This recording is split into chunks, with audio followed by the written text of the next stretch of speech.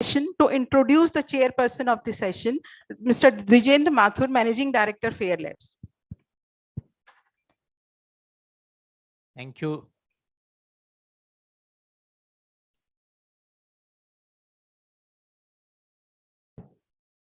Thank you, Dr. Neelam, for very nicely introducing me. A very good morning to all of you. In fact, at the outset, I would like to congratulate the organizers for selecting such a beautiful topic for the International Conference on Vegetable Oil with the theme of research, trade, value chain, and policy. In fact, I mean, it is a wonderful approach for integrating both the pre-harvest as well as the post-harvest technology. And as far as my information, I would really like to thank the chairman, Shri Dwijendra Mathurji, who has been instrumental in formalizing this particular program with the vision of integration of pre-harvest as well as the post-harvest technology. We all are aware that our country is really spending a lot of amount on the import of edible oils. And our Honorable Prime Minister is having a vision of becoming Atmanirbhar in the area of edible oils. So such kind of activities will really pave a way for the policy, will pave a way for the farmers as well as the industrialists to come out with certain solutions so that our country can come closer to the vision of Atmanirbhar.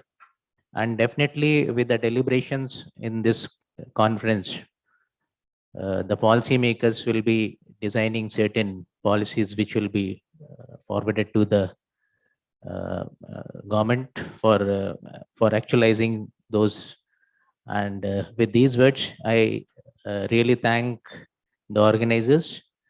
And it's my pious duty to introduce the chairman of today's session, Shri Dwijendra Mathurji. In fact, he doesn't require any kind of introduction, but as a custom, it's my responsibility to introduce him.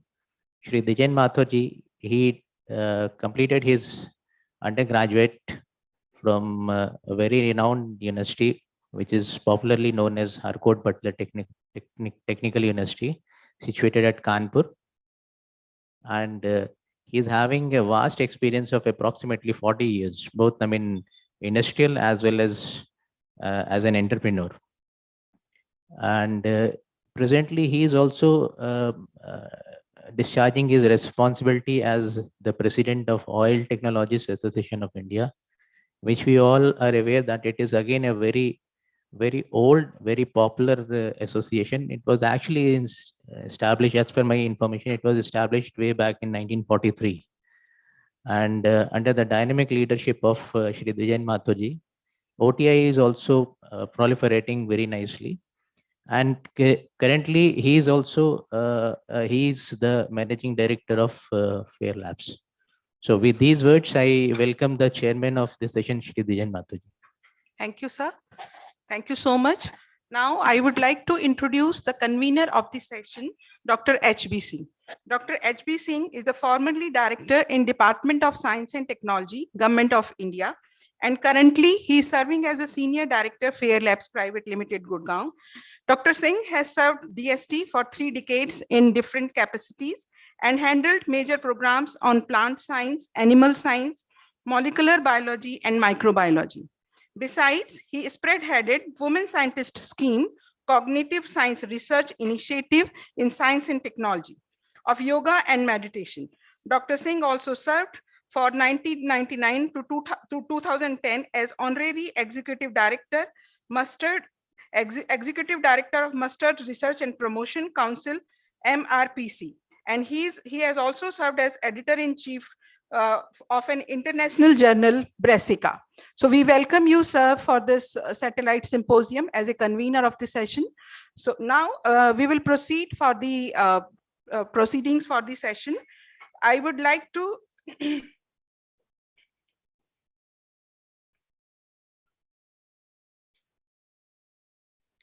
I would like to also welcome the rapporteur of this session, Dr. Qureshi, who is a principal scientist in ICAR, ISOR.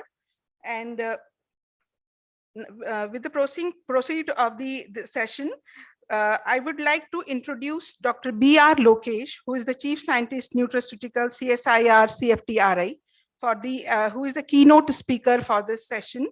Dr. B.R. Lokesh, I would like to request, sir.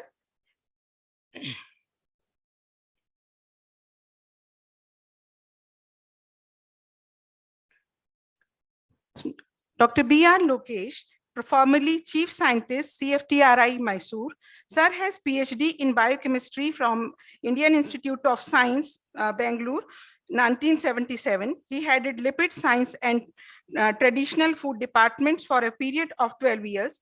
His research interests included blended oils, structured lipids, low-calorie fats, omega-3 fatty acids, spice bioactives as nutraceutical and nanotechnology. He has published over 150 research papers in peer-reviewed journals and fellow Allahabad Academy. So, sir, you have a very vast experience in the nutraceuticals, as we all we are known to you. So I request sir to be on the podium for their presentation.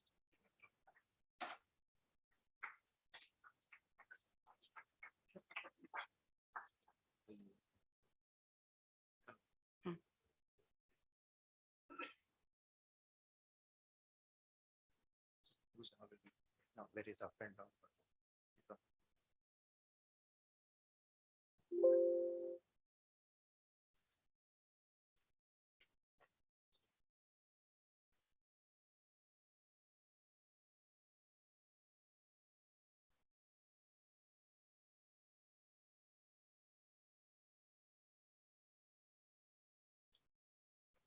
Thank you very much for that nice introduction, ma'am. Good morning to all of you. First of all, I would like to thank Dr. Singh and the organizers of this international conference on vegetable oils for inviting me and giving an opportunity to interact with all of you and share some of my observations regarding the structure function of vegetable oils.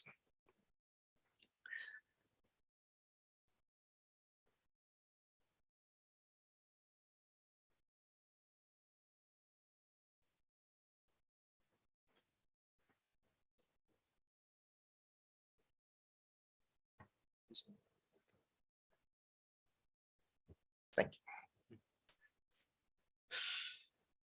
So we are told by many times by medical practitioners, dietitians, and also people in the allied field to avoid taking oils and fats in our diet.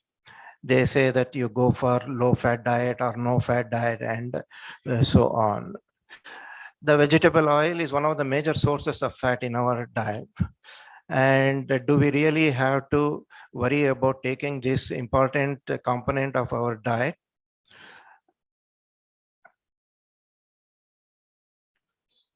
And let me put it the other way around, that what do these oils and fats do for us? Is it useful or is it harmful?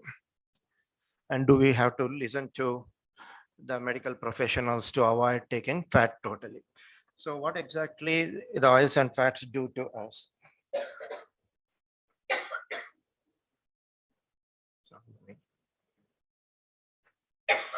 Not moving.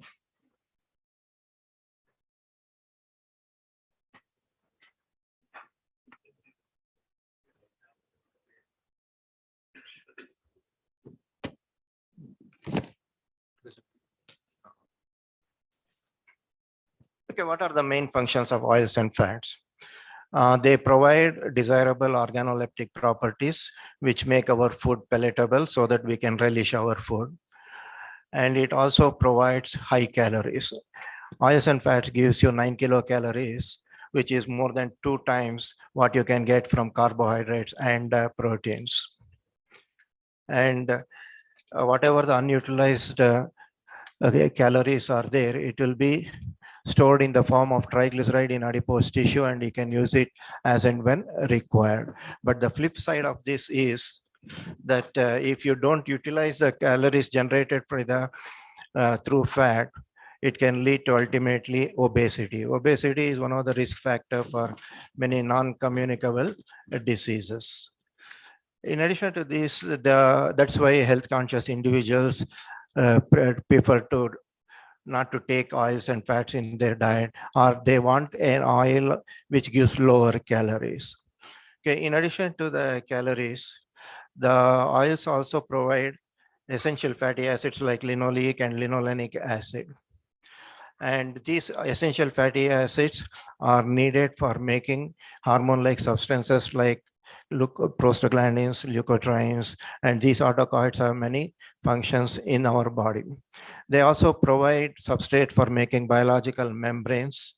And so because of these varied functions which oils and fats are performing, and it is needed for our keeping proper health. And in addition to this, they also assist in the absorption of fat soluble vitamins like vitamin A, D, E, and K. And all of you are aware of the importance of this vitamin in maintaining our health. And so there is no question of avoiding the oils and fats. It is an essential component of our diet, and we need to take it to keep us ourselves healthy. Then why is this hesitation in taking oils and fats? The main component of oils and fats is the triglyceride. In our body, it undergoes various metabolic changes and ultimately affects the levels of a lipoprotein called low density lipoprotein, which is usually abbreviated as LDL. LDL is a main carrier for cholesterol in our body, but the cholesterol associated with the LDL is considered to be a bad cholesterol because it has the tendency to accumulate in the arteries, impeding the free flow of the blood to various organs, including heart and brain. And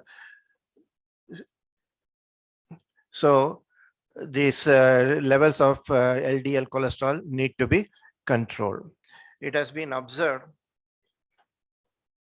for many years that saturated fatty acids increase the LDL cholesterol levels, which is often identified as a risk factor for cardiovascular diseases.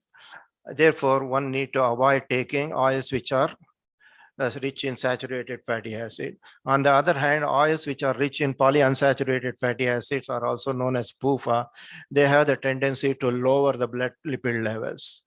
But unfortunately, these PUFA themselves are vulnerable to attack by reactive oxygen species, creating an oxidative stress.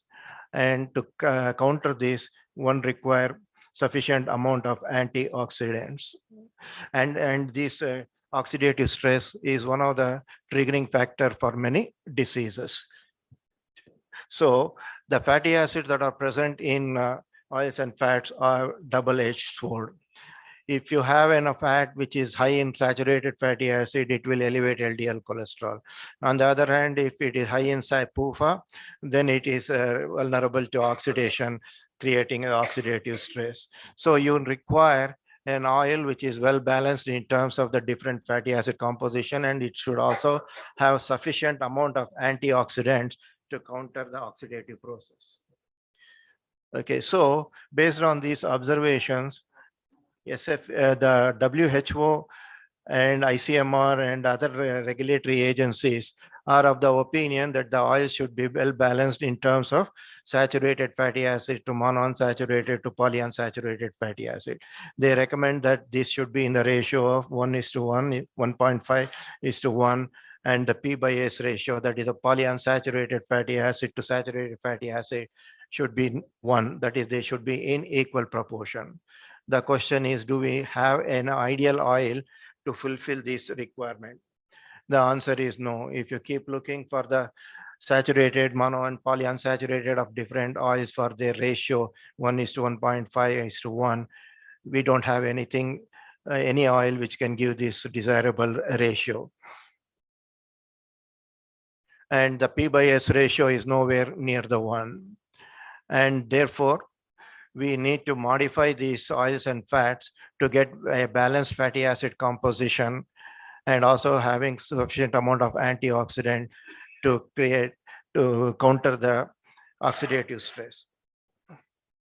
Okay, what are the methods that are available for us to modify the oils and fats so that it becomes well balanced? The simplest way of modifying the fatty acid composition of oils is simply blending. That is mixing two oils in a predetermined proportion. And when you do this, you not only get the balanced fatty acid composition, but also the oils will be enriched in many minor constituents having their own health benefits.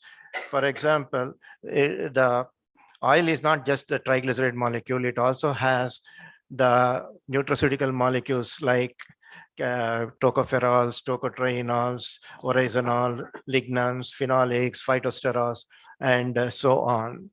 So if you mix the oil, two different oils in a predetermined proportion, you not only balance the fatty acid composition, but you also enrich them with these nutraceutical molecules.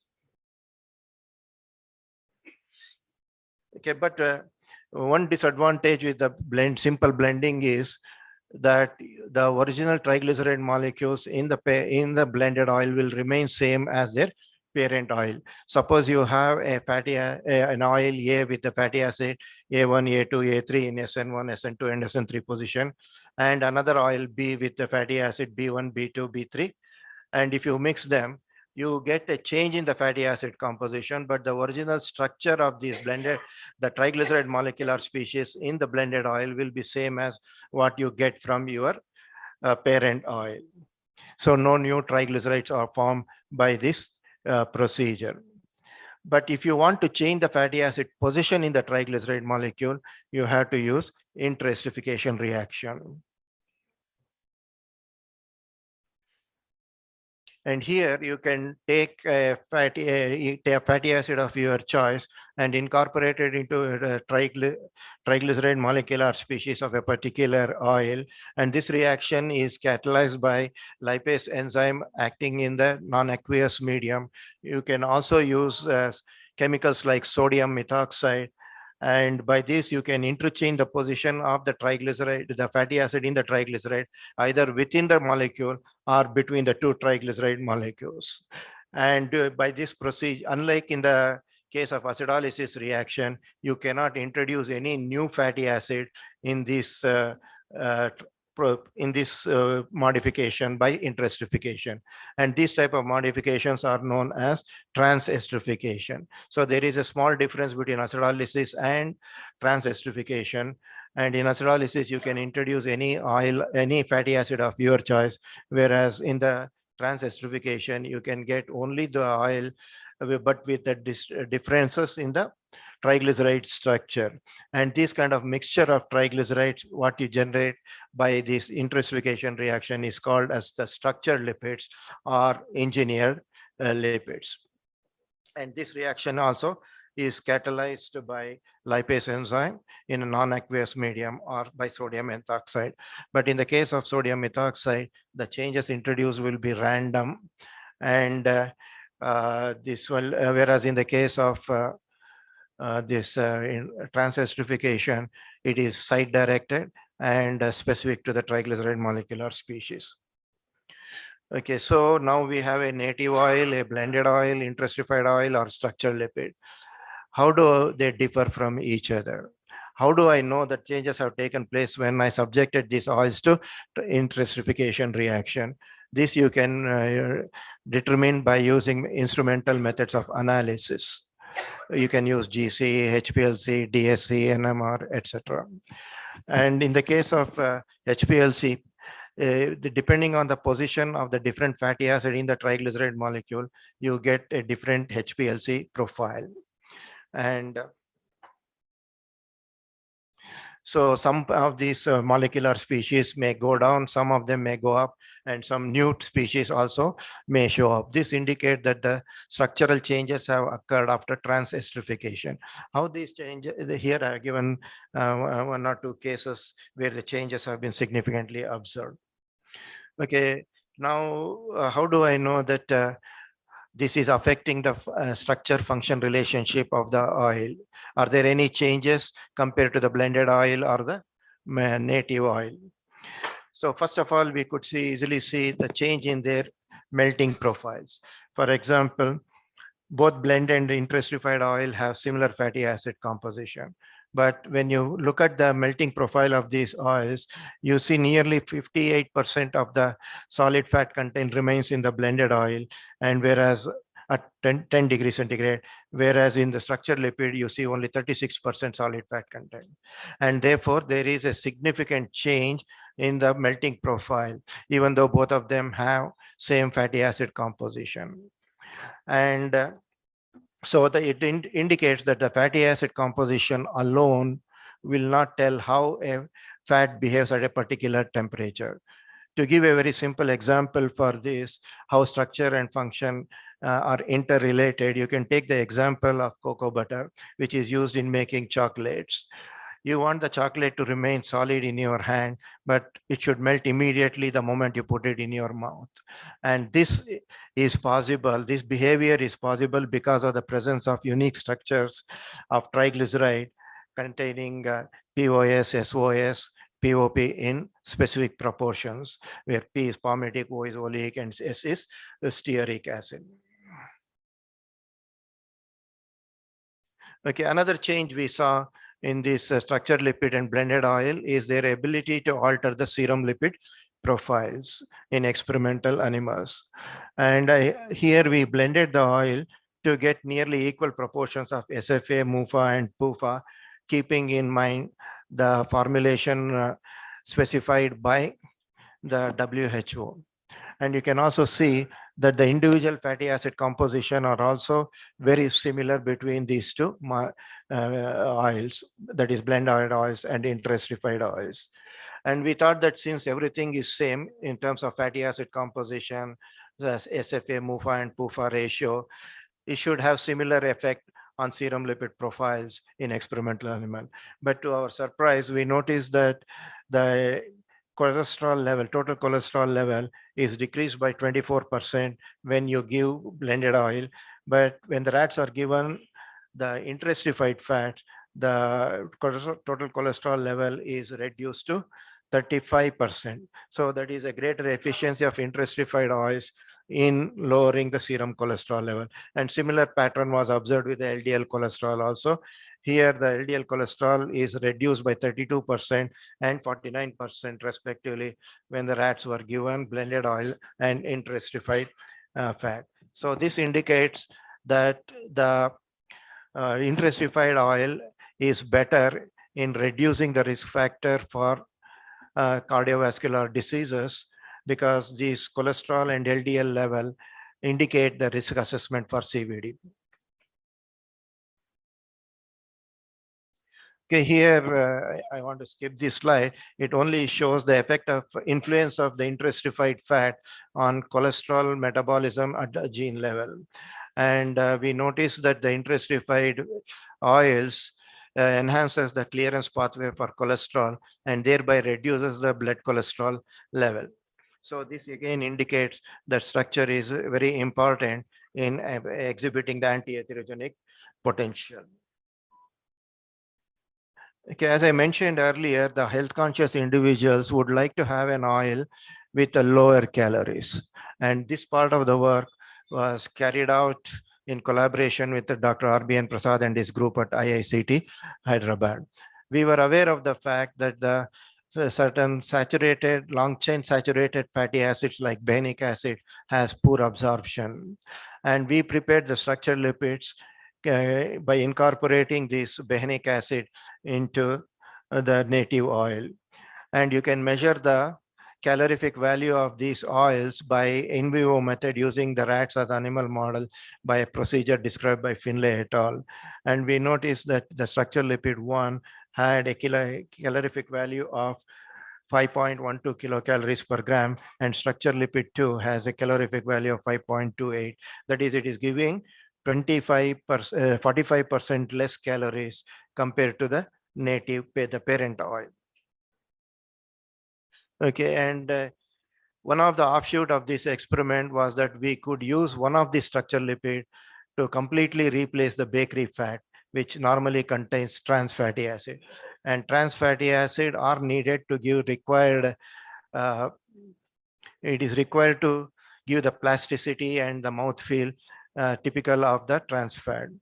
And here we could totally replace the bakery fat with this one of the structural lipid which doesn't have any trans fatty acids in it, and without sacrificing the quality of the bakery product.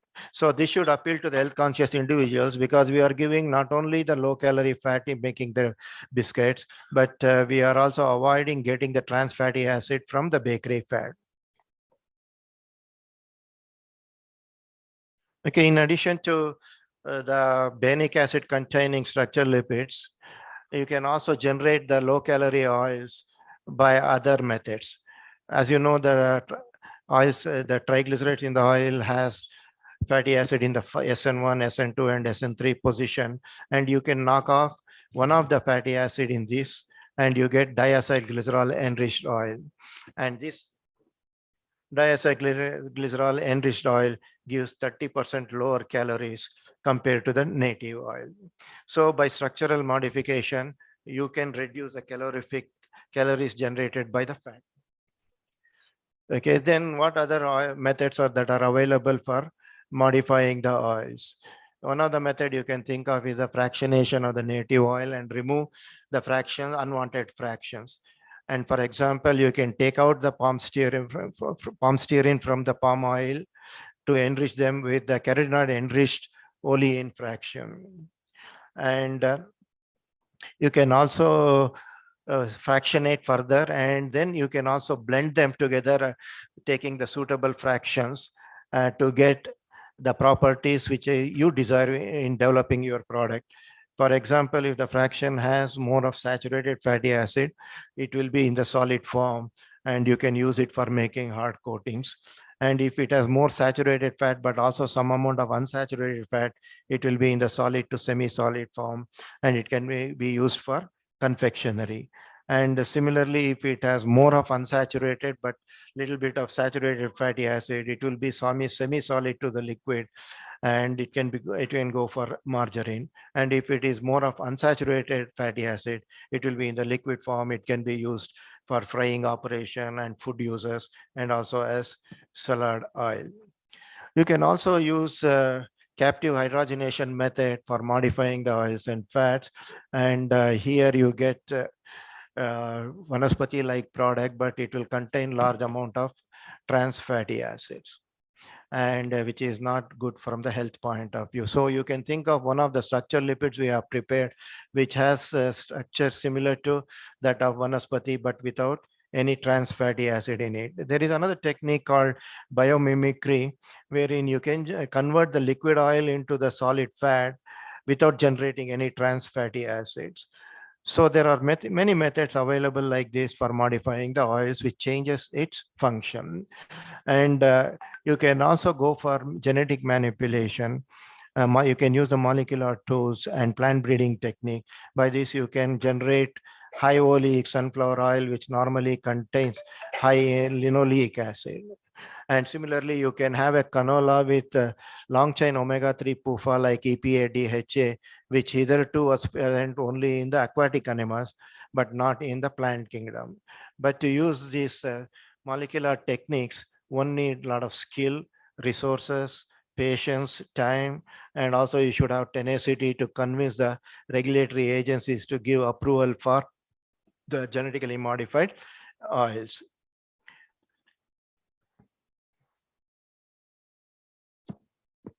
Okay, so in summary, the nature has given us a lot of oils and fats. This can be considered as a base material, and you can modify this by a number of methods like blending, intensification, fractionation, and partial hydrolysis, and solid and particle size reduction.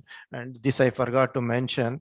Nowadays, people are using nanotechnology to reduce the size of the particle in the oil. You can take the oil in a core material like a liposome and subject it to the subject to the high pressure homogenization to reduce the particle size. And this oil bioavailability of this such type of oils is significantly higher compared to the native oil. So nature has given us a lot of tools to modify the oils and fats, which ultimately generate structural lipids or engineered lipids. And this is only an intermediary product which you can fine tune and use it for various other purposes like culinary food uses, pharmaceuticals, specialty foods for baby foods, geriatric foods, enteral foods, bakery fats, and so on.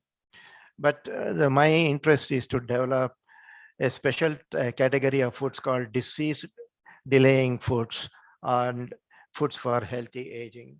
As you know, as we age, we start having aches, pains, and also prone to the non-communicable diseases like CVD, arthritis, diabetes, and neurological disorders, Alzheimer, and so on. And normally we get into these kind of health problems when you cross 40, 45 years of age. Suppose with this intervention using the pharma foods containing the the structured lipids, you can be disease free for another 10 to 15 years. So this is our goal, but whether it's achievable or not is a question mark. But my census says that yes, it is achievable because we now know that how the structure of an oil influences its function, and we also know how to modify the structure. So these fats, I call it as the fats for future. And I'm also tempted to say that use the word designer oil for personalized nutrition. So my take home message is that oils and fats, they are not an unwanted component of the diet. And it is actually a nature gift for providing the triglyceride template. And this template is very flexible, and it has given us ample opportunities to modify them. And actually this modification opens up new avenues for unraveling the hidden potentials of oils and fats. And let us make use of this flexibility given by nature for the welfare of the mankind. Thank you very much.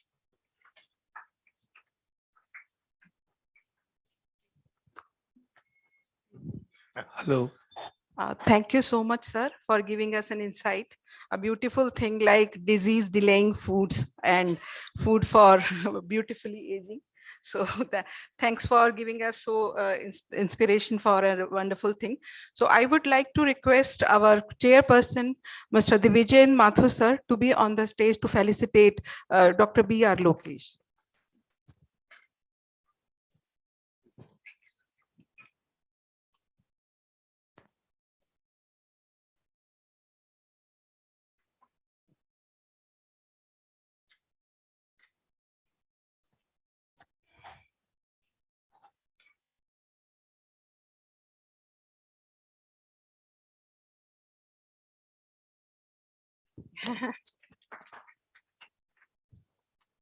I would request our chairperson for the session to give remarks on this sir's presentation.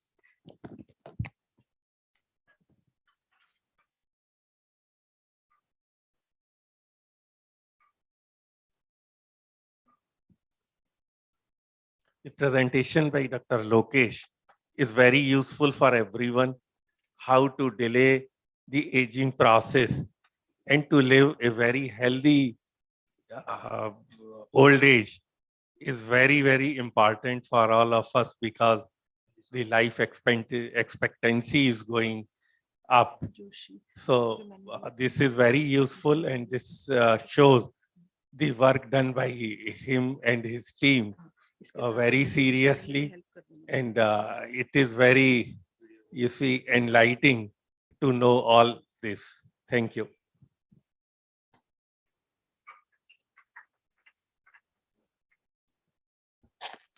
Our next speaker for the session is Mr. C.S. Joshi from Fair Labs Private Limited, Gurgaon.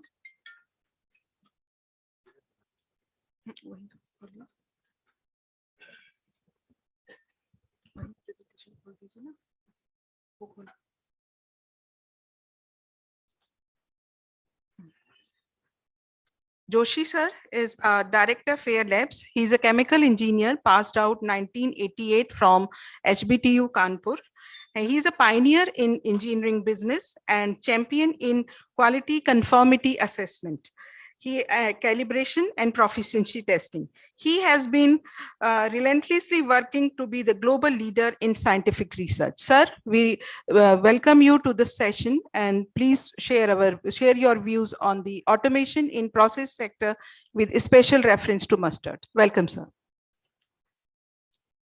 Good morning, everyone, and I'm extremely thankful to ICR, IAOR for giving me opportunity to present this topic on automation in processing sector with a special reference to mustard. So we talk a lot about automation nowadays, and almost in all sectors of industry, automation is being adopted. But as we know that mustard crushing and ghani, these are age-old industries, and automation was thought of several times, but it could not be done successfully. So this was tried by Fair Labs in one government-supported program, nimitly, and we have successfully implemented this automation process in the mustard industry, especially in the ghani sector. So I will start with the kolu. So if people are not aware of that. So what is the kolu? Kolu is an ancient device to extract oil from the oil seed through cold pressing. We are talking a lot of cold pressing oils nowadays, and our ancestors were using this actually. And what is ghani? Ghani is a crushed oil seed left in kolu after extraction of the oil. So this is a picture of kolu. This is the cursor. Okay, yes. So this is the pestle, and this is the scrubbing stick, and this is the kolu, and it is there is a bottom drive that that gives motion to the kolu. Flow diagram of the extraction of oil from traditional ghani. That is generally 1 hour of the cycle in the traditional ghani. So first mustard is opened, bring to the factory in the ghani bags. Cleaning is done. After cleaning, with the conveyor, it is taken to the ghani section, and there the mustard seed are fed into the kolu, and after that water is sprinkled or mixed as per the moisture content of the mustard seed. So after, when the process of this ghani is over after 1 hour, so we get the pungent oil, and the rest of the ghani it is taken for the further extraction to the expeller section. Problem of traditional ghani are that feeding of mustard seed and water is manual. The removal of ghani cake is also manual. The whole process is very labor intensive. With new regulation of the FSSAI, where a lot of emphasis has been given on the cleanliness and hygiene. So this type of processes does not fulfill the requirement of hygiene. Another problem is the working conditions are difficult because allyl isothiocyanate evaporates in the atmosphere, and it is very difficult for the labor or supervisors to remain in the process house for a longer period. Another problem is that during summer, when temperature is high, workers for this operation are not available even at higher wages. Sometimes it is as high as the double of the wages. They are not available because temperature of the process house reaches 45-50 degrees centigrade, and the labor work with minimum of the support. Due to shortage of labor, production capacity of the plant is reduced, and due to manual handling, sweat, hair fall into the oil and ghani cake, making it unhygienic. So challenge was to convert this unhygienic process into the PLC based process, where we can do whole operation in very hygienic way, and end product is good. Another problems of the traditional Ghani system is due to harsh working condition, only specialized workers are capable of performing the job, making the operation costly. The labor, those who are working on the Ghani, they are not the normal worker. They have a specialized one, and their wages are generally 1.25 times higher than the other labors of the other labors used in the Ghani in oil mill work operations. Workers do not put required quantity of mustard seed into the kulu due to vapors of allyl isothiocyanate that leads to underutilization of the plant.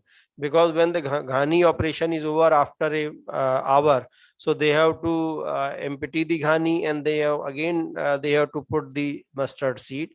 And in what generally they do, they don't put the required amount of the Ghani. Suppose the Ghani amount is 16 kg, so they will put 15 kg or sometime even lesser in the night shift.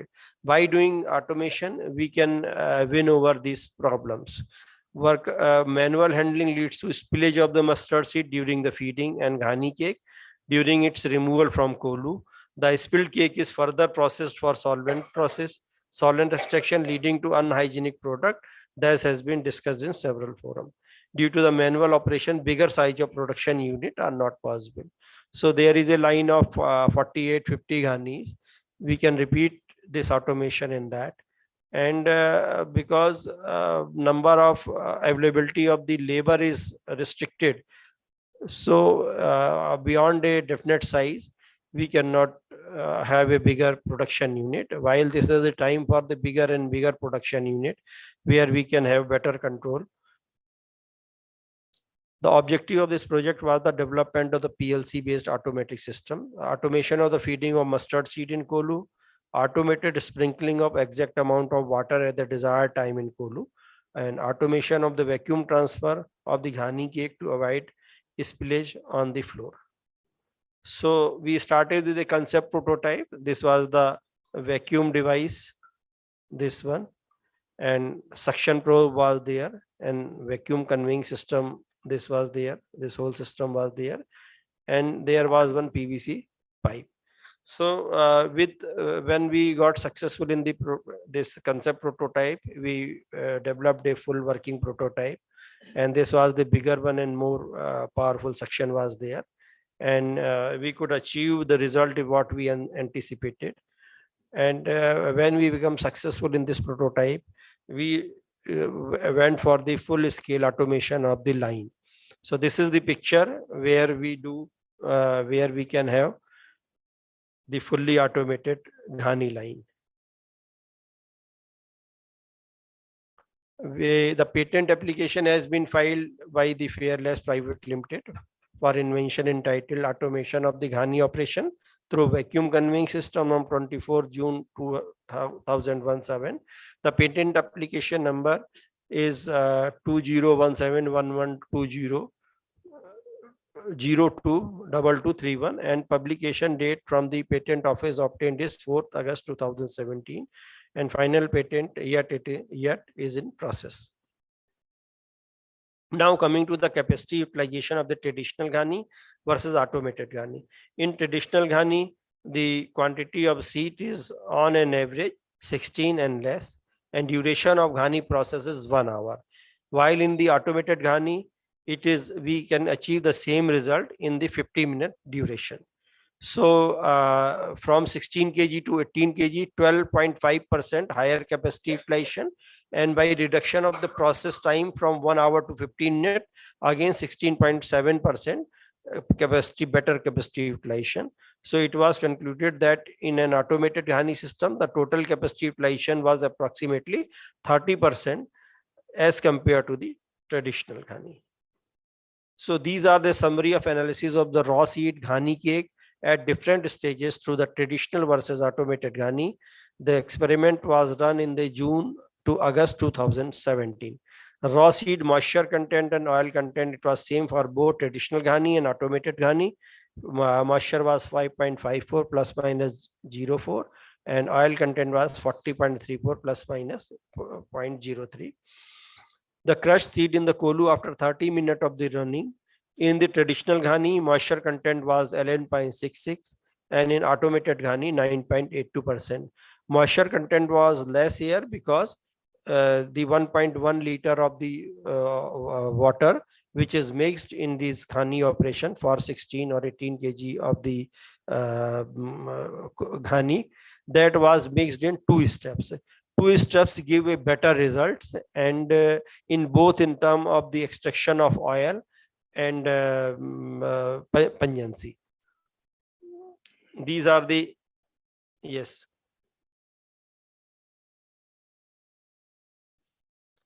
Final ghani material, when we compared, then moisture content was 11.49 in the traditional, and it was 13.40. It was little bit higher because we mixed water in 2 stages, and second we mixed after half an hour. So final moisture content was less, but fortunately we have a better oil content. Oil content in the ghani was less. It was 24.65 as against 25.59.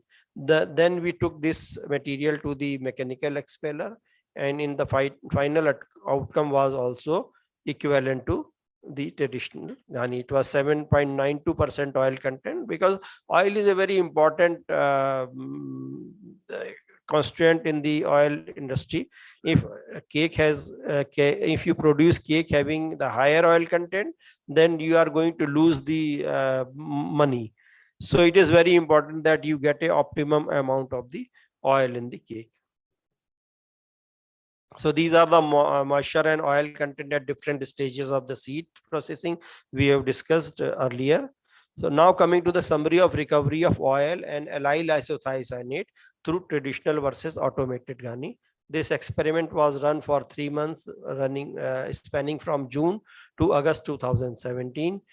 In testing of the oil recovery and oil quality from ghani, oil recovery was in traditional ghani, it was 17.06, and while in the automated ghani of 50 minutes, and moreover the 18 kg was the seed taken, so it was 17.38%. Allyl isothiocyanate was the same in both the ghani, and moisture content was almost same. The testing of the oil recovery and oil quality from the mechanical expeller, it was 7.68 in the traditional ghani, and while in automated it was 17.38.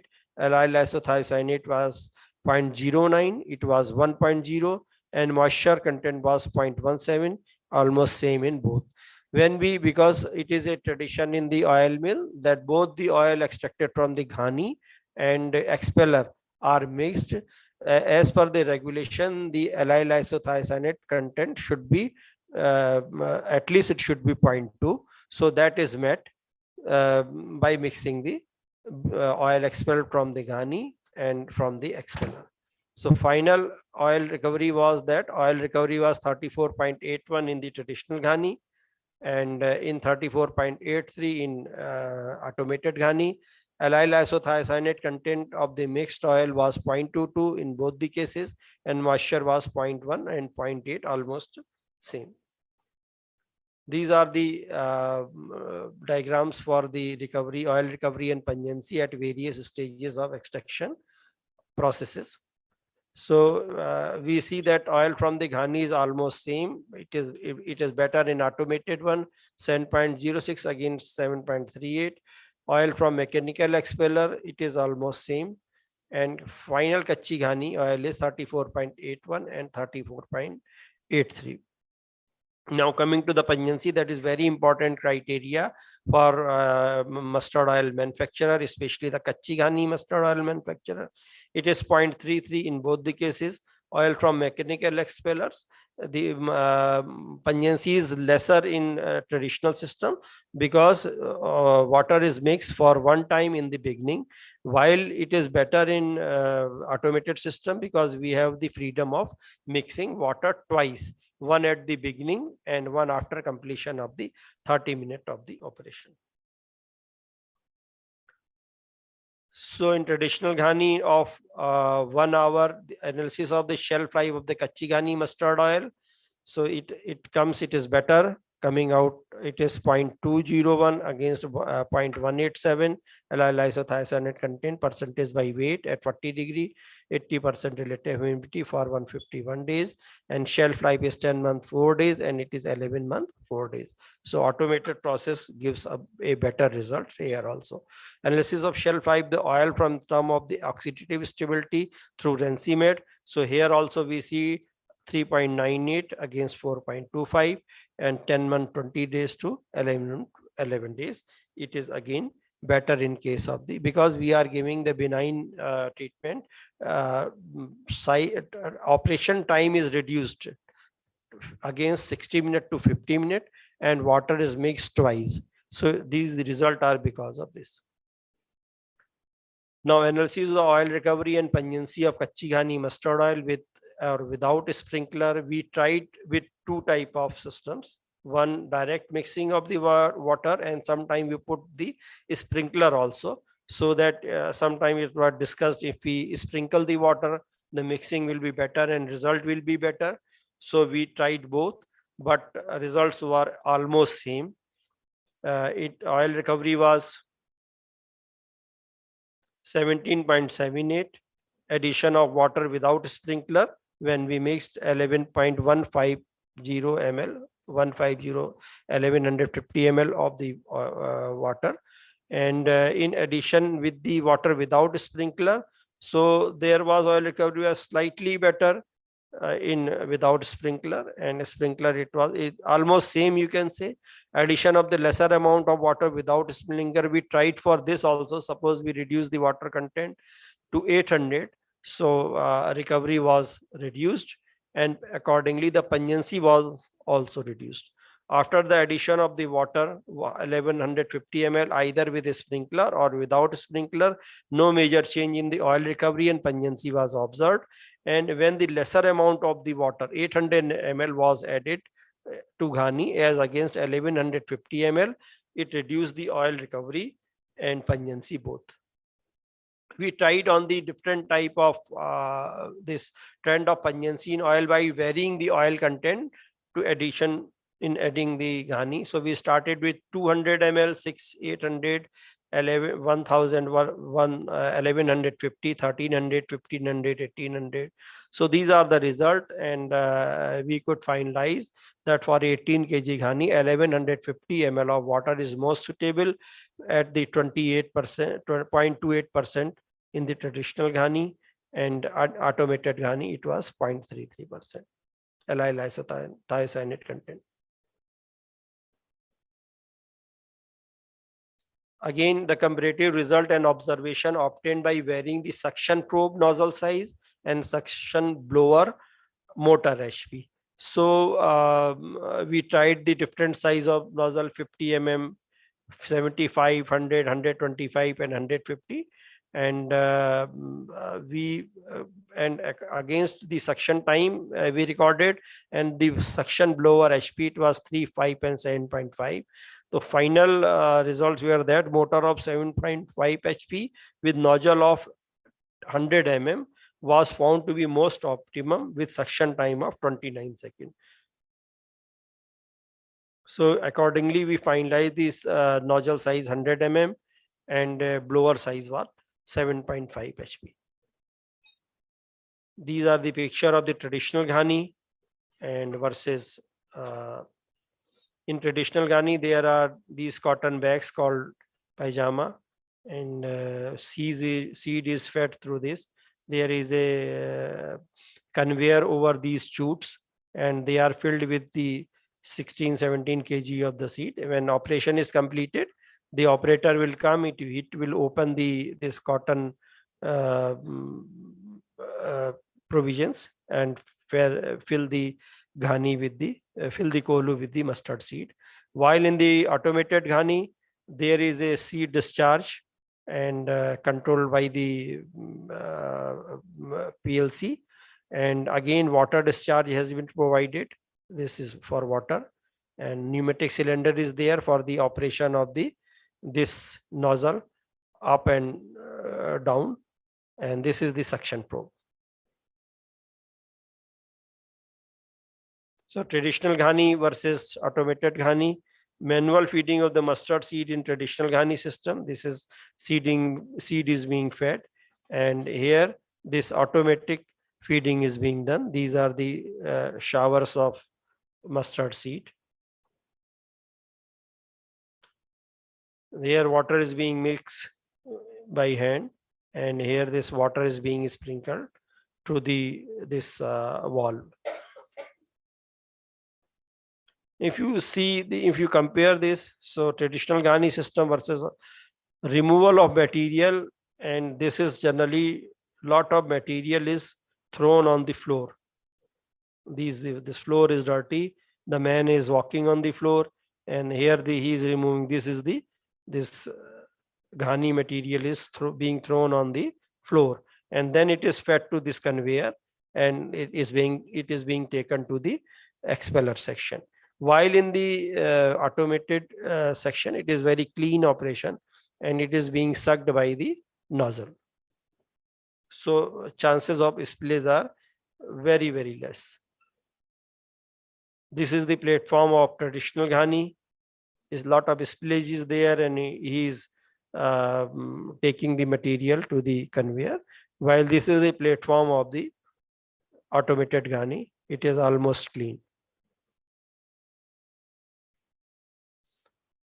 Now summary of the trial of the commercial production of the automated ghani versus traditional ghani. So automated ghani duration was 50 minutes, traditional ghani was 1 hour, and this experiment was conducted in the September to December 2017. Number of days 57, and mustard seed was 1,248 metric ton and 959 metric ton.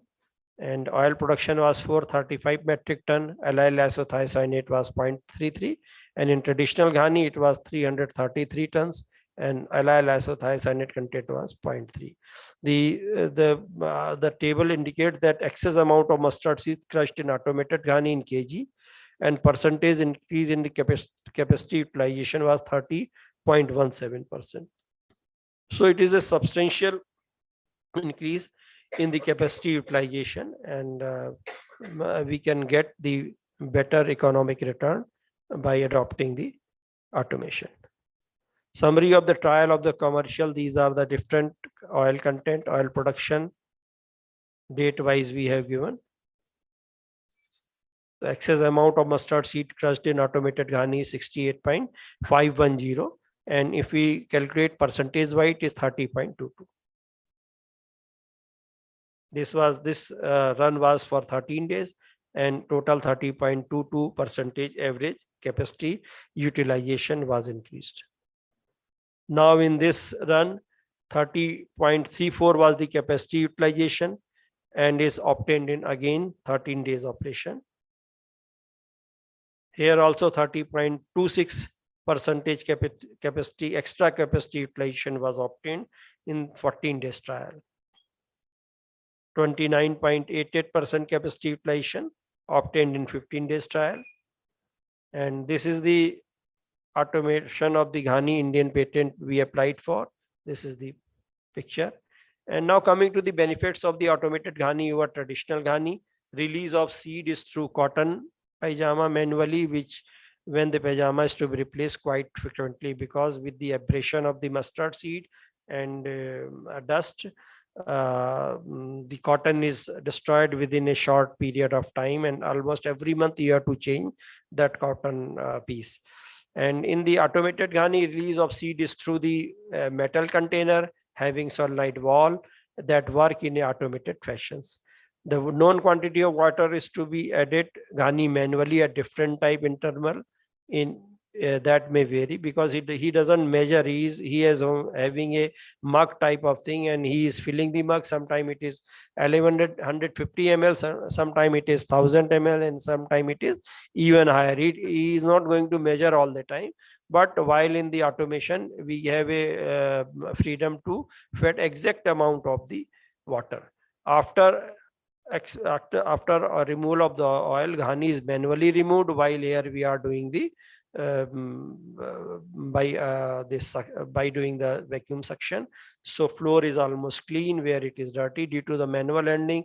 Sweat and hair fall, it is total hygienic. Since the pungency factor is AIC is volatile, lot of fumes in the environment cause irritation to the eyes of worker. So while this is minimized because human intervention is least, so the worker, those who are working in this type of sector, they have the health benefit also. Inconsistent quality of the pungency, because sometimes water content is more, sometimes it is less. While it is, we can expect a consistent quality of mustard oil. During the summer when temperature is high, the job is higher wages are to be given, but that is not so in case of the automated ghani. Worker do not put required quantity of mustard seed, and because we are putting the mustard seed and ghani time is also minimized, the capacity utilization is enhanced by 30%. More manpower is required. In case of the automation, less manpower is required. So these are the picture when oil is collected in the traditional ghani. These are the chutes where it is being collected. In this traditional ghani versus in automated ghani, we have changed everything. There is a platform of in place of this civil work, we have converted into the MS structure, and there is a well laid off drain for the oil. It is not exposed anywhere and directly going to the storage tank. Capacity utilization, again, we have talked about that almost 30% advantage is there, and raw seed versus this we have already discussed. Now coming to the analysis of the physiochemical parameters of oil obtained from Kolu in traditional versus automated process. This we did in the April to May 2018. The FFA of in terms of oleic acid, so it was lesser in the automated one because time is reduced and water is being mixed. Iodine value is almost same, SAP value is same, and SAP is almost same. BTT is almost same, specific gravity, refractive index. These are the details of water that was used in traditional and automated ghani. These are the detail of the water that was used for sprinkling or mixing, pH, TDS, turbidity, hardness. So now coming to the chromatogram of the tocopherols and oil obtained from the traditional and automated ghani. This is the chromatogram of the standard ghani. This is the traditional ghani, and this is for the automated ghani. So if you see in the terms of pictures, so these are the linearity curves for delta, beta plus gamma and alpha. So now coming to this, it is in Kachi ghani. When we went for the this automated system, it was little better. Beta and gamma almost same, but it was better because the operation time was reduced. We could be, and water was mixed twice. So this was the probable the reason that we could get a oil having the better nutraceuticals. These are the chromatographic separation of standard allyl isothiocyanate isomers in GC headspace with FID.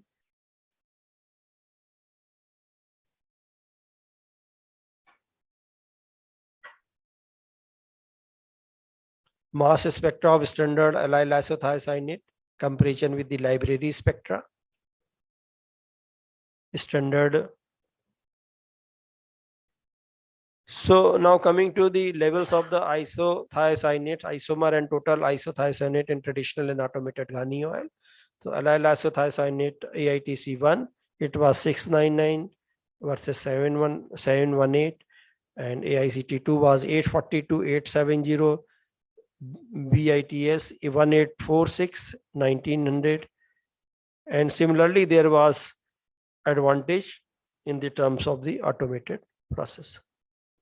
So these are the engineering layout of the automated ghani plant. So these are the solenoid valves. These are our layout of the Ghani, whole line of the Ghani. And this is the cyclone. This is the discharge of the sucked material to the Ghani. And we have the SOP for monthly maintenance of the plant and machinery for the automated Ghani also. Taken care of all the things so that operations are smooth and results are good. This is the diagram for the same.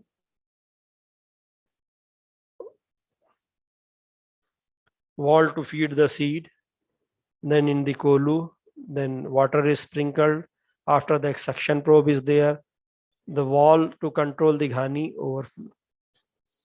Then creating vacuum for the suction. These are the Ghani lines. After completion, after suction, the seed is fed to again, water is fed, and then finally this is coming down and taking the prepared Ghani.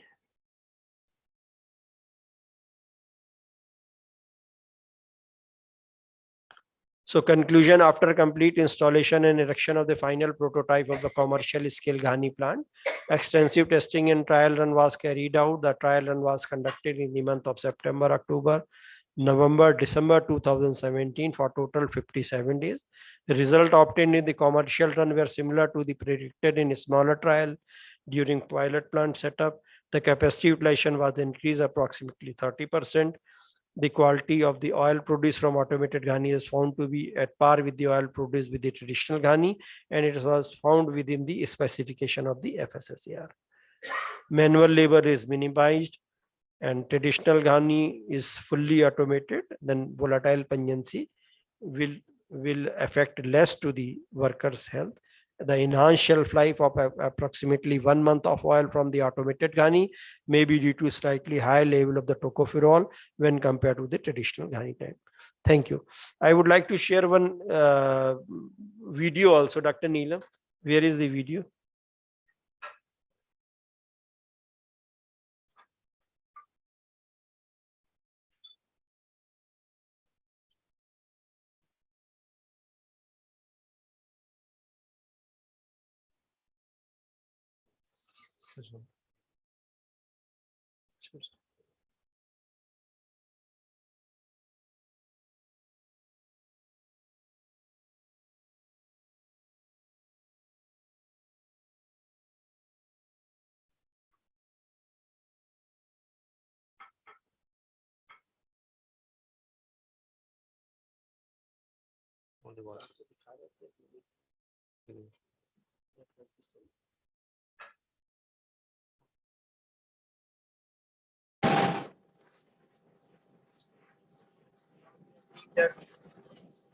Ghani is ready and this model is moving downward with the help of the magnetic cylinder. After that, the just on that 9 or 10 seconds. All that releases the mustard seed will start. Within 15 to 20 seconds, desired quantity of mustard is in that.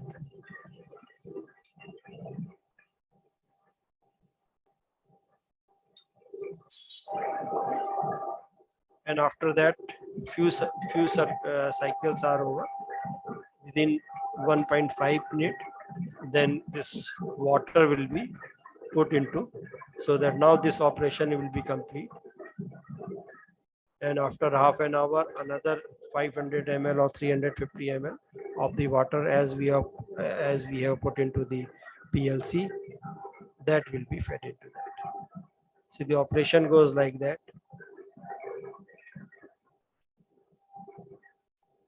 Now 800 ml water will be placed. This delay is done because after initial breaking, results are better. We can put simultaneously also, but that will not have this type of the effect. Now this water is being mixed.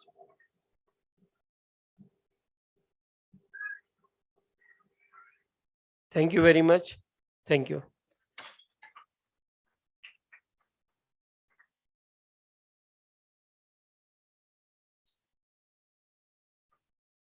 Thank you, sir. Now I would like to request our co-chairperson, Dr. Praveen Yadav, to felicitate Shri C.S. Joshi.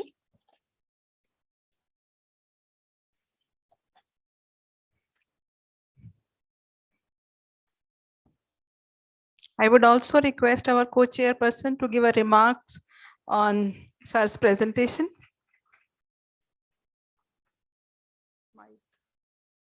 Mic.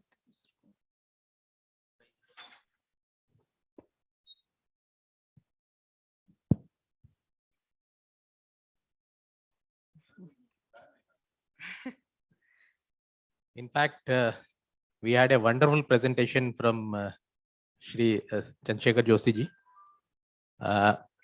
The information that he has provided is really very, very important for our industrial sector. And from the presentation, it is very obvious that every work has been done by him, his own hands. And I would request all the audience to give him a big round of applause. In fact, I mean, if we are able to increase the efficiency by 30%, that will really make a tremendous change in our edible oil sector. And this can definitely be a step ahead for meeting our goal of becoming self-sufficient in the area of edible oils. So thank you very much for enlightening our audience with your efficient work. Thank you very much, sir.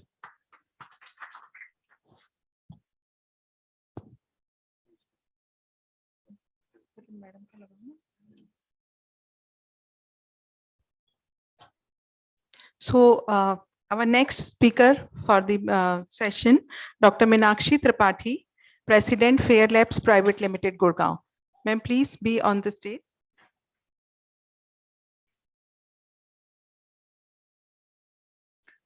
Dr. Meenakshi Tripathi, presently President, Fair Labs Private Limited, Gurgaon.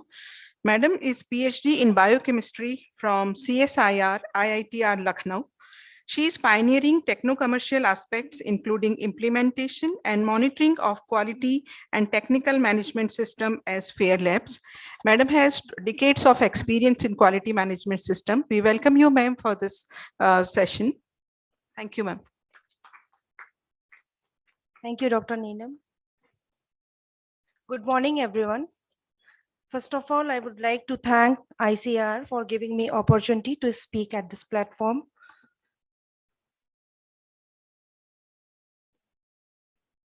So today I'll talk about the conventional and modern analytical techniques of edible oil analysis in the post-harvest processing and overview of quality management system, quality infrastructure in the field of edible oils and fats.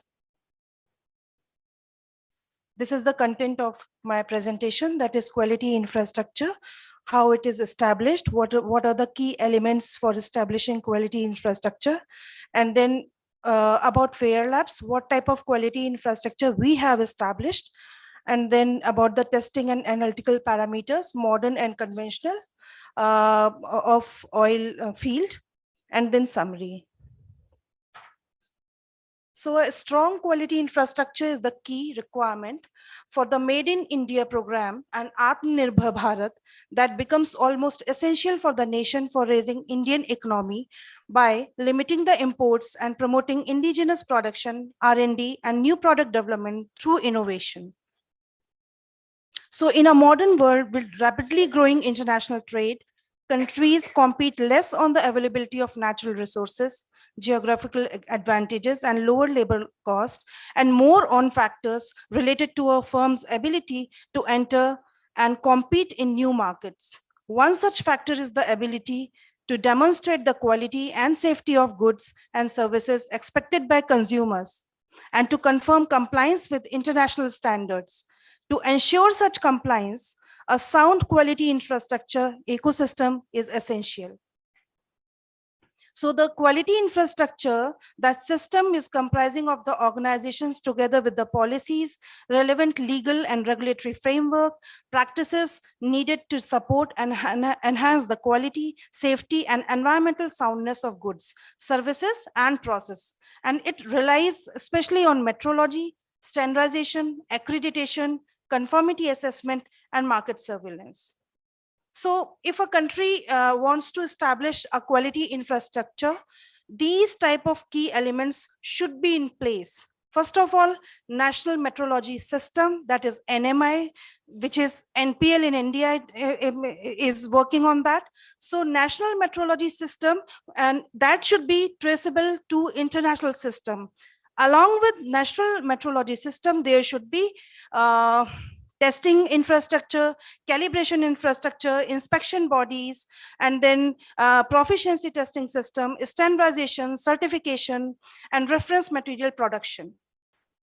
And all these key elements, all these organizations should have the relevant accreditation system, like testing and calibration facility should have ISO IEC 17025 accreditation system. Accreditation system is they are traceable to someone, some international organization. The inspection agencies or the certification agency, they should have their relevant ISO system like ISO 17021 or ISO 17065.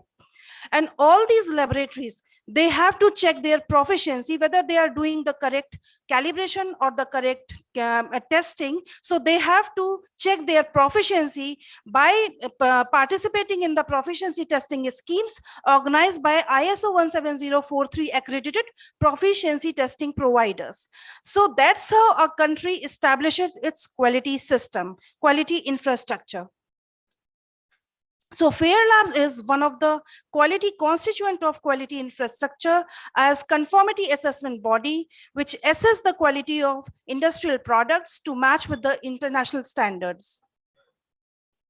So if we compare about FAIR Labs facilities, what we have established with this diagram, we are covering almost all the important key elements of establishing quality infrastructure in the country. Like we are working in the field of testing, and in which we are covering chemical disciplines, biological, biotechnological, radiological testing, mechanical, thermal, and electrotechnical testing. We are also into the calibration facilities. In our calibration facilities, we are covering thermal metrology, in which we are doing contact and non-contact measurement, SPRTs, RTDs, LIGT, TC, IR thermometry, and hygrometry. In mechanical, we are covering mass calibration, volume calibration, density, viscosity, pressure, acceleration, speed, and flow. And in electrotechnical calibration, we are doing AC/DC voltage calibration, resistance, current and frequency, power, capacitance, and dimensions. We are also working in the field of, as I told you, proficiency testing. We are ISO 17043 accredited agency to give the proficiency testing services in the field of testing and calibration. In testing, we are covering chemical and biological, and in calibration, we are covering mechanical, thermal, and electrotechnical calibrations. So there are around 5,500 laboratories in India who are ISO 17025 accredited for testing and calibration facilities. We are giving hundreds of proficiency testing schemes to them to check their proficiency. We are also started working on a reference material production and inspection body for ISO 17020 and product certification ISO 17065. We are proud to share you that we are awarded as National Reference Laboratory by FSSAI in 2019 in the field of edible oils and fats. So it is the only private non-government laboratory in India that holds this prestigious position in the oils and fats category for capacity building to support the growth of oil sector in India. So all these type of accreditations, approvals, and certifications we have: ISO 17025 for testing and calibration, 43 for proficiency testing, AERB for radiological safety, MOEF for environmental samples. We are into APIDA and EIC for the export of edible oil or edible seed. Sesame oil is exported out of India in European countries and US. So we are also approved by IOPEPC for the quality analysis of sesame seed in India. And we are also approved by BIS for drinking water and other commodities. We are also approved and recognized by DSIR for our research facilities in the field of edible oils and fats and other food products, and so many other ISO certifications also we have for improving the quality system in India. So we have started working on reference material production, and we have signed an MOU with NPL for that. So now I'll talk about testing and analysis. What is testing and analysis? So testing is the separation and identification and quantification of the chemical and biological components of the test material. If we want to know the cholesterol content in edible oil or trans fatty acids, so we have to extract those analytes, and then we have to put on instruments or some techniques to get it detected and quantify it. So why it is needed? It is needed for the monitoring and adherence to predefined quality benchmarks for raw material, intermediate products, finished products, and to maintain uniform quality of the product throughout the in all the batches throughout the years and years after years. So there are some specifications, predefined specifications. If we want to produce some bakery fats or the fat specialized or recipe engineered fats for bakery industry or confectionery, the melting point will be high. And if we want to produce salad oils, the physicochemical properties will be different. So after the production or during the production, we have to match the final product specification with the benchmark specification. So to bring the product in the market, before bringing it to the consumer, we have to check its specification.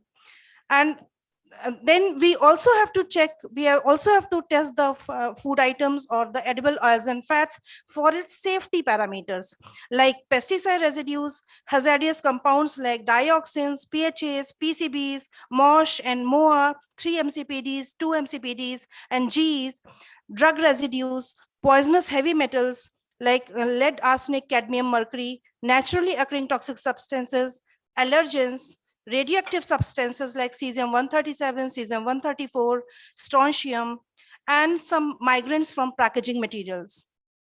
So if we are producing a very good quality of oil and we are packing in a bad packaging material, low quality packaging material, then the chemicals from the packaging material will come into the good quality oil. So it will destroy the quality of the oil.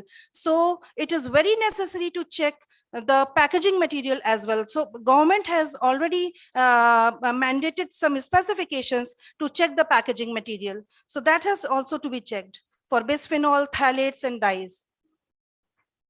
So these are the regulatory requirements. If some producers or the manufacturer, they are claiming that they are making organic oil and they are packing organic oil, so that has also be checked for their claim. If we are importing some solvent extracted oil or some seeds from another country, so that have also be checked for GMO, because GMO is, till now, GMO is prohibited in India. So that material that has also been checked before coming to the market. There is a FSSAI requirement that you have to put logo, green logo or red logo on the label. If somebody is packing their food products or edible oils in some packaging material, then there are the labeling requirements they have to follow. If they are producing vegetarian or non-vegetarian food, so they have to be checked first, and then they can put logo on it. And they have to claim some, they have to mention some nutrition information as well, like energy, protein, carbohydrate, trans fats, and vitamins and minerals as well. So for that purpose also, edible oils are checked. They are checked for trans fatty acids, cholesterols. For trans fatty acids, FSSAI has brought some rules. So there has to be checked against FSSR regulations. And then also for shelf life. If we are packing any food product, we have to write the shelf life best before date on it. So for that also, shelf life of the food product is checked. So testing and analysis is also required by the regulatory authorities like FSSAI requirements, EGMARC, EPIDA, EIC, IOP, EPC. So whatever they are domestically produced or imported food items, that has to be checked with their specifications. And the oil in which and the manufacturers and traders and packers who are working for this oil industry, so they have to finalize their vendors for packing. So they have their specification. They are dealing with grade A oil, grade B oil, or different kinds of oil. So they have to be they check the oil before their packing. Hotels and base kitchens, whatever they are procuring oil for the cooking purposes or the baking purposes. So before coming into use, they have to check with their specifications or their guidelines. The oils which is being used for the cosmetic purposes or body massage or hair oil, there also BIS have some specific specifications for particular oil. So oil is to be checked as per the BIS specifications. Some edible and non-edible oil which are used to manufacture biofuels, that has also to be checked for specifications. So there is always requirement of analysis of finished product, and there is requirement of development of more robust, rapid, efficient, sensitive, and cost-effective analytical methodologies to guarantee the safety, quality, and traceability of products in compliance with legislations and consumer demands. Now, I'll discuss about the conventional techniques and modern analytical techniques which are used for edible oil analysis, also some other food items. So as we know that conventional techniques, they are limited to only qualitative or quantitative techniques like gravimetric or volumetric titrometric analysis for the characteristic identity, quality, or adulteration. They have been shown in this table. So I can give you an example that if you are going through a conventional technique and you are utilizing volumetric or titrometric analysis for the IV iodine value of any oil, you will get a picture that oil is saturated or highly saturated or less saturated. But if you do fatty acid profile through gas chromatography, you will get to know what type of saturated fatty acids are there, through which we are getting a saturated total highly saturated oil or less saturated oil. So that's how conventional and modern analytical techniques differs. So conventional techniques, there are limitations. It gives the partial picture of the test item. They are low sensitive and sometimes inaccurate, and non-repeatable results we get. They are more time consuming and laborious, and there is inability to perform stringent monitoring of edible oils and fats and test items. So these are the modern analytical techniques. These are the common techniques on the basis of which various instrumentations are available. Like these are the general analyzers. These are the automatic analyzers like moisture analyzer, automatic titrators, automatic refractometer, tintometer, water activity meter. These are the automatic. Generally, what happens? You have to put oil on Lovibond tintometer. It will give the color value. You don't have to extract the analytes out of it. And some are based on spectrometric techniques like UV visible spectrophotometers, atomic absorption spectrophotometers, ICP-MS, ICP-OES, FTIR, and nuclear magnetic resonance NMR spectroscopy. Some techniques are based on chromatographic analysis like HPLC, GC, and ion chromatography. And if we attach mass detection on it, then we get GC-MSMS, LC-MSMS, and ICP-MS or ICP-OES techniques. These techniques are used to analyze the toxic elements or the analytes in ppb or ppm or sub ppb levels. Some are DNA-based techniques like RT-PCR and qPCR, through which we can analyze GMO or non-GMO crops. We can also analyze a rapid detection of pathogens in meals or seeds or modified fats. Some techniques are based on bioluminescence, in which bioluminometers and 3M Tetra kits, these are the rapid methods. We can get the values of microbiological profile in near about 6 to 12 hours. And some techniques are protein based, like ELISA, lateral flow devices, and microplate readers. So these ELISA and lateral flow devices are utilized for the analysis of allergens in edible oils. We can get clear picture of these type of modern techniques. Now we can understand through this, through 2-3 slides about the detail about the modern analytical parameters.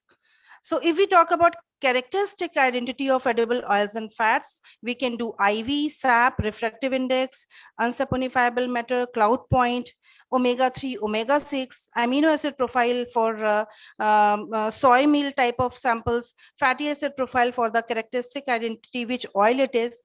So for purity and adulterants, we can do synthetic color, neem oil, Bowden test, or oryzanol content. Then for quality parameters, we can do MIV, FFA, peroxide, anisodine value. We can get the quality of refining by doing dyes and conjugated dyes and trines, polymers, Dobie, deterioration of bleachability index, and other parameters. And for nutritional components, we can analyze trans fats, saturated fatty acid, monounsaturated fatty acids, cholesterol, vitamins, and minerals. And in additives and fortificants and preservatives, vitamin A and vitamin D2, D3, we can analyze as per FSSAI. Nowadays, there are specifications for vitamin A and vitamin D2 in edible oils and fats. We can analyze through HPLC and LCMS, vitamin E through HPLC, BHA, BHT, TBHQ, and PG, they are artificial preservatives. They are added to increase the shelf life of edible oils. Then citric acid, this is the additive which is being added during the refining of edible oils. We can also analyze synthetic and natural colors. Now, these are the parameters which can, these are the analytes or toxic components which can come during the processing line when we process from oil seed, or when we are when these crops are grown in the fields. From that time to the packing, through all the process chain, pre-harvest and post-harvest, these contaminants may come into contact with the oil seeds or the edible oil, and they are harmful. So national and international authorities, they have specified the maximum residual levels of these contaminants, and these maximum residual levels are the amount of the contaminant that can be ingested in our body throughout our life cycle without any health hazard. So all these contaminants, they have a safety level. So all the edible oils and fats and other commodities which are consumed, they have to be checked for the maximum residual levels of these contaminants before the consumption. So these are the environmental effect parameters like pesticide residues, polycyclic aromatic hydrocarbons, heavy metals, aflatoxins. Aflatoxins, they are the secondary metabolites of fungus. So if the oil seeds or cake, they are not stored properly, they may get contaminated with fungus, and the toxins released from those fungus can come into the oil or the modified fats. The naturally occurring toxic substances, agaric acid, hydrocyanic acid, hypersine, and safrole, dioxin and furans, they are very, very carcinogenic. They can come through the process line in the food item, and mosh and moa and ETO. ETO is a preservative fumigant. So the sesame seeds, when they are stored in silos, ETO is used. So the maximum limit that should be, I think, less than 10 ppm levels should be there before consumption. So it's a very sensitive parameter that has to be checked it through GC, MS, and HS facility. Now we can go through microbiological status by TPC, coliform, yeast and mold, E. coli, S. aureus, Salmonella, and Listeria.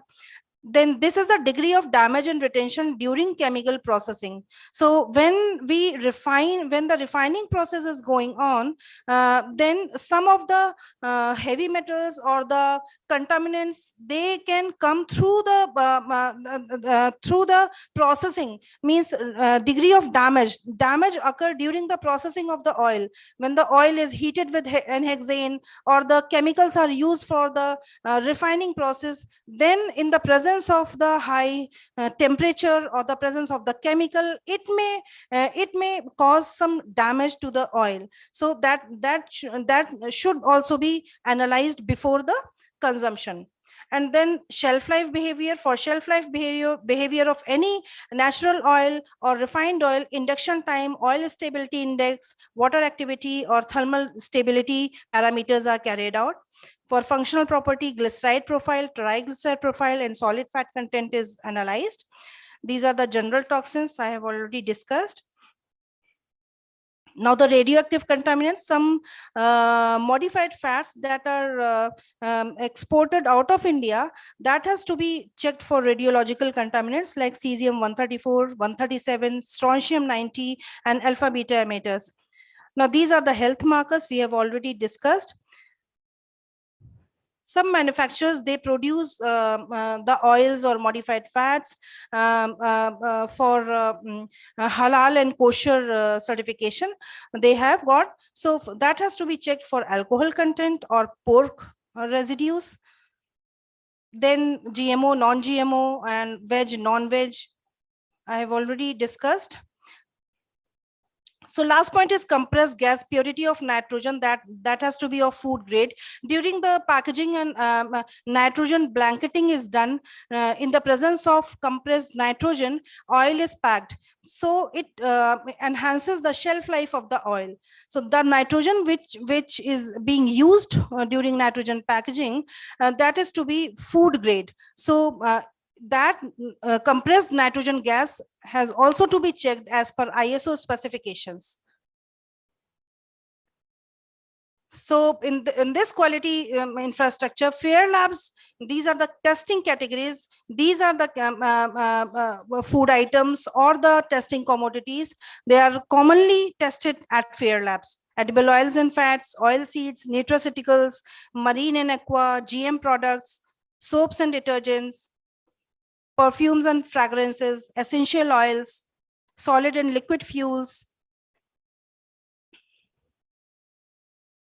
Now, these are the major equipments FAIR labs possesses, and these are kept for establishing the good quality infrastructure in NABL accredited laboratory. We have multiple GC-MSMS system. We have one GC-MSMS system for dioxin analysis and multiple GC-MSMS system for the analysis of pesticide residues, GC-MSMS-HS system for the analysis of hexane residues and VOCs, multiple GCs with ECD, NPD, TCD, and FID detectors for the analysis of trans fatty acids and the nitrogen gas analysis and various cholesterol and various other parameters. We have multiple LC-MSMS systems for the analysis of antibiotic residues, steroids, melamine, and polar pesticides. We have multiple HPLCs with UV, FLD, and ELSD detectors for the analysis of phospholipids and sugar profile, amino acid profile, artificial colors, preservatives, LCE-IRMS for the adulteration of honey, then pulse and NMR for the solid fat content, LC-ICP-MS for hexavalent and trivalent species like arsenic, trivalent and hexavalent arsenic, then a AAS with flame, graphite, and hydride generator with for heavy metals and mineral analysis, UV double beam spectrophotometers. This is a very versatile for use for many parameters. Falling number for starch testing, then proximate analyzers are there. A very good, wonderful state-of-the-art laboratory from Foss, Denmark is there, in which all crude fat or crude protein, dietary fiber, falling number, these instruments are utilized utilized for the analysis. Then automatic refractometers for the analysis of refractive index and Briggs parameters. SPF analyzer, which is a special analyzer based on UV transmittance, in which we are testing SPF content, sun protection factor in oil emulsions or creams. We have DSC for thermal studies of edible oils and fats and polymers. We have auto titrators, FTIR, polarimeters, rancimats, RT-PCR and qPCR, ELISA and microplate readers.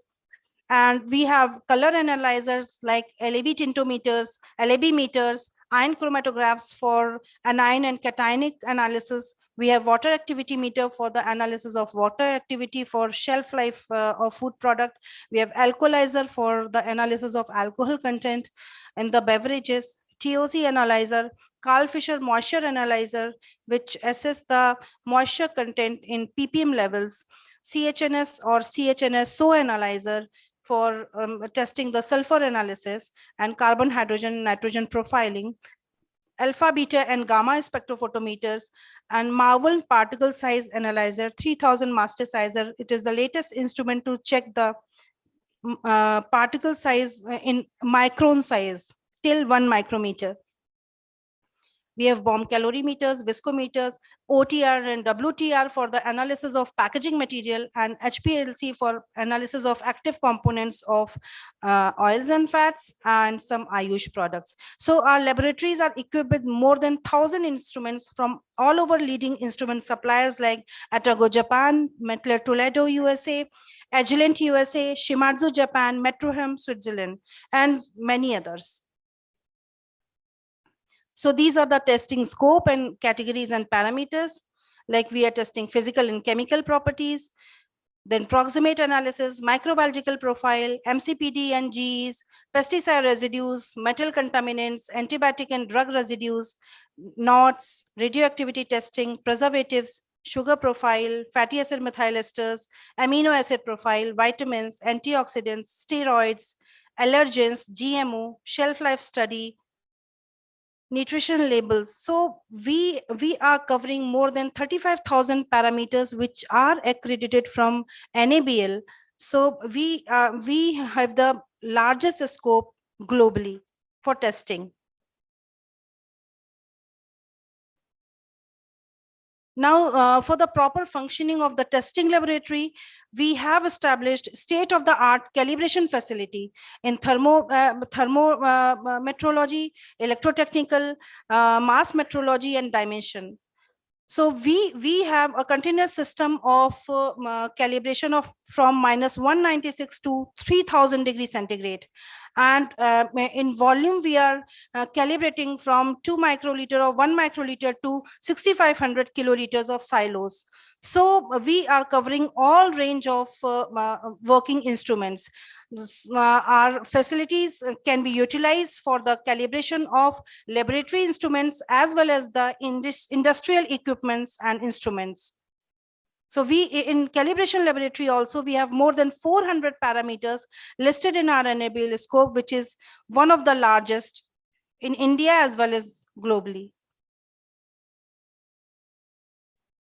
So as per discussion, this is the summary. Oils and fats testing involve both techniques, conventional and modern. We cannot deny conventional facilities, because if you want to analyze moisture content at the food production site, so you can use the refractometers or other instruments to get the instant moisture analysis or refractive index. So there's a combination of conventional and modern techniques to get the good quality infrastructure in India. So modern methods, they are fast and rapid methods. They are more accurate and precise. They are repeatable, reproducible, linear with minimum uncertainty results. They have good limit of detection and quantification. And we get complete elucidation of the test items by using modern techniques. We can assess the real oxidative status and shelf life of oils and fats by using rancimats type of techniques. There is automation and less laborious.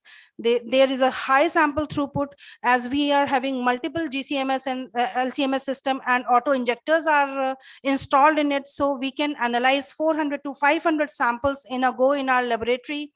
By utilizing this calibration and testing facility, and as well as the proficiency testing facilities, we can set up a good quality infrastructure. We are setting up a good quality infrastructure in India, and these facilities can be utilized in pre or post harvest equipments as well.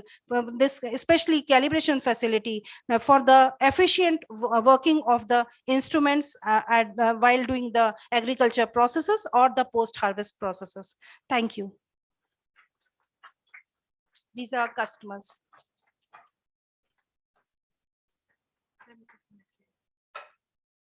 Thank you so much, ma'am. I would like to request our keynote speaker for the session to felicitate our president, Dr. Meenakshi Tripathi.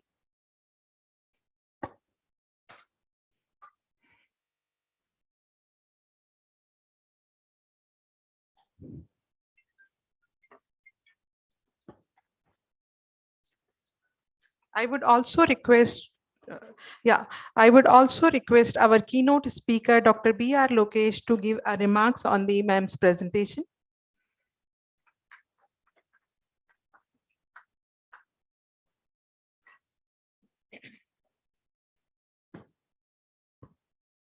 Now all of you know how many tests your products go through before it is released in the market. So when a testing laboratory like Fair Labs does give a certification that this product is safe, no further questions are asked. And they are well equipped and very knowledgeable people operating these systems. And so in the end, we can close our eyes and look at the certification given by a lab like Fair Lab, and then say that, yes, this product is safe and I'm not going to worry about it. So I congratulate for the excellent infrastructure setup they have built and the reputation they have got.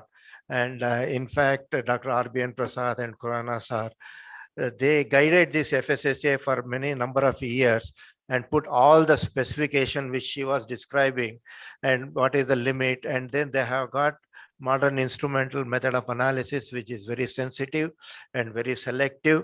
And so there is no second thoughts about the results they got. I congratulate them for the excellent job they done. Thank you so much, sir. Our next speaker for the session is Dr. Abhinav Pathak. Dr. Abhinav Pathak, he is a scientist in Fair Labs Private Limited and heading biotechnology section of Fair Labs. He received PhD from ICAR NBFGR Lucknow. And Dr. Pathak's interest includes development of molecular markers for infra-specific genetic diversity in fishes, whole genome, transcriptome, and mitochondrial genome sequencing, and the construction of an enriched microsatellitic genome library. I welcome Dr. Abhinav Pathak for today's presentation. Good morning to all. First of all, I want to thanks for giving me this opportunity to introduce my work. My work is the rapid and cost-effective screening of the genetically modified soya seeds through the duplex RT-PCR based method for the development of values chains in the seed quality. So firstly, I want to tell something interesting about the soya seeds. So as we all know that soya seeds are rich source of proteins, oils, and fibers. It contributes significantly to the Indian edible oils, and it contributes 43% of total oil seed production and 25% of total oil production in the country. Currently, the India ranks 4th in the position for the production of soya bean, and this crop helps to earn valuable foreign exchange of 62,000 million for the export of soya meal exports. So the content of today, the content of my work will be the introduction to the genetically modified soya seeds and plant. Then what is the global status of genetic modified crops, and what are the advantages and applications toward the genetic modified crops and seeds. Then legal regulations towards the genetic modified foods. Then what are the different methods for the screening of the genetically modified seeds and plant? Then we have introduced our new method, which is called the duplex RT-PCR based method for the GM detection. Then how we have validated this method in our own laboratory, and what is the outcome performance of this method? And lastly, the significance of the work. So what are the genetically modified organisms?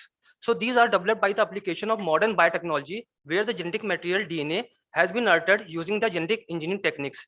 So these are also called as a genetic modified crops, genetic engineering plants, or transgenic crops. So the main purpose of the genetic modification is to introduce a new trait. For example, if we can say that like the pesticide resistance, insecticide resistance, disease resistance, or improve the product quality. For example, if you talk in India, BT cotton has been approved as a commercial GM crops in India, in which the gene CRY1 AC gene has been introduced from the Bacillus thuringiensis for resistance against the disease resistance and herbicide tolerance. This crop has been approved by the government of India in March 2002. So these are the global status of the cultivation genetic modified crops in various countries. For example, alpha, if you talk, the gene has been modified for the herbicide tolerance, which is approved in the USA. For apple, anti-brushing, anti-browsing, which has been approved in the USA. For the beet pepper, the gene has been modified for the virus resistance, which has been approved in the China. Likewise, in the carnation, cotton, eggplant, maize, papaya, petuna, poplar, potato, soybean. So these are the 16 commercial crop which has been approved as a GMO in all over world. So what are the advantages of the genetic modified crops? So first one is that it improves the production and raise the farmer income. Then second one is that it makes the food supply safer by reducing the use of pesticides and insecticides during the farmer, and it can produce more in a small area of land. And these crops shows that dramatically increase in the yield, so it can feed us rapidly growing populations. So these all are the advantages of using the genetically modified crops. And so what are the appraisals? The appraisals are the inadequate safety assessment and health hazardness. For example, if you talk about the BT cotton in India, the results showing that itching of the skins, eruption on the body, swollen faces are coming after using the BT cotton as a commercial crop, as a GM crop. So next one operation is that the decline in the soil fertility. The fertility of the soil is declining day by day by using the genetic modified crops. Then resistance and tolerance toward the target organisms. So these are the operations toward the genetic modified crops. So if we talk about the legal regulations toward the genetic modified crops, so in India, the Genetic Engineering Appraisal Committee is the only body which is responsible for the release of the commercial release of the genetic modified crops. If we talk about the BT cotton is approved from the Genetic Engineering Appraisal Committee in March 2002. If we use unapproved genetic modified crops, then it could be the jail for the 5 years, or it could be the fine for 1 lakh under the Environmental Protection Act 1989. So FSSAI, Food Safety Standard Authority of India, also regulates the regulation towards the GMO. It says that the permissible limit of the genetically modified organisms in the food crop should not be more than 1%. It is the latest regulation by the January 2021. So now, according to the European Commission regulations, the product containing the genetic modified organisms above 0.19% per ingredient shall be identified with the unique code and labeled for the GM contents. So these are the different legal regulations toward the genetic modified crops. So the methods for the genetic modified directions. So earlier the people used the protein based testing for the identification or screening of the genetic modified organisms. So in the protein based testing, ELISA based test comes and strip test comes. So ELISA test is based on the principle is based on the antigen antibody interaction, and strip test is based on the lateral flow devices. So these are the less sensitive as compared to if you talk about the DNA based testing. So in the DNA based testing, first one is coming the conventional PCR. So the drawback of this technique is that it is a time consuming process, and it is laborious process. After that, the lamp loop mediated isothermal amplification came for the screening of gene reactions. Then real time, which is called a uniplex real time PCR, which is based on the cyber base or TACMan probe based came into for the direction of the genetic material detections. Now we have introduced the duplex real time, which is more efficient and cost effective technique as compared to all these other methods. So this duplex RT-PCR method is based on the TACMan based chemistry. here we have designed the two primers. One is 35S promoter and NOS terminator, because these are the two elements which are always found in the most of the 80% of the genetic modified plants. So we have designed these primers using the software, backend design software, and we have the traceability of these primers has been checked through the NCBI database. So the method validation of the DM injections. So we have validate our method through the guidelines of Codex Alimentarius, which is an international guideline. The method validation is based on the four things. First one is the sensitivity, how much how much we can detect the GM in the different plants and animal, which is called the limit of detections. Then specificity. Then we have designed up these primer 35S promoter and NOS terminator. Then specificity toward the genetic modified plants and non-genetic modified plants. Then reproducibility and repeatability. So this is a flow chart for the GM directions, which we do daily for the in our lab for the GM directions. So first one is sampling. Sampling is too important for the GM detections. If there will be any error in the sampling, then chances of the error will be come in the results also. So sampling of the seed samplings is a too crucial important. Then initial processing of the samples. Initial processing of samples means proper homogenization of samples. All the samples should be in uniform matrix. Then after the initial processing of samples, we are doing the extraction of the DNA. Extraction of the DNA is done both manually as well as by the kit method. Then after the extraction of the DNA, we do the quantification of the DNA, how much quantity of the DNA we are getting from the any matrix, which is done to the pico drop, nano drop, or through the gel electrophoresis. Then after we prepare the PCR master mix reactions, and lastly we add the DNA. And DNA range from 10 to 15 nanogram per microliter, and then we perform the PCR reactions in the PCR machine. It takes about 2 to 3 hours to run to complete the program, and after that we post analyze the reactions. So now I want to talk about the outcomes of method performance. What is the method performance of the duplex RT-PCR for the GM detections? So if we talk about the sensitivity, in the sensitivity, we have spiked the reference material of soya bean with a non-GMO soya bean with different concentrations with 10%, 5%, 0.1%, 0.05% respectively for the both and identify the both genes. So if we can see in the graph that 10% is amplifying as earlier as compared to the 5%, and 5% is amplifying as earlier as the 1%. Likewise, 0.1 is coming in the last, and while 0.05% was not detectable through this technique. So this is the sigmoidal graph for both gene for NOS as well as for the 35S promoter gene. So from this we have also prepared the standard curve. So standard curve was a linear showing the PCR efficiency of 104%, which and the linearity was greater than 0.097 for the both 35S promoter as well as for the NOS terminator. Then if we talk about the specificity, how the method is specific for the GMO detection, so we have carried out both theoretically as well as experimentally. In theoretically, the designed primers were blast using the NCBI database, which shows 100% similar to the DNA sequences present in the NCBI database. Now in the experimentally, the primers were specific to the GM elements. We have taken both GM plant as well as non-GMO soya seeds. Then amplify using these 35S promoter and NOS. The primer shows specificity toward the spike samples, showing the positive CT values, while primers were showing non-specificity or no amplification toward the GM elements, both 35 and NOS terminator genes. Now, if you talk about the reproducibility and repeatability, so both were compiled with the acceptance criteria of less than 25% standard deviations for the both genes. Now, the significance of this work. The significance of work says that it shows the highly specificity and sensitivity with the absolute limit of detection 0.1% toward the generic elements 35S promoter and NOS terminator. So our results compiles with both national as well as international regulations for the labeling of the GMO. For the FSI is 1%, and for the European legislation, if you talk, it's 0.9%.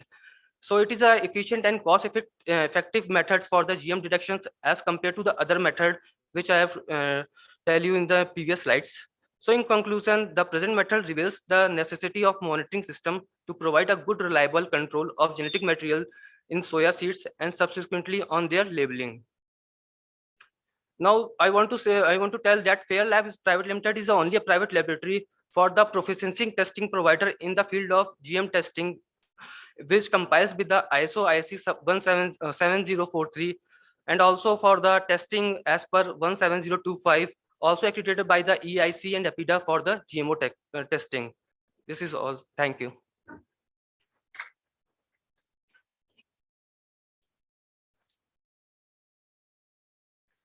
Thank you, Dr. Abhinav, for the insight.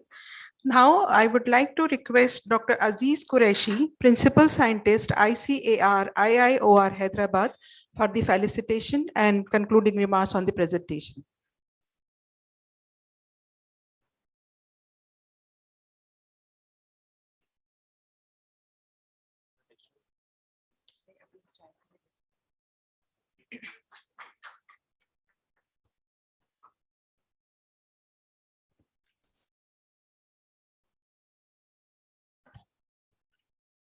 Thank you, Dr. Abhinav Pathak. It was a wonderful presentation. I think in the beginning, he has told very nicely about the identification of GM components in the soybean seeds. And he has also highlighted the total number of GM crops being introduced in world, around 16 crops. And the limelight of the presentation was the use of duplex real-time PCR techniques for identifying the GM components in the soybean. I congratulate for the excellent work presented. Thank you very much. Thank you, sir. As we are running a little late for the presentation, this is the time for the tea break. So we will meet after 10 to 15 minutes, say in the same auditorium. Thank you.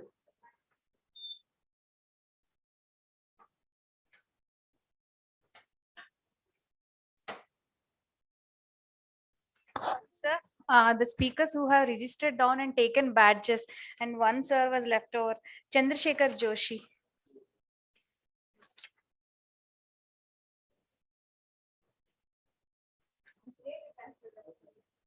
And sir, those who have missed the registration kits, only taken badge, we are ready to give, sir, please, because we are not able to manage. We have taken the IDs, but not the badge. Yeah, yeah.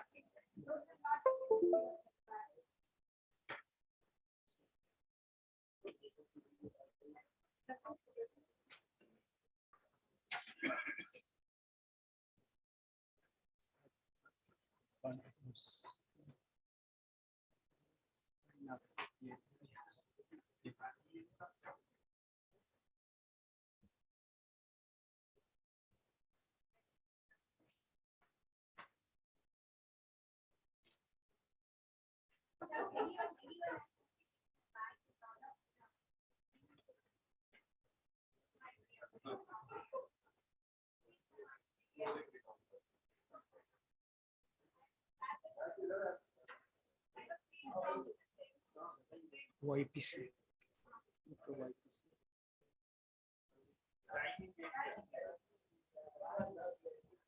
Sing.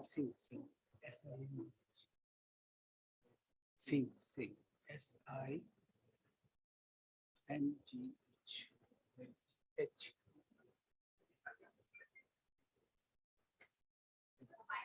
Yes.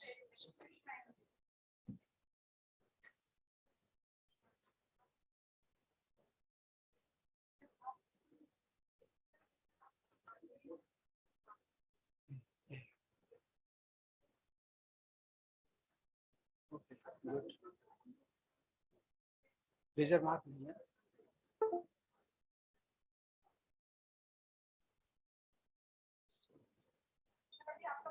Mouse.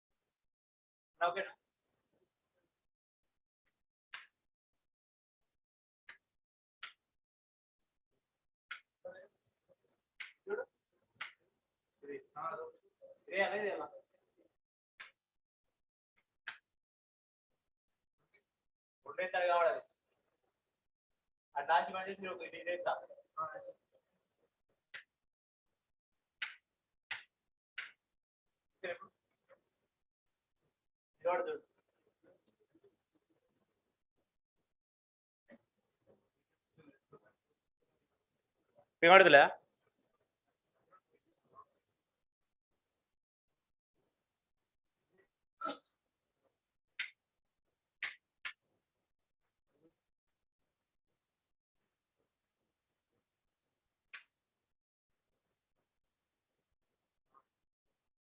ఓకేనా?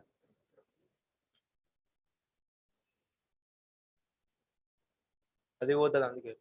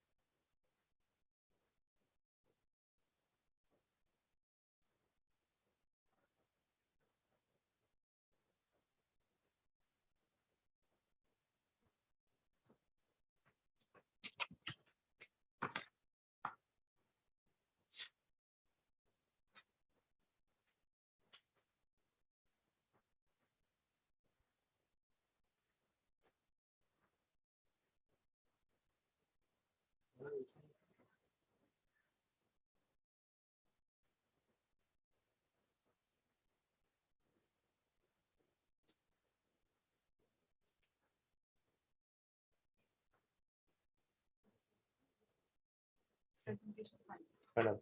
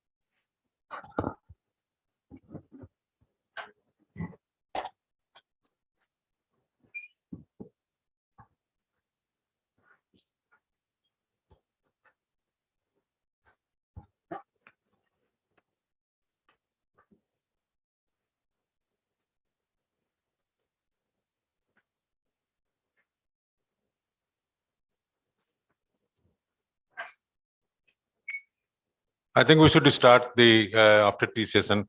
My request to all of you is that since we are running behind schedule, if the further speakers, if they can squeeze their timing from 20 minutes to 15 minutes, that will be good for all of us. We could finish on time. Thank you so much.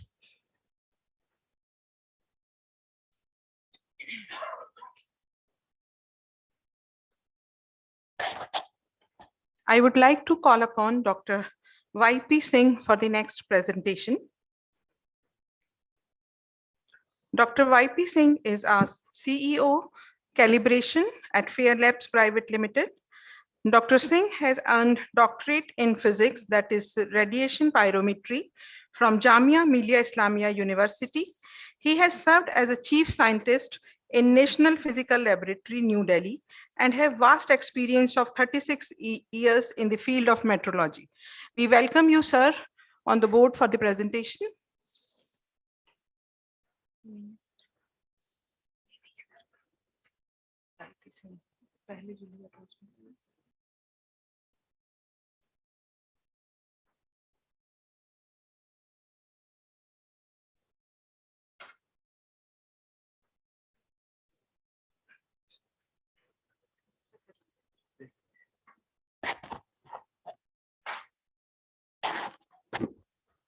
Good morning to everyone. Thank you, Dr. Neelam, for my introduction.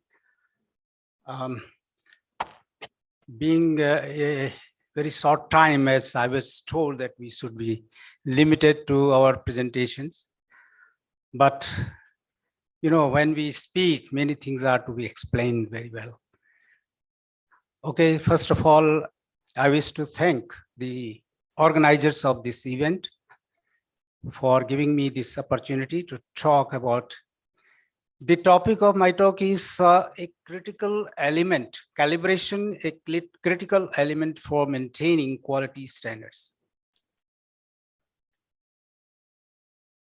In this deliberation, I will discuss what exactly is the calibration, quality infrastructure. Much has been told by Dr. Meenakshi. I will touch few important aspects of quality infrastructure. Why quality infrastructure is important, metrology and its importance, types of metrology, international system of units, the basis for the quality infrastructure,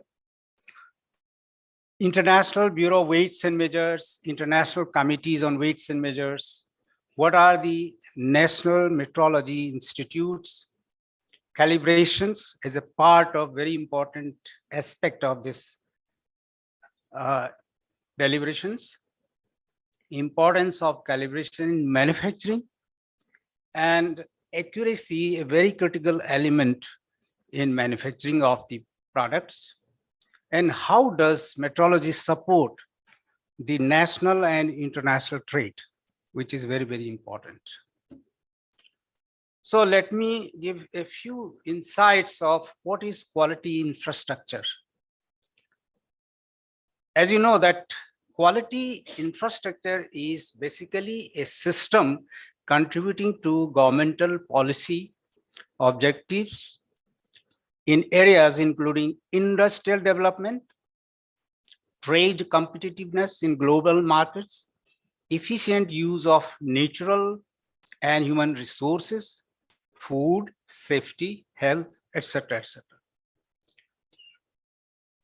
The system comprising of organizations, both public as well as private sector, policies are relevant to the legal as well as regulatory frameworks and practices needed to support and enhance the quality, infrastructure, safety, environment, and so many other aspects.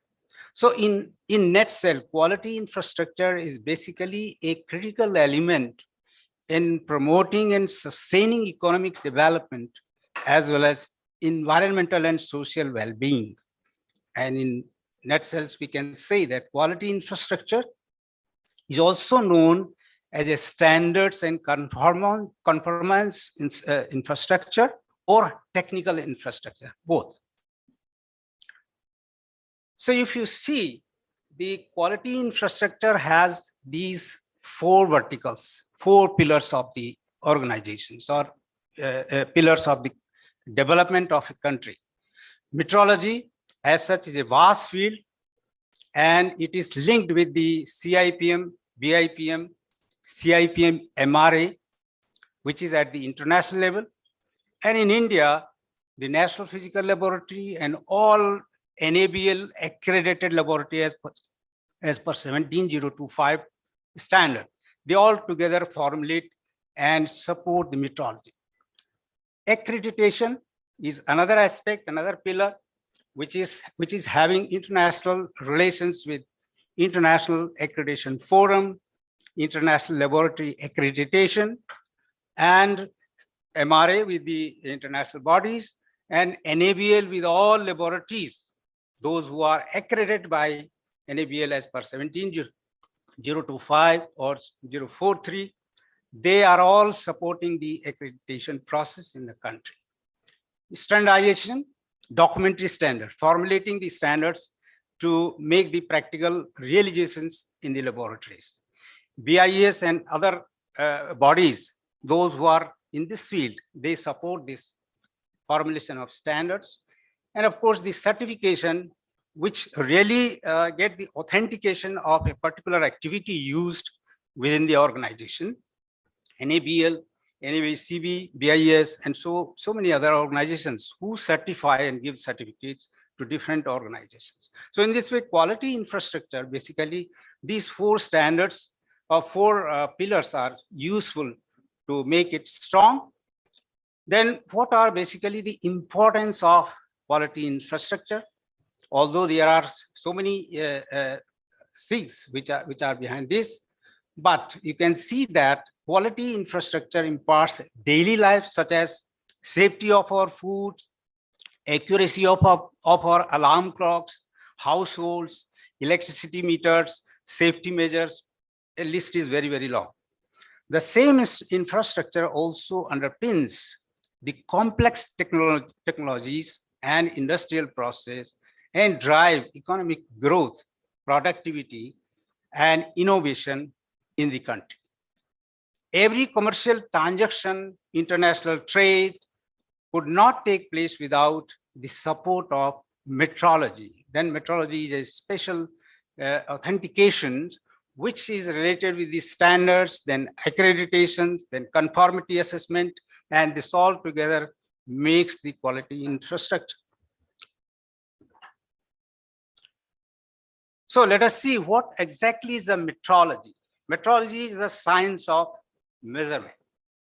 So metrology is the science of measurement, embracing both experimental, theoretical determinations at any level of uncertainty. Uncertainty is a component very necessary used with the metrology.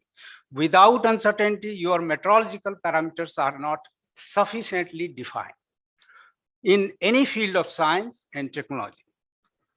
So product measurements and system of agreed measuring units are not only essential scientific and technological advances, but also business innovations, manufacturing for trade in goods and services for economic prosperity.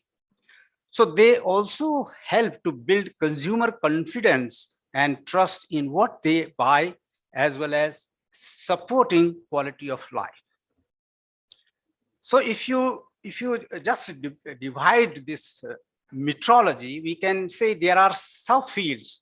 3 subfields are there: scientific metrology, legal metrology, and industrial metrology. All these together strongly make the economy a developed nations. So what is scientific metrology? Basically, it is concerned with the establishment of units of measurements, the development of new measurement methods, realization of measurements standards, and transfer these traceability to lower level of industries. So scientific activities, they actually based on the international system of units. So what are the international system of units and how they are used in practice? I will follow this.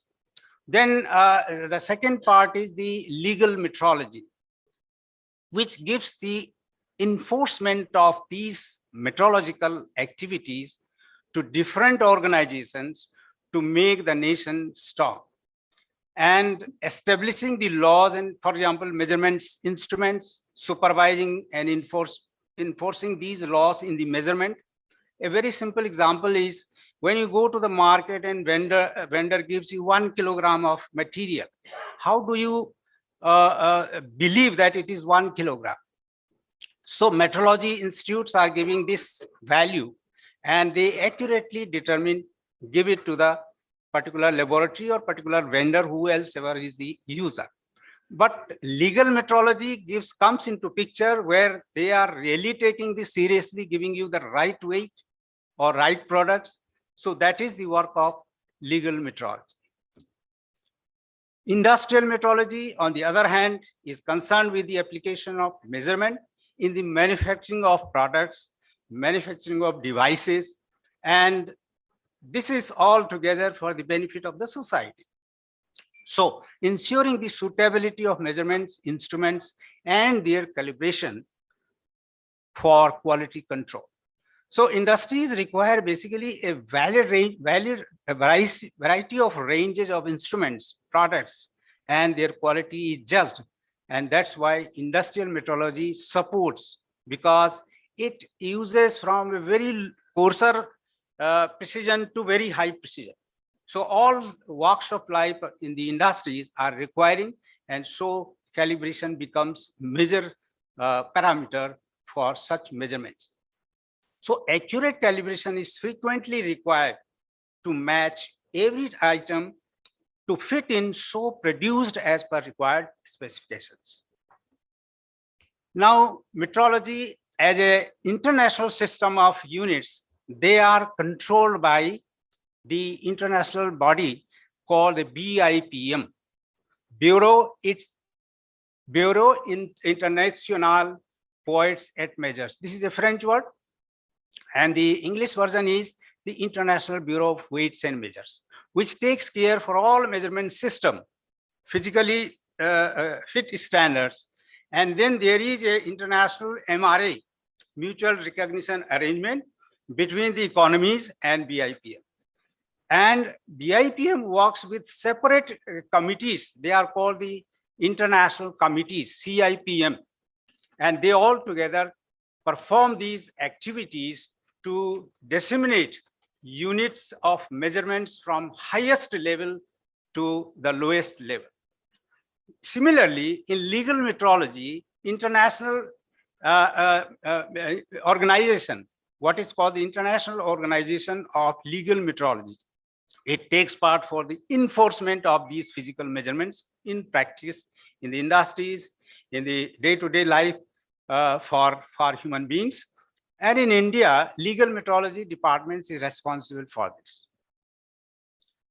So when we talk of international system of units, we have 7 base units, and they are length, mass, time, temperature, optical radiation, amount of substance, and electrical current.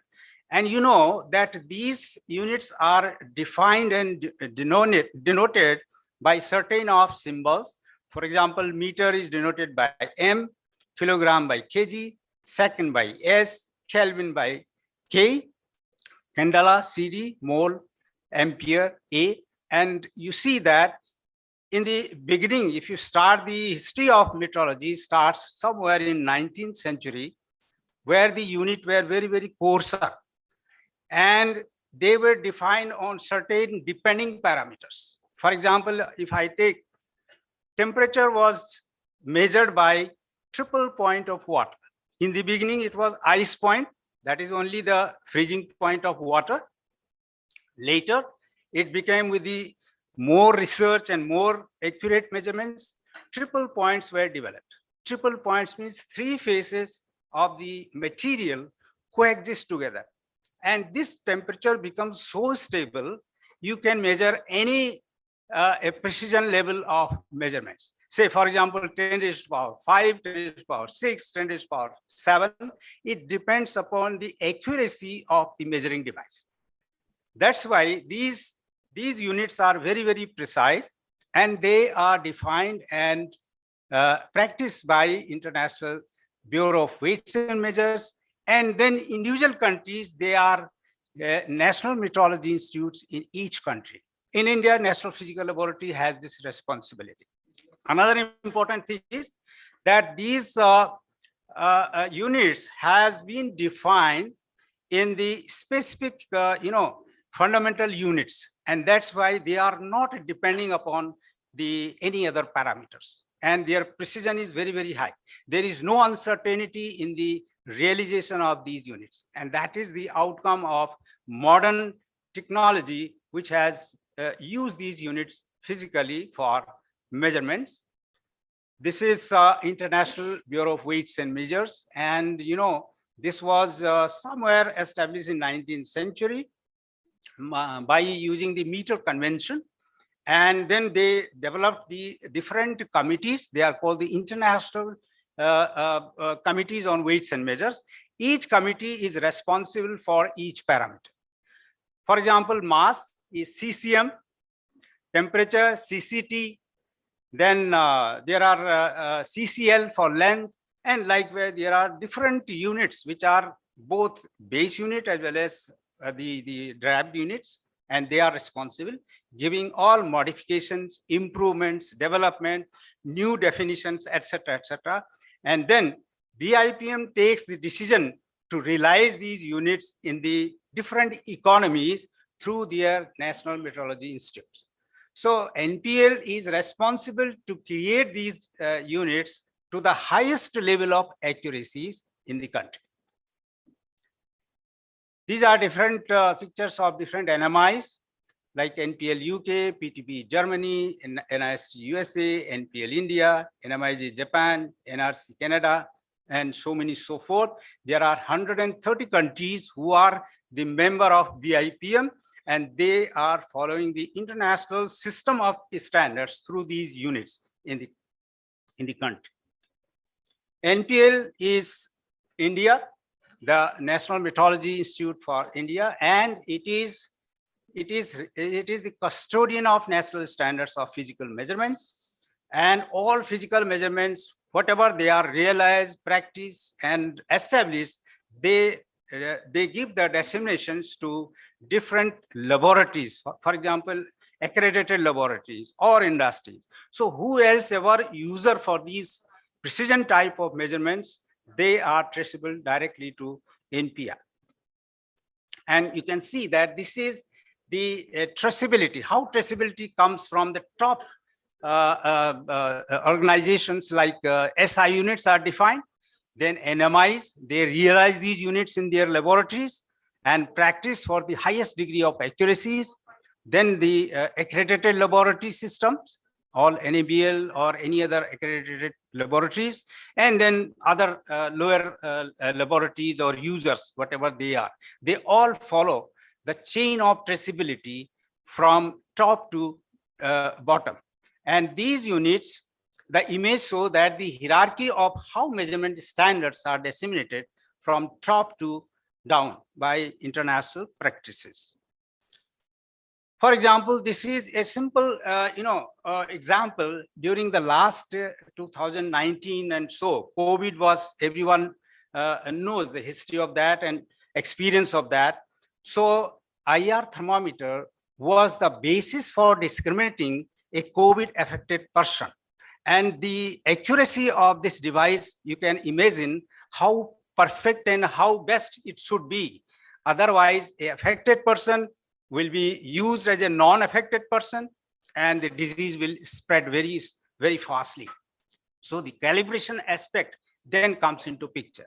And here you can see that how the black body source is used to calibrate these standard pyrometer, and against this standard pyrometer, these devices are compared, and then accurate measurements are achieved in the laboratories to give the right calibrations and right measurements for such measure activities.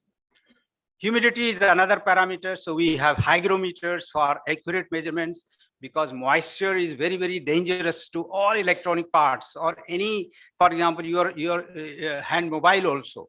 So these parameters are extensively precisely measured, and then devices are used in the industry for their proper use.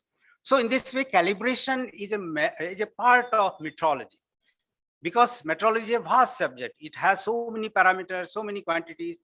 Calibration is associated with the one part, and which gives you the accuracy in measurements.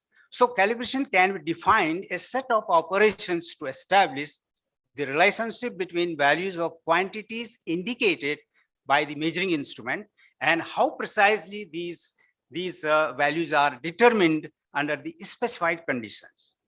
So calibration is basically a comparison between the known measurements and the unknown standard, which is to be used in the measurements. Another important thing is that it also maintains the accuracy, standardization, and repeatability, which is again a backbone of the measurements, assuring the reliable measurements and giving you the right results. So a person performs a calibration to determine the error in the instrument. Ultimately, we have to find out the error.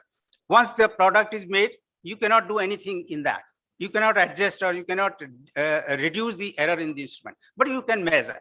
Once you measure, you can easily apply the corrections, and then accurately you can measure that particular quantity. That's why accurate calibration is very, very important. Here are some examples. For example, length measurements here, accurately determined.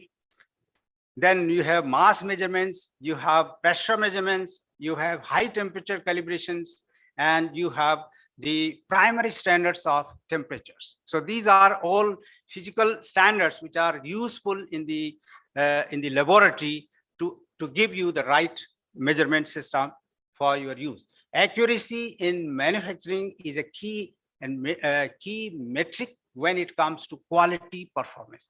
Again, the word comes quality, and that is what is related with the calibrations. The importance of accuracy in manufacturing illustrates the importance of calibration as well. So that's why manufacturers should care for calibrations. So ultimately, they want to have a best product, which will be defined by parameters of measurement by certain ways, and accuracy will be the right parameter, which will produce the right product, the correct product.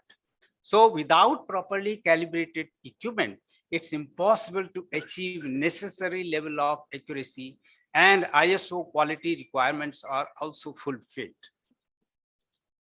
Here are examples, the high temperature radiation pyrometers. This facility exists at Fair Labs, and these are the equipment facilities for metrological parameters, whether they are electrotechnical parameters or high precision standards, IR thermometers. And one such device is this one, what is known as the total stations, which can measure, the high capacity volume calibrations. You don't know, the big tanks are there, you don't know how much will be the volume of this tank. And you cannot have the normal practices of measuring mass or so. So by non-contact ways of measurements to define the dimensional techniques, we can easily measure the volume of big tanks in the range of thousands of kiloliters. So in this way, what is done actually in the calibrations? There are few trips you can say. Evaluation of errors in the device. Then we have repeatability in the measurements, assuming reliability of measurements, evaluation of uncertainty. Uncertainty is such a parameter which is very important. For example, if I say the room temperature of this hall is around 25 degrees, that is a wrong practice to say. I should say the room temperature is 25 plus minus 2 degrees. That is the right, because you don't know what is the temperature here, what is the temperature there. So there will be average temperature of the room, and there will be uncertainty defining the differences between that corner and this corner. So in this way, these are the factors which are very important. It confirms the quality of equipments, and quality of measurement resultant output is the backbone of this measurement system. For example, one can perform a calibration of a simple thermometer, and there is a boiling point of water. It is assumed to be 100 degrees. So when it gives to measure it, it gives you 99.9. What do you say? There is an error of 0.1 degrees. So in this way, accurately, you can use that particular instrument to measure temperature at 100 degrees C very accurately. So then there are importance of calibration in the manufacturing, which is again a very important aspect. So calibration plays a major role in avoiding the product of inaccurate parts. So what will it happens? So it will give you two different aspects. Number one, calibration for measuring equipment ensures that your quality control process are accurate, and that you are not accepting the parts who are rejected. So you can reject a particular part on the basis of the calibration only. Calibration for manufacturing machines creates more efficient process, and in this way, expected improperly calibrated instrument will result unpredictable manufacturing results or inaccurate products. So how accuracy is critical than manufacturing? So you have high rates of rejection parts if your inaccurate production is there, and also cost will also enhance. That is also important. And reputation damage. If you are having a good supplier, and all the time your products are giving some errors because you are not calibrating your products, what will happen? Your complete image will be down, will be fall, and you will damage your reputations. How does metrology support trade? This is important, and the last explanation that I would emphasize here. So a measurement error of just 1% amount of natural gas consumed in the whole world in 1 year, that will result in economic losses of billions of dollars. And this is how important this calibration is there to support our trade. And you have to have the better accurate measurements through calibrations. Similarly, fuel dispensers at petrol stations, you may have the experiences of that. They are of an approved type of verified to make sure that they deliver the correct amount of fuel to consumers. And this is nothing but if their pumps, the devices who are delivering the petrol or oil is calibrated. So in all, if you have the importance of this calibration in the trade, we have to have the consumer protection. This is one scale. Effective stock control. This is also important to see that how the trade measured by individual businesses provides accurate, effective stock control by way of calibrations. You have control of fraud also, reduce disputation of transaction costs. Always there is a dispute among the organizations or the supporters. So that can also be supported if you have the calibrated system in your agencies.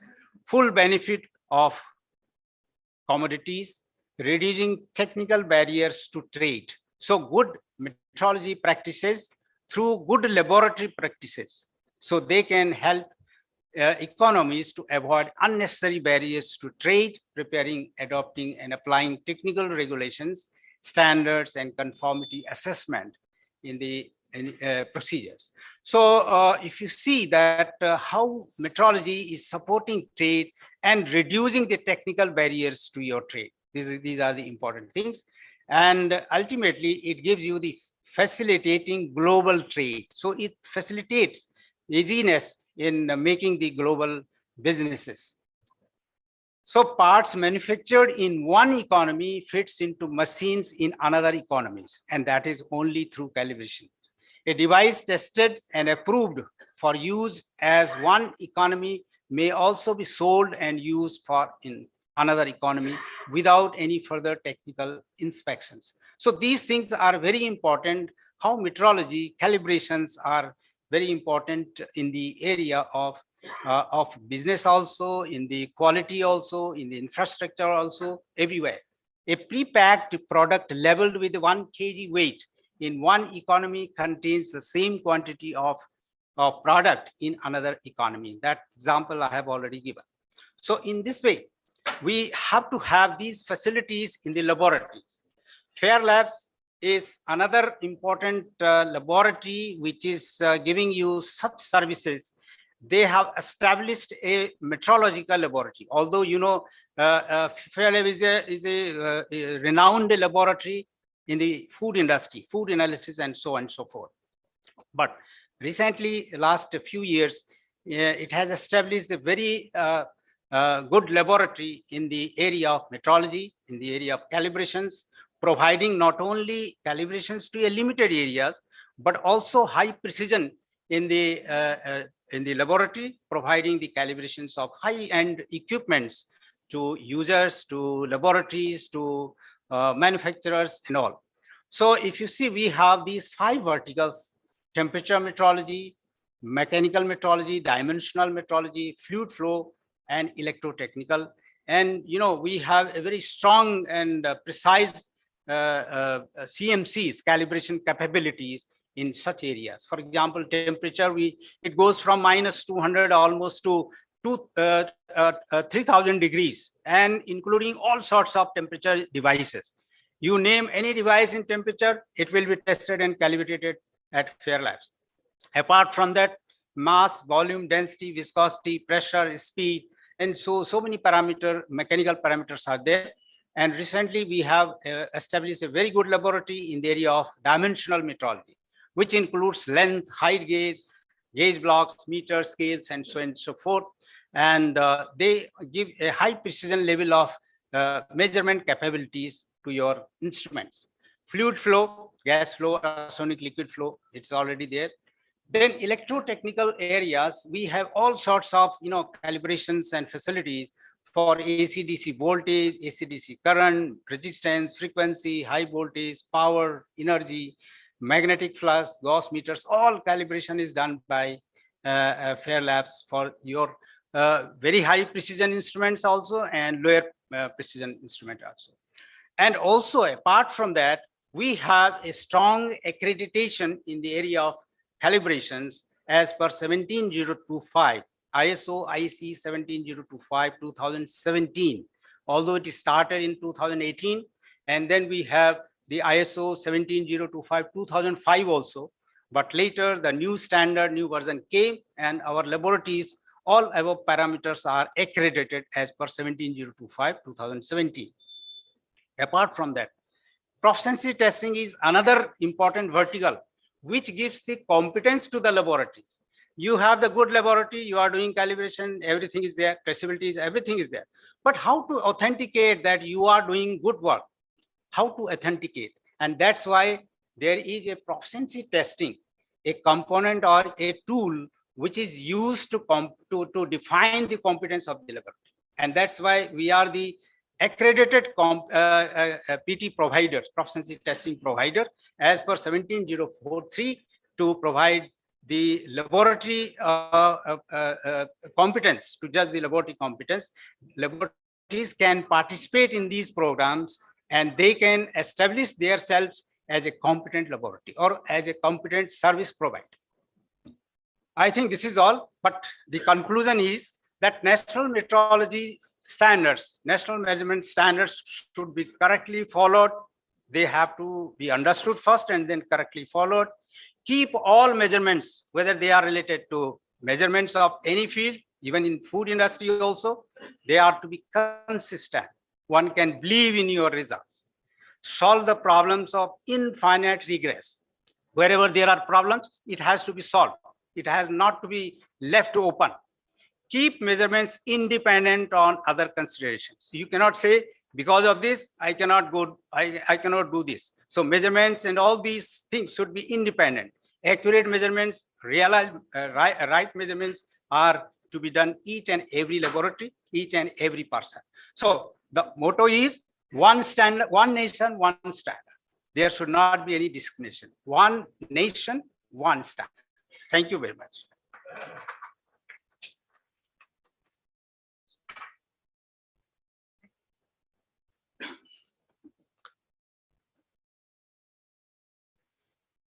Thank you so much, sir, for giving us this wonderful information. So we have very eminent personality between us, Dr. R.B.N. Prasad. So I request Dr. R.B.N. Prasad to felicitate Dr. Y.P. Singh. I request her to be on the stage. Dr. R.B.N. Prasad holds a PhD in lipid chemistry from Osmania University. Sir is a former chief scientist and head at IICT, CSIR IICT Hyderabad. Sir has published more than 250 research papers and have 85 more patents. So sir has a vast experience in the edible oil industry. Thank you, sir.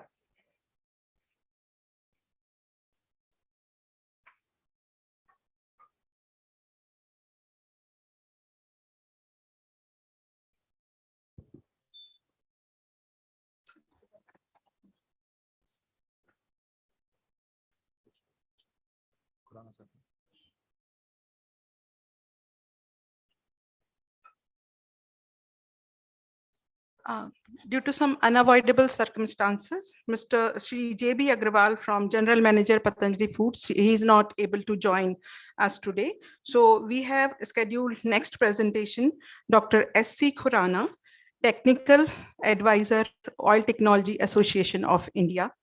Dr. S.C. Khurana, sir, please be on the stage. We welcome S.C. Khurana, sir.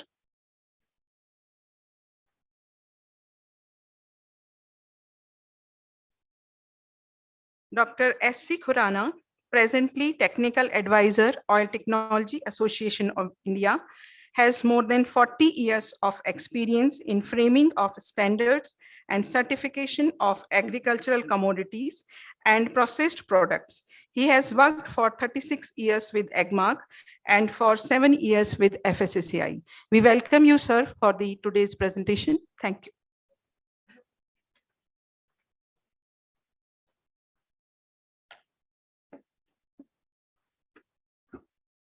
Good afternoon to you all. First of all, I am thankful to the organizers for giving me this opportunity to make my presentation here. And I will be talking about regulatory aspects of oils and allied products. As you know, the regulation of a commodity which is a staple food and that too prone to adulteration is very important. And vegetable oils is a commodity which is very prone to adulteration because of economic reasons and other reasons. So I will be making the presentation, and I'll be touching upon these three relevant legal acts which are prevalent in our country. The first is the Food Safety and Standards Act 2006, which is the Mother Act. Then Agriculture Produce Grading and Marking Act 1937, which we commonly call as AgMark. That I will be touching. I am having only one slide because it is a voluntary act, but it is important as far as vegetable oils are concerned. Then the Bureau of Indian Standards Act, it's also very important. They are also framing standards for various vegetable oils and machinery and methods of sampling and test methods also. So it's very important. I have only one slide on that and briefly discussing that. But my main focus will be on the provisions of the Food Safety and Standards Act, being a Mother Act, and everyone is required to follow the provisions of that act. So this act, which was notified in the year 2006, basically it was a Prevention of Food Adulteration Act 1954, which was repealed, and this act came in. And actually it was an integrated law. Many other orders were repealed, for example, solvent extractors and meat food products order, food products order. They were all repealed and merged into this one. And this act came in 2006, and Food Safety and Standards Authority of India was established in the year 2008, and the regulations were made in 2011. So actually it came into implementation from the year 2011. So the act, the preamble of this act says that to establishment of the Food Safety and Standards Authority of India for laying down science-based standards. So now what are science-based standards as far as FSSAI is concerned is that they have 3 tiers of framing the standard. The scientific panel, which comprises it is for all commodities, group of commodities. There is a separate scientific panel for oils and fats. The chair of that scientific panel as today, Dr. RBN Prasad is with us today, and he has been holding that for the 2 consecutive terms. I don't know, before that, maybe also he was there.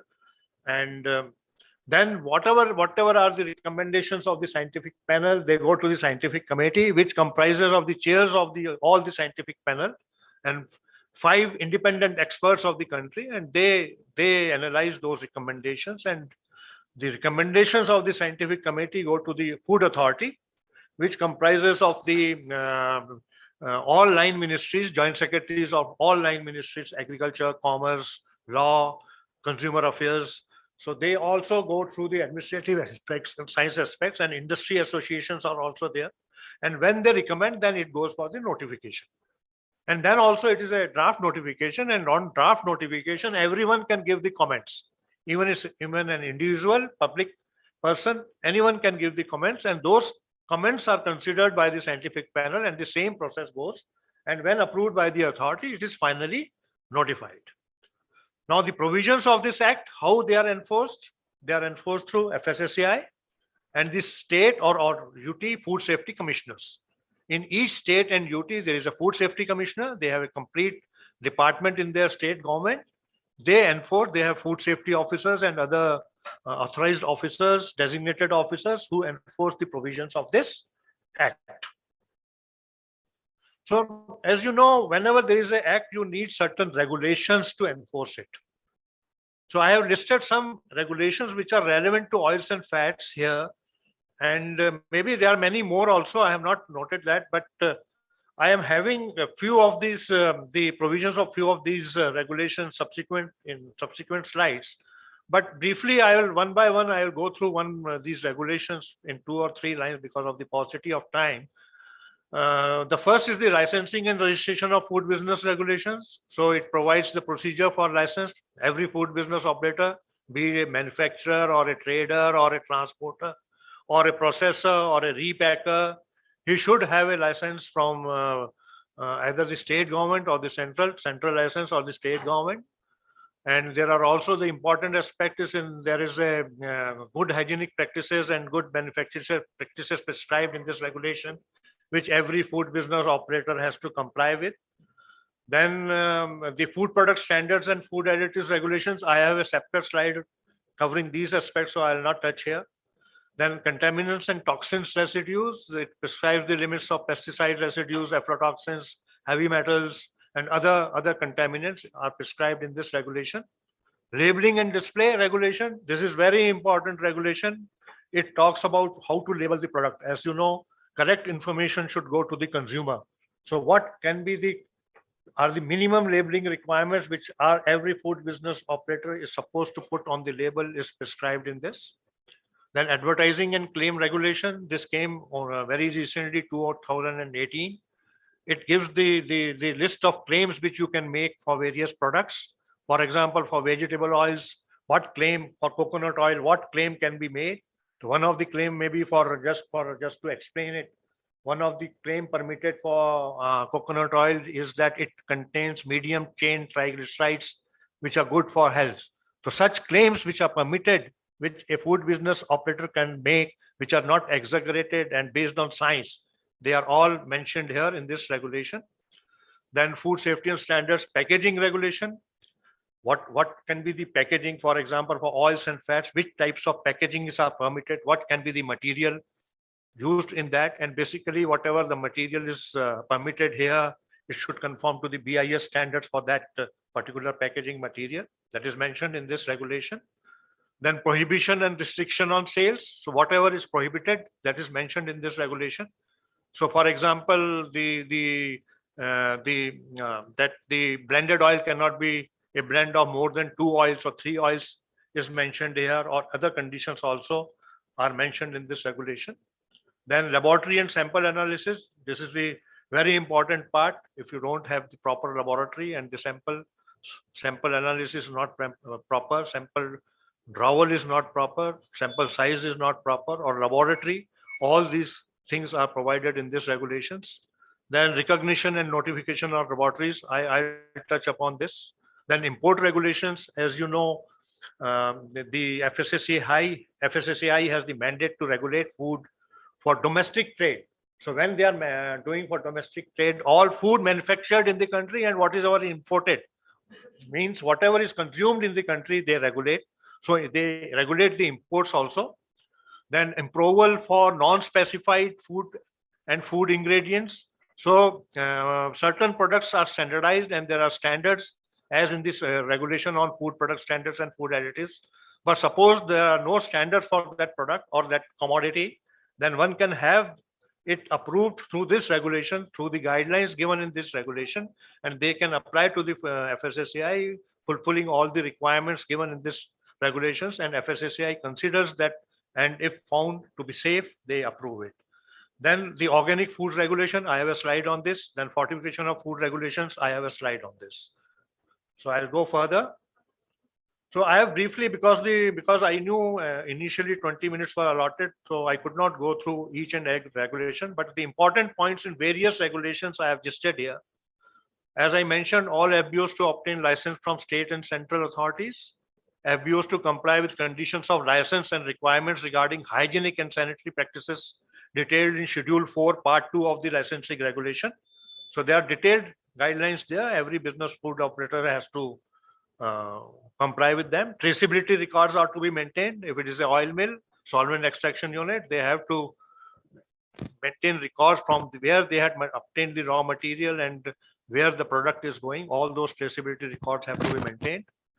Manufacturers to ensure that the product is within the specified limits for identity, purity, and safety parameters.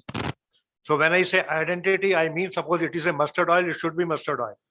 Not that it is a groundnut oil or it's some other oil. So there are certain parameters in each standard which indicate the identity of that standard, so that if it is falling within those limits, it can be said that it is that vegetable oil. Then purity and safety standards. So all these 3 parameters are there in each standard. So they have to ensure that the product is complying with those requirements. FBOs to ensure testing of relevant chemical or microbiological contaminants as frequently as required on the basis of historical data and risk assessment through own or NABL accredited FSSA notified labs at least once in a 6 months. So actually, they have to do it once in a 6 months, and everybody, most of the people follow it for 6 months. But actually, it has to be based on risk analysis. And if we talk of risk analysis, it will depend. Suppose you are changing the process or you are changing the source of the raw material. So that again, this all these tests should be done. So that is what the risk analysis is, or the risk assessment is done. So industries have to follow that risk assessment procedure and do it for their own benefit. Then FBOs to ensure that only packed and properly labeled edible oil is marketed. Edible oil cannot be marketed loose in the country unless and until the state government has exempted it. Previously, 1 or 2 state governments had exempted it, and I understand one government has still exempted it from this condition. But it is always good that it is packed and properly labeled and when marketed in the market. Then in other regulations, there are standards for edible oils and fats, margarine, fat spread, hydrogenated edible oils, etc. The standards include various parameters and their limits, as I said, for identity, purity, and safety. These include the limits for refractive index, saponification value, iodine value, and sap matter acid value, or free fatty acid composition, which this has been recently introduced. Fatty acid composition of each oil is given, peroxide value, metallic contaminants, etc. And flash point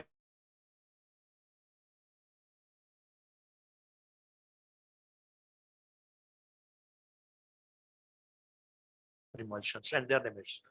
So there is one appendix A in the food product standards, which gives the list of food additives which are permitted, their limits, what can be the range of that food additive you can add, or it is in GMP, that is given. And for various categories, it is a pure oil only, refined oil, or it is a oil in emulsion type of oil, or water in oil emulsion, or oil in water emulsion. Like that, for each different category, the food additives permitted is given, and all the manufacturers are required to comply with that standards.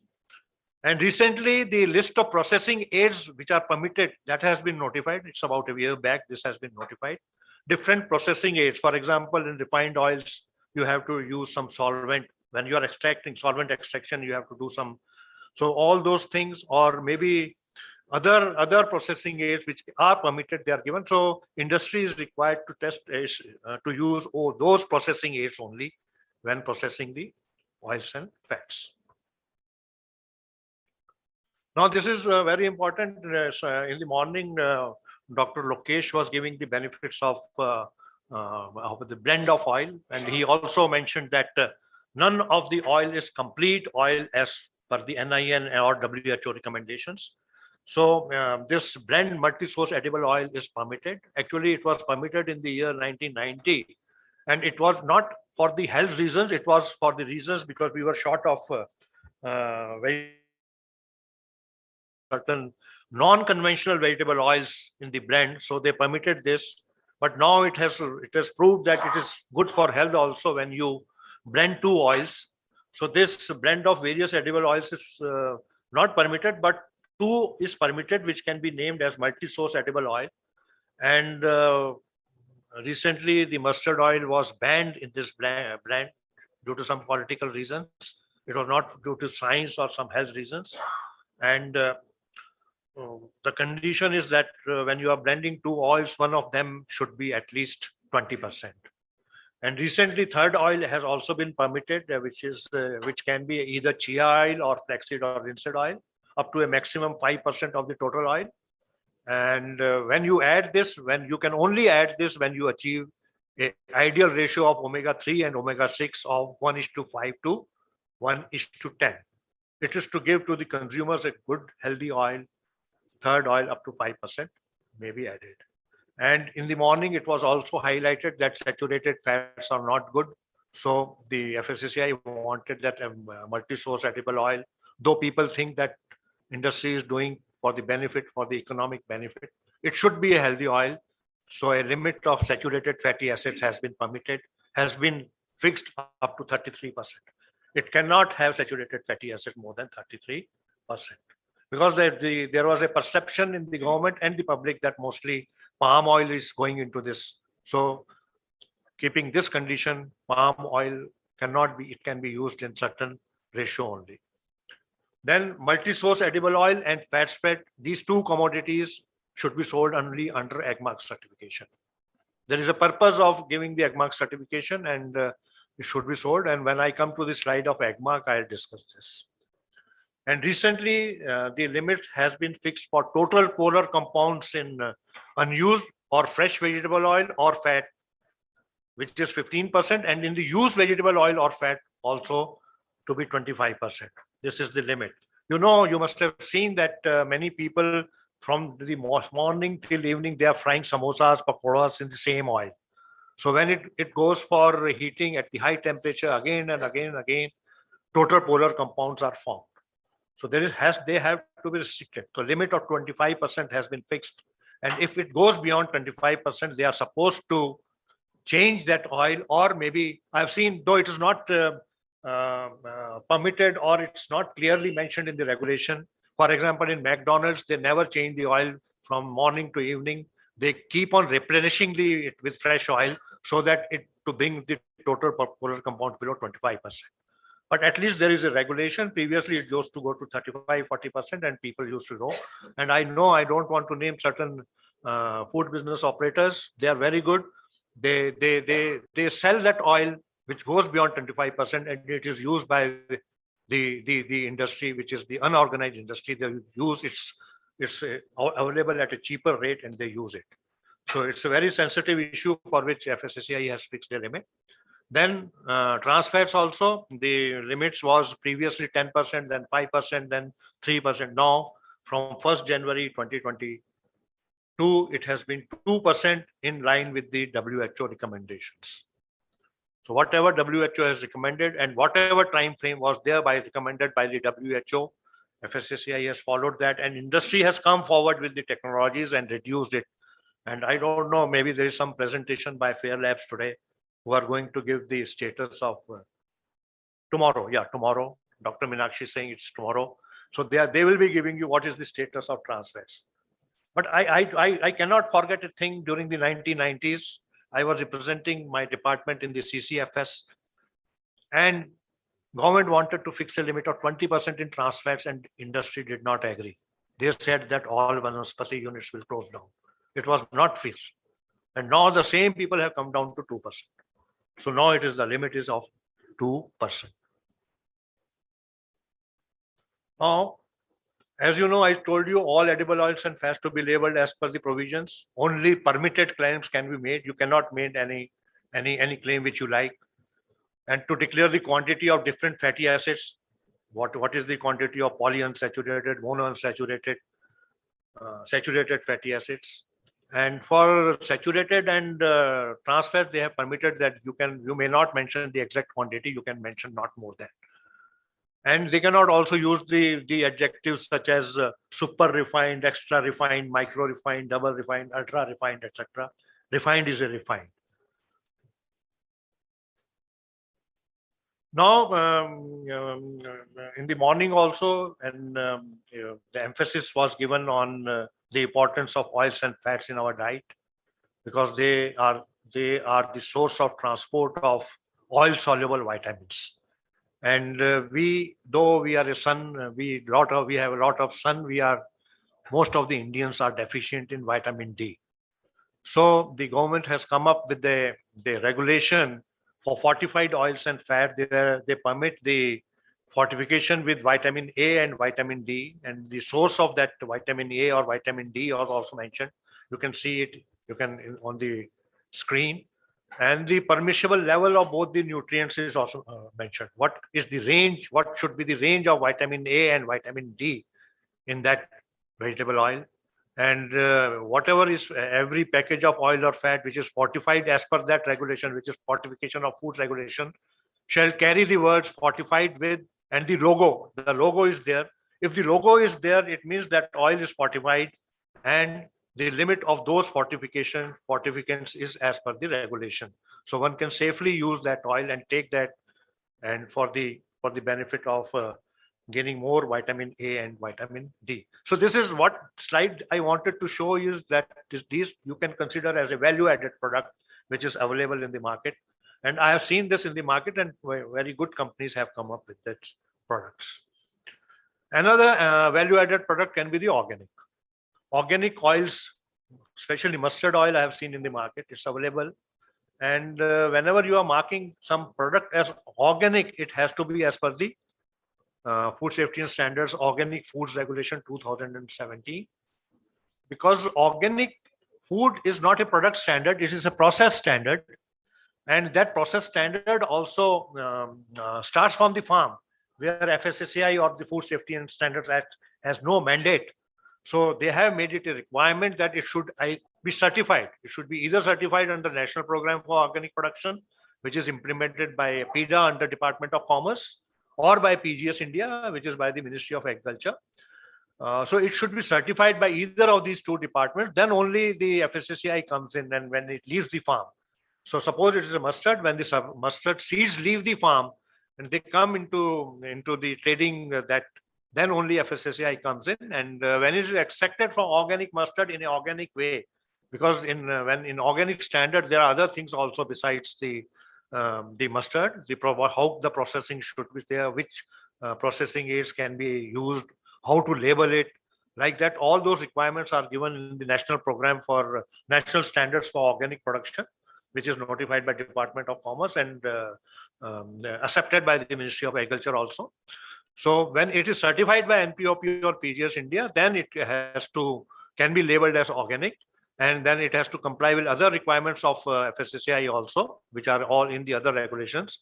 All the requirements are the same as for the conventional, only that the limits of pesticides are 5% of the conventional, and rest other things are as per the conventional. And 5% also is for the environmental contaminants which may come in through air or through water. So even though the pesticides cannot be added in organic, cannot be applied in organic agriculture, those 5% of the conventional, it basically comes down to the minimum 0.01, which is the level of quantification. Now, to each package of organic oils and fats, they should carry a logo, which is the Javik Bharat logo. So whenever you go and buy an organic product, this Javik Bharat logo should be there, then only it is organic. Then laboratory infrastructure is very important. I told you when that regulation, I was discussing very briefly about the regulation. Laboratories having ISO 1725 accreditation from NABL accredited, and they are notified for testing. Around more than 200 laboratories are accredited. Then referral labs, there can be a difference of opinion when the primary lab has tested and someone is not satisfied with those results, the food business operator, he can always ask for a second opinion, and that sample goes to the referral lab. 18 referral labs are notified, and as per the regulation. Then there is a provision for National Reference Laboratory for the purpose of developing methods of testing, validation, proficiency testing, and training. And because we are talking of oils and fats today, so Fair Labs is the only private lab, or the only lab in the private and government sector which has been accredited by FSSAI for oils and fats. And I have seen them. When I was in FSSAI, they had been given the responsibility of developing methods for 3-MCPD and GE, and they have done it. And they recently gave training to the state government analysts in the testing of residues of pesticides. So they are doing the role of national reference laboratory, and there are others also in other fields. Now, provisions relating to import, I told you, as per the WTO requirements, whatever is your domestic standard, the imported things also have to comply to that. It cannot be higher, it cannot be lower. The same treatment has to be given to the imported food. So whatever is imported, whoever food business operator is importing, he should have a central licensing, license from Central Licensing Authority. It cannot be a state license. They have to comply with standards of identity, purity and safety, packaging, labeling, etc. Everything is as per the domestic market. Only thing that some relaxation is given in the labeling. Suppose it is not complying with the domestic requirements of labeling of the FSS regulation, they are allowed to do it in the customs warehouse, where they can do it by affixing one single sticker, non-detachable sticker, and then it can be imported into the country. Then FSSAI has presence in major points in the country, major ports, they have the presence. And slowly and slowly, they are increasing their presence, footprint in all the ports. But wherever they are not available, the custom authorities are responsible for doing it as per the food safety and standards regulations. Now, I told you I have a slide for AgMark also because it's very important. I will just explain. The provisions are Agriculture Produce Grading and Marking Act 1937. So they because even PFA came in 1954. This Food Safety and Standards Act came in 2006. But this act came in 1937, and the government at that time thought of grading and marking. Grading for giving a remunerative price to the farmer as per the quality produced for them, and the system of certification, which came in 1937. So based in these regulations, they have framed the standards of oil seeds, vegetable oils, and oil cakes are framed and they are notified. And these are not only the purity standards, they are the quality standards also. For each and every commodity, for each and every product, they have 2 or 3 grades depending upon the quality. And there is a system of certification, which you can call it as a third-party certification. So food business operators can have their own laboratory or grade to some commercial or state government lab if they cannot afford, and they can do the grading and do the certification. So provisions of this act are voluntary. It's not necessary that if you are mustard oil is AgMark, then it should be AgMark. If it is not mandatory, it is a voluntary. But I have seen most of the mustard oil available in the market is certified under AgMark. However, multi-source edible oil, which is and fat spread, these are made mandatorily by the Food Safety and Standards Regulation. And whatever multi-source edible oil or fat spread is sold in the country, it should be certified under AgMark. And this has been made because all these 2 products are blends of various oils. And AgMark has a system that they start their chemist, which is the approved chemist by the government. He does the grading first he does the analysis of the raw material. He sees to it that the raw material in the same proportion goes into the product, and the product also, final product is also tested. So there is some system of certification or traceability in the AgMark verification. So that's why these 2 products have been made mandatory by the FSSAI. Now coming to the Bureau of Indian Standards, everyone knows that it's a very important department. They are the national standards body. They are the members. They represent India in the ISO, International Organization for Standardization. And as far as oils and fats are concerned, they have different committees. One of them for relating to FAD is oils and fats is FAD 13. And Dr. Mathur is also the chairman of one of the panels of the committee. And they have published specifications for various oils and fatty acids. And they have published methods of sampling and tests for oils and fats. They have published specifications for oils in milling machinery, not only the commodity, but for the milling machinery also. They have also published code of hygienic practices, and provisions of that act are also voluntary. Actually, the BIS Act is so big and so relevant to oils and fat, there can be a separate presentation on this. But I have to try to do injustice with that with having only one slide, but giving you an example. And mostly their test methods are everywhere used. They are also mentioned by FSSAI in different regulations. So it's very important. Provisions of this very act are very important as far as oils and fats are concerned. So thank you very much. Any questions? I am welcome.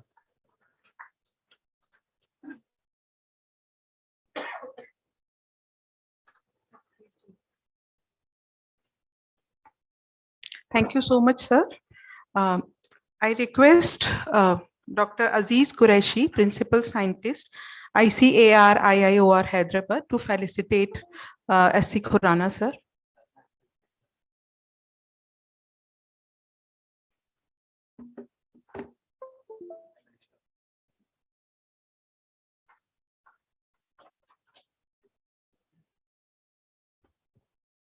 I thank Dr. Khurana for giving his wonderful presentation. It was very eye-opening for us actually regarding the regulations of the oils and allied products, because so many things in depth he has told about food security, food safety standard acts regulations, and around 13 regulations he had dealt in depth. And it was very interesting to see that right from packaging, labeling, and to fortification, that regulations are required. And the most important is the labeling. That is for consumers. We know what is the content, what is the percentage of all the things in the food products it will be displayed, and it's very interesting. And onwards, I think we all will see for Jaivik Bharat logo for organic foods in the markets. Thank you very much, once again.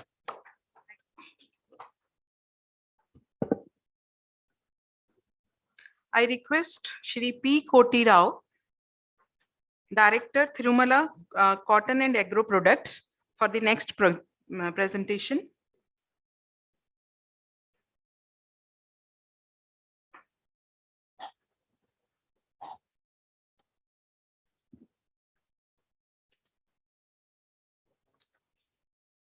Shri P. Koti Rao is holding the position of Director, All India Cotton Seed Crusher Association, Guntur. Sir will be providing us insight on cottonseed oil challenges and option to increase the edible oil availability. We welcome you, sir.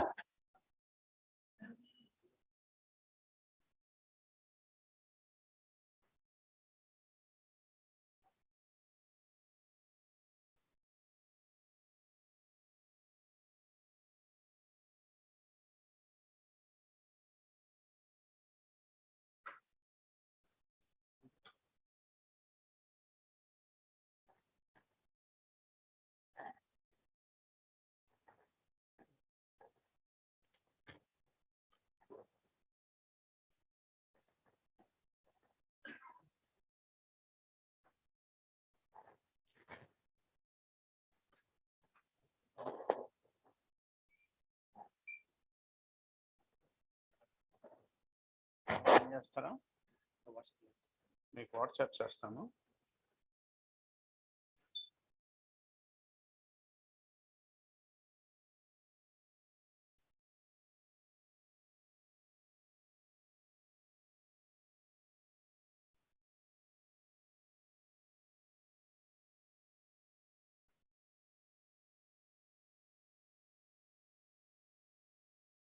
Mail ఉందా?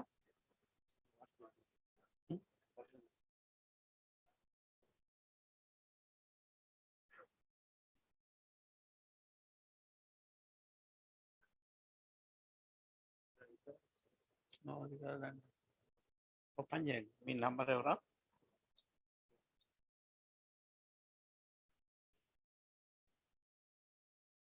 Number అంత add చేయండి.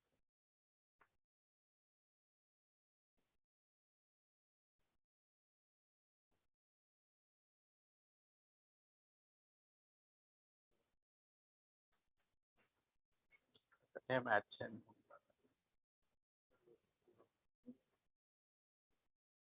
Mail చేస్తాను.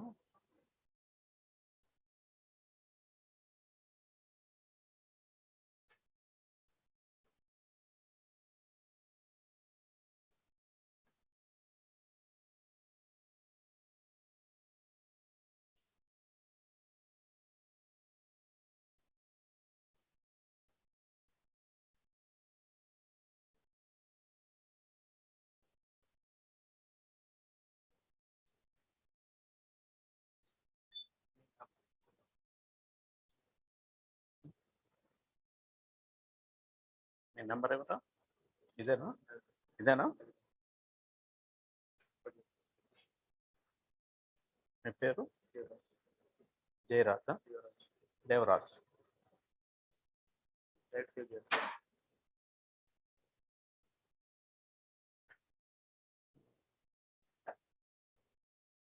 Add contact.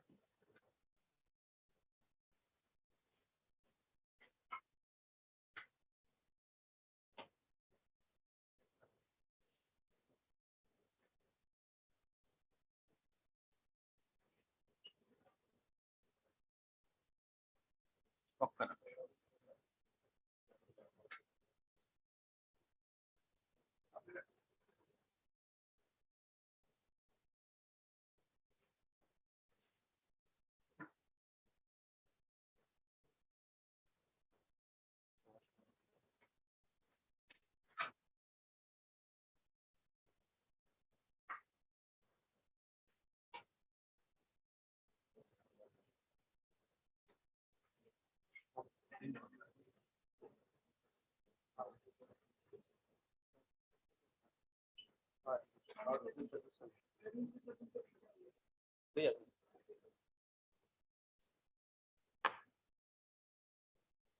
మేలుంటే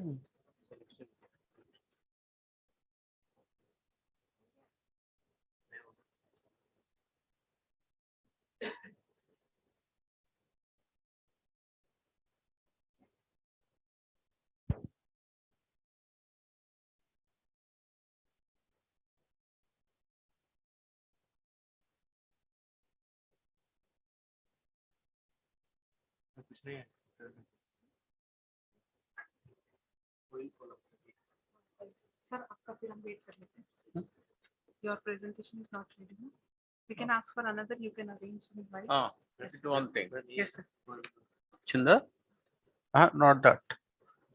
I'll come. Circle next circle. No? Sir, हम Praveen sir का करा हाँ. लेते हैं. So due to some technical issues, we are just holding Dr. Rao's presentation. Now I would request Dr. Praveen Yadav, Head Oil Department, HPTU Kanpur, for the next presentation.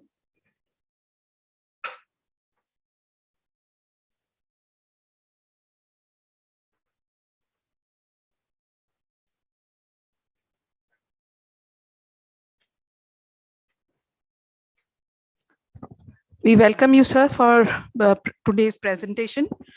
Dr. Praveen Yadav is heading the Department of Oil Technology in HBTU Kanpur. A renowned oil technologist, has over 21 years of experience in academics and research.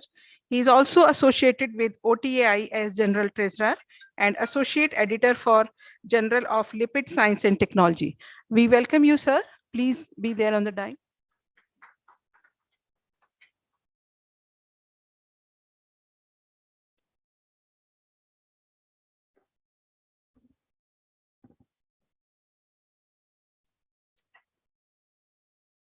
Thank you, Dr. Neelam.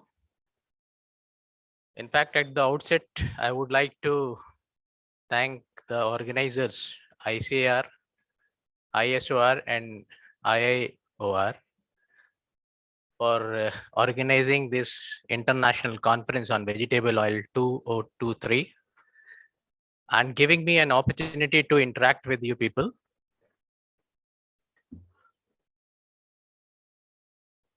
In fact, I'm also thankful to the co-organizers, Fair Labs, who have actually taken this responsibility of bringing the post-harvest technology as well as the pre-harvest technology on the same platform, so that certain deliberations can be made and some methodology can be devised so that we can increase our oil production. In fact, I mean, we had been hearing from yesterday, right from the inaugural session, that our country is importing oil to the tune of rupees 1.5 lakh crore rupees. And in fact, I mean, our country in the year 1986, with the help of technology mission in oil seeds, it could achieve some, it could reduce the difference of the demand and supply and could achieve some self-sufficiency in the edible oil production. But later on, gradually with the time, this gap started increasing and our dependence on the import started increasing. And the possible reasons is very obvious, that the population of India was, I mean, there was more awareness towards the health, as well as the purchasing power of the Indian society was increasing, and as a result, more amount of oil was being required. So under all these circumstances, now it is the responsibility of the technocrats to increase the production of edible oils. And in this, we cannot forget our farmers, who are actually the starting point of production of edible oil seeds. And we should, I mean, again, if we talk about the production of edible oil, then farmer is the starting point, and then later on it is the industrialist who are actually bringing the edible oil in the market. And both are actually, unless and until they are being motivated, they cannot, they'll not be taking any kind of risk. So it is the responsibility of the technocrats to discuss about the technology, latest technologies. In fact, if we talk about the edible oils, and I'll be speaking on palm oil. This is a wonderful oil, and in fact, not only the processing, if we can stress upon the valorization of the palm products. When I say valorization, it is actually the conversion of waste to wealth. If this can be capitalized, then definitely the industries as well as the farmers, they can be motivated to grow more oil palm. And when the acreage of oil palm will be increasing, this particular oil is having a very good yield. So if the acreage of oil palm will be increasing, then definitely we can move towards we can narrow the gap of demand and supply. So today, in fact, I'll be speaking upon the palm oil processing and valorization of palm oil byproducts. And I'm Dr. Praveen Yadav. I'm presently working as the head of the Department of Oil Technology at HVTU Kanpur. This is the wonderful picture of my institution. It is the photograph of the main building. In fact, this institution was established in the year 1921. We have completed 101 years. So before dwelling into the topic, let us try to understand few facts about the edible oil and India. In fact, we know that India is the largest producer of oilseeds in the world. The Indian oil sector occupies an important position in the agricultural economy. And vegetable oil economy of India is the fourth largest after US, China, and Brazil. India is the world's second largest consumer and #1 importer of edible oil. And at present, as I mentioned, that we are heavily dependent upon the import. India meets nearly 55 to 60% of its edible oil demand through imports. And therefore, it is the need of the time that effort should be made to make India Atmanirbhar in the oil production to meet its domestic consumption. And in this import, again, palm oil, if we include crude as well as the refined, it constitutes roughly around 62% of the total edible oil imports. India's edible oil import bill actually rose to 34% to, as I mentioned, in the year 2021-22, the import bill was 1.57 lakh crore rupees. And in this, the maximum share was of palm oil. And India has the potential to, we should understand, we all know also that India has the potential to increase the domestic production of oil resources, which could definitely reduce the import dependence and also benefit the farmers.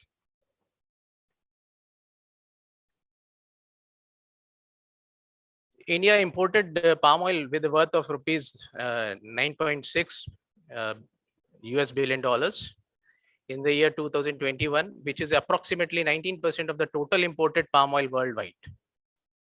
And since 2020, India has marked a rapid rise in the market of oil palm, which is approximately 87%. Oil palm is a very good crop. It yields approximately 4 tons of oil per hectare, as compared to the other edible oil seeds, which are roughly around 1 tons per hectare. And palm oil production grew between 2015 to 2021 at a compound annual growth rate of 6.1. This was the data of Economic Survey report of 2021-22. 12th five-year plan period saw a national mission on oilseeds and oil palm. And this is actually continuing as National Food Security Mission oilseeds and oil palm. A national edible oil mission palm of rupees 11,000 crore was announced last year as a part of Atmanirbhar Bharat Abhiyan. Now, if we talk about the government initiatives, as I mentioned that in the year 1986, Technology Mission on Oilseeds was established, and which actually brought some yellow revolution. And at that time, it was able to produce 9 million tons of oilseeds. This has grown up to 36.5 million tons in 2020-21.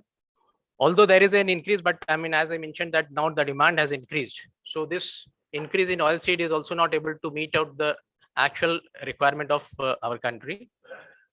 The government of India launched National Mission on Edible Oil Palm as a central sponsored scheme. Around 2.8 million hectares of the land have been assessed to be fit for oil palm cultivation by the Reassessment Committee of the Indian Council for Agricultural Research, Indian Institute of Oil Palm Research. And it is proposed to have an additional 6.5 lakh hectares of palm oil by 2025-26.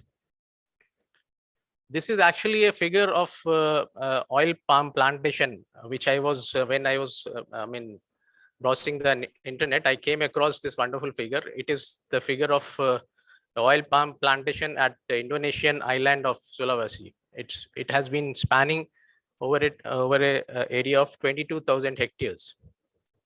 Something of this kind is actually required in our country also. This is the photograph of oil palm. Then we can see the oil palm bunches, and the fruit is actually, I mean, this is having two parts.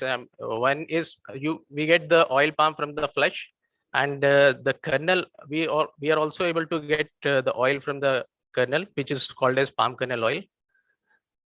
And if we see the fatty acid composition, then I mean, it is, we can see that the saturated and the unsaturated portion of palm oil, it is 50-50%. And if we talk about the palm kernel oil, then it is dominated by the saturated fatty acids. Now, if we look into the global scenario of palm oil production, we are all aware that in fact Indonesia is dominating in oil production. And if we talk about combinedly Indonesia and Malaysia, then they are covering approximately 84% of the market share in oil palm production. Now in India also, 19 states have been identified for oil palm production. And we can see that the Telangana and Andhra Pradesh, they are able to produce reasonably good amount of oil palm. So now if we talk about the extraction of the oil, the extraction of the oil, it comprises of threshing. There is a step of threshing, then sterilization, then fruit digestion and pulp pressing. In fact, the fruit which comes, it has to be threshed so that, I mean, the fruits are being separated from the fruit bunch, and then sterilization is required to be done in order to avoid the splitting of this palm oil. And then later on, digestion is required for loosening up the oil present in the palm fruit. And then after pressing, we are able to get the crude palm oil. This is a flowchart of a palm oil refinery. In fact, the crude palm oil is being received, and then after the quality check, it is being sent to the degumming section, which is then followed by the bleaching section. Later on, I mean, after filtration, it is being sent to the deodorization section. And after deodorization section, we are having a fractionation, from where we are getting the palm stearin and palm oil fractions. In fact, I mean, when we talk about the refining can be done either by chemical process or the physical process. In chemical process, after degumming, we will be using a chemical method, or alkali neutralization for removal of the free fatty acids, and then bleaching, and after that it is deodorization. Whereas, I mean, if we talk about the physical refining, here the acid neutralization step is being avoided, and this physical refining is preferred over the chemical refinery. The possible reason is that, I mean, If it is a chemical refining, then the oil losses is considered to be more if the free fatty acid content of the oil is higher. So this is a flowchart of a typical palm refinery process. We can see that the oil passes through the strainers where the removal of any foreign material is being taken care of. It is then being sent to the then phosphoric acid is being added in order to remove the gums, and then the oil is being passed through a plate heat exchanger where the heat is economized and the temperature of the inlet oil is being increased. This is being sent to the slurry mixing tank where the slurry is being prepared, and this is then being transferred to the bleacher where the temperature of 120 degrees Celsius is being maintained. And then the output of this oil is again passed through the pressure relief filter and is being passed to the polish. Then it is being taken up to the deodorization section. After deodorization, the oil has to be, the fractionation has to be done where the saturated and unsaturated portions are being removed. In fact, it is being passed to the mobilizer where the temperature of the oil is being reduced with the help of water at 30 degrees Celsius. And when the temperature of the water, temperature of the oil, it reaches 35 degrees Celsius, then the VAM chiller water, which is being maintained at 8 degrees Celsius, that is being passed, which actually reduces the temperature of the oil to 18 degrees Celsius, which helps in the formation of the crystals. This is in fact the mechanism of degumming. And then, what I told, this is the phosphoric retention tank. Agitator is being used at a RPM of 50 to 60, at a RPM of 50 to 60, and a retention time of 20 to 25 minutes is required for the gum separation. This is the plate heat exchanger. As I mentioned that the exchange of heat takes place between the inlet and outlet of the oils where the heat is actually economized. The inlet of the oil is being heated, and when the temperature of 110 is approximately maintained, it is being sent to the bleaching section. This is the slurry mixing tank. In this, the neutral earth dosage is generally kept up to 9 kg per ton, and a temperature of 70 degrees Celsius is being maintained. And low pressure steam is being provided for creating a well mixed slurry. This is the bleaching section in which temperature of 110 to 120 degrees Celsius is being maintained at a low pressure. And in fact, this is a drawback of this particular system, this process, that the very important beta carotenes are being reduced at this place. This is a polish filter, as I mentioned. The pore size of the polish filter is 10 microns. Now, the deodorization, as I mentioned that in this physical refining, the removal of fatty acid is not being done with the help of alkali refining. It is the deodorization section which actually takes care of the free fatty acids present in the oil. It is actually it is a simple distillation process in which the volatile components are being separated from the oil, and the temperature of the deodorization is actually maintained at 240 to 260 degrees Celsius at a vacuum of 2 to 8 milligrams of He.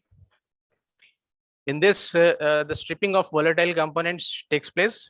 The volatile components may be free fatty acids, it can be tocopherols, it can be sterols, and other odoriferous compounds. Now, very important thing is that along with the volatile odoriferous compounds, some very important bioactive components, they are also removed, and they are actually collected as the deodorizer distillates. So deodorizer distillate is again becoming very important component which has to be taken care of, because it is actually containing very important bioactives, and the unsaponified portion of the deodorizer distillate, it actually contains the valuable components such as tocopherols, sterols, squalene, and when the saponified portion, it contains the free fatty acids and the acyl glycerols. Tocopherols are fat soluble vitamins which are nutritionally very important components and exhibit high antioxidant activity. And in this also alpha tocopherols have the highest vitamin E content, which are actually very useful for preventing cardiovascular diseases, fighting cancer and other inflammatory diseases. So this is, as I mentioned that the palm oil, it is having 50% of saturated and 50% unsaturated. So this has to the saturated and unsaturated, as I mentioned, those portions will be removed. It will be passed through a plate heat exchanger where the temperature of the oil is being reduced to about 65 degrees Celsius, and then to the mobilizer where water at 30 degrees Celsius, and then the VAM chiller water of 8 degrees Celsius is being used, where the crystals of stearine is being developed. And then it is being passed through a filter press where olein is being squeezed out. And sometimes core blowing is also required. Actually, core blowing of is in this air is being blown to clear sometimes the olein line that gets choked up with the crystals of stearine. So air has to be blown. And similarly, some olein washing is also being done, in which olein at about 60 degrees Celsius is being passed once again to remove the choking of the filter press. And this olein washing is to be done, it is generally done every 24 hours.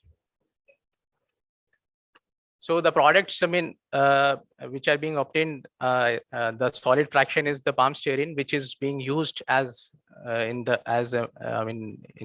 preparation of margarine, spreads, baking, confectionaries, and frozen desserts.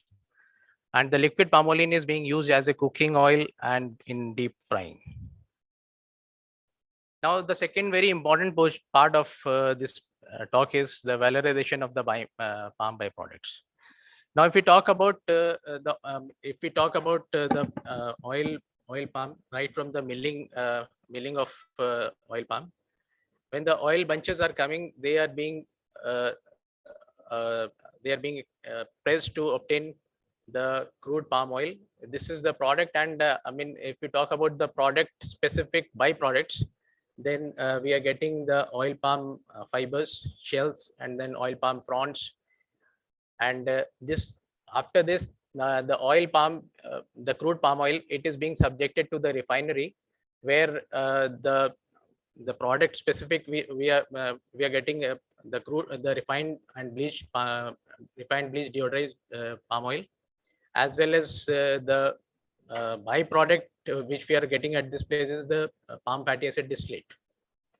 So whether it is the product specific byproduct or process specific byproduct, all of these are having very important bioactives, which are actually to be required to be extracted. And this is what I'm trying to mention, that valorization means it is the conversion of waste to wealth. So valorization of palm byproduct increases the business opportunities for stakeholders. The approach also paves the way for structuring an eco-efficient industry for recognizing the importance of sustainable development for continued growth and competence. Byproduct of palm oil milling and refining contains bioactives. This was, I was mentioning about, we are able to get the palm fruit bunches. And from here, the byproduct, we are getting aqueous byproduct. And the product that we are getting is the crude palm oil. This crude palm oil, then, the byproduct, when we are refining it, we are getting a byproduct of palm fatty acid distillate, and the product is refined palm oil. So palm oil industry, it is actually a source of functional components. Various byproducts are generated during the extraction of crude palm oil and refining of palm oil. Palm oil milling process gives rise to both solid and aqueous byproducts, while palm fatty acid distillate is produced during the refining process. Crude palm oil has high content of carotenoids, tocopherols, and tocotrienols, and a significant content of phytosterols. During the processing steps at mills and refineries, these bioactives or functional components invariably partition into the byproduct So extraction of functional components from the product and byproduct of palm oil industry has huge potential to be used as for incorporation into nutraceuticals, functional foods, dietary supplements, and cosmeceuticals. So palm-derived functional components are, among this, the prominent one are the carotenes and tocols. Tocols, when I'm saying tocols, I mean it is 30%. It contains 30% of tocopherols and about 70% of tocotrenols. And along with tocols, sterols is also there, and squalene is also there. Many of these functional components are lost during the refining as carotenoids are thermally degraded, and about 30% of vitamin E is condensed in the palm fatty acid distillate.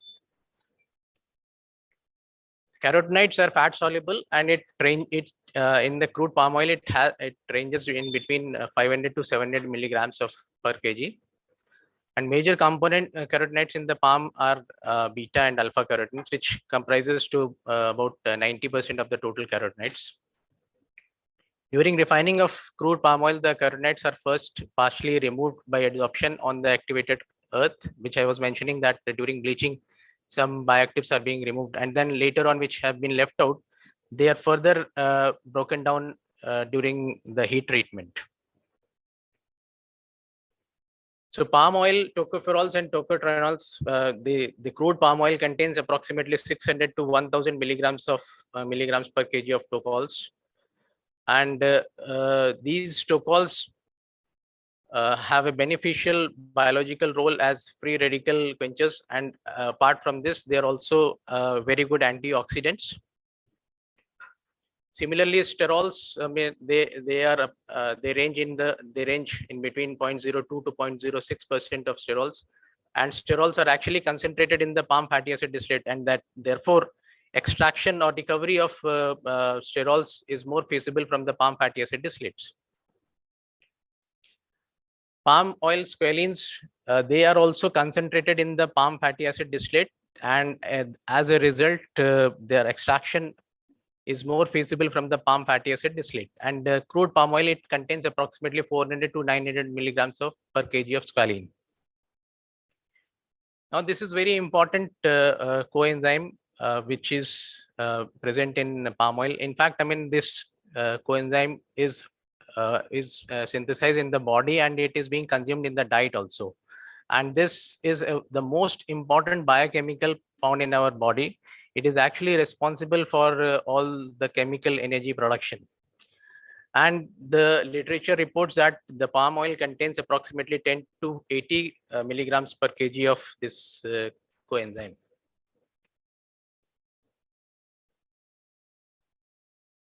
So I can skip this. In fact, I have already informed that these are the byproducts. These are the solid byproducts which are being obtained.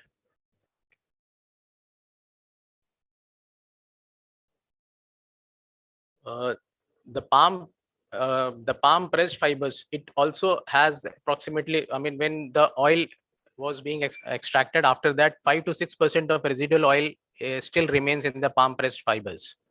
And these oils, they contain carotenoids.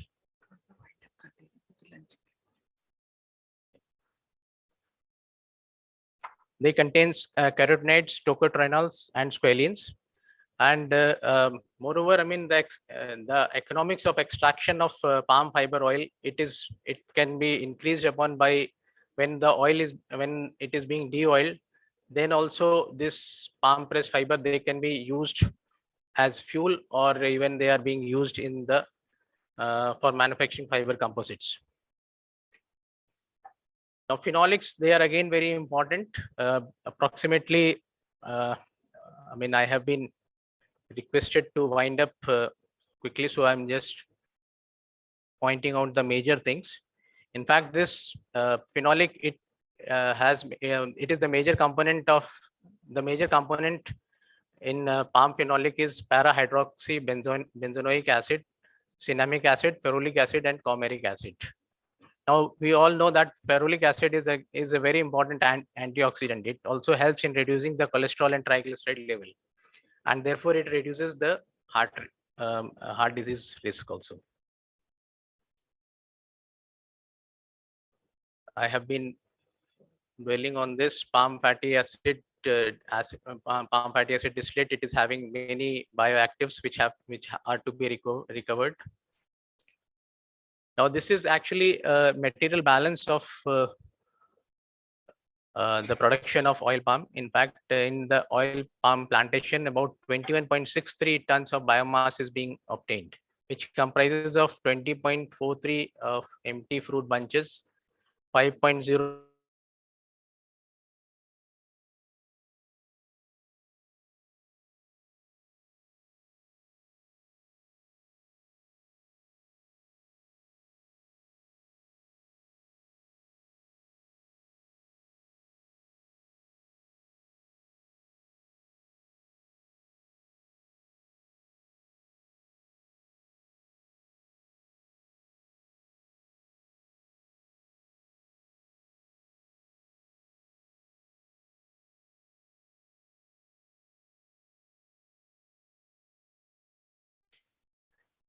extraction of the phytochemicals from the oil can be obtained with the help of solvent extraction or supercritical extraction, and even low pressure extraction can also be helpful. And after that, the analysis can be done with the help of the instruments like HPLC, GCFI, DGCMS, or LCMS. Now again, that was there are some more important things which we should talk about. That is, the valorization of palm byproducts can be done by slow pyrolysis of palm kernel shells and empty fruit bunches. They can be converted into biochars, and carbon based nanomaterials can also be synthesized. Then these can be used in the production of adhesive for plywoods. And in fact, a huge amount of palm oil effluent is being obtained, which can be converted into food grade yeast biomass, which will be useful in bakery industries. So biochar is actually, it is a stable form of carbon that can last for thousands of years in a soil. It is produced for the purpose of addition of the soil as a means of sequestration of carbon and improving the soil quality. Now, with the help of the byproducts of palm, biochar can be produced, and with the kind of chemical and physical properties that biochar has, it can ameliorate the properties of soil as well as help in the remediation of environment. Now, these are the carbon-based nanomaterials which can be synthesized from the palm byproduct. Graphene can be synthesized, carbon nanomaterials can be formed, epoxy composites can be formed, porous carbon nanoparticles, graphene oxides, and carbon-filled epoxy nanocomposites can be produced with the help of the palm byproducts. In fact, there are different methods which are being developed by the researchers, like vapor deposition, pyrolysis, hydrolysis, chemical composition changes, high energy ball mills solutions, which are used for the conversion of palm byproducts into carbon-based nanomaterials. Again, I have tried to just note on few starting materials, and then the carbon nanomaterial which is being produced, and then what is the application. The oil palm fiber, it can be used for the production of graphene, and this graphene is a promising material in optoelectronic devices.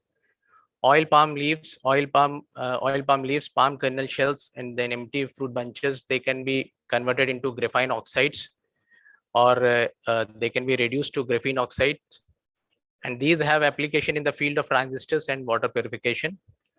Then oil palm empty fruit bunches, they can be converted into cellulose nanocrystals, which have an application as membrane fibers and in textiles. Then oil palm ash, it can be converted into nanostructured materials, which has a wide application in drug delivery. Oil palm shells, they can be converted into defatted oil palm shells, nanoparticles, which are being used as fillers in biocomposites. Again, this is the same thing. So as I mentioned that the palm kernel cake, they can be used as bioadhesive of plywoods. In fact, I mean, normally the adhesives, they are having a problem of urea-formaldehyde resins, but this problem can be tackled with the help of palm kernel cake for producing the bioadhesive for plywood. It is actually free from UF resins. It can be used for production of manufacturing laminated beams, plywoods, particle boards. And this was the palm oil effluent. As I mean, we all know that approximately 33% of total vegetable oil, worldwide palm oil is being produced, approximately 33%. And therefore, a huge amount of palm oil effluent is being liberated. And this cannot be simply let down into the streams of rivers. So they can be converted into yeast biomass, and this yeast biomass has its application in as a wine yeast starters. It has application in bakery yeast, and it is also having a nutrition. It also acts as a nutritional yeast. So I mean, if you want to conclude, then with the Indian government initiatives, the production of crude palm oil is expected to increase in the coming years. Functional food market and cosmetic industries will create many opportunities for the palm oil industry. And valorization will simultaneously address both environmental and economic issues common to all agro-based industries. Minimizing waste and maximizing products are obvious steps in the valorization. And all oil palm can surely play a vital role in making India reach closer to its goal, becoming Atmanirbhar in edible oil. So these are the references, and these are the students who have helped me in making this presentation. Thank you very much for your patient hearing.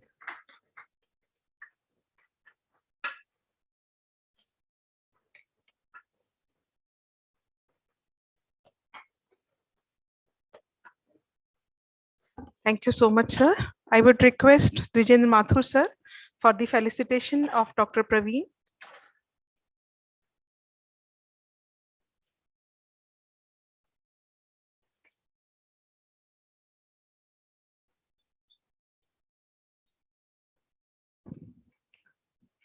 It was a very insightful presentation on oil palm. After this, we will proceed for the lunch, and we will assemble here after 2:30 or so.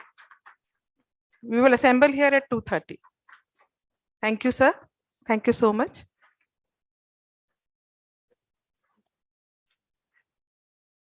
Thank you.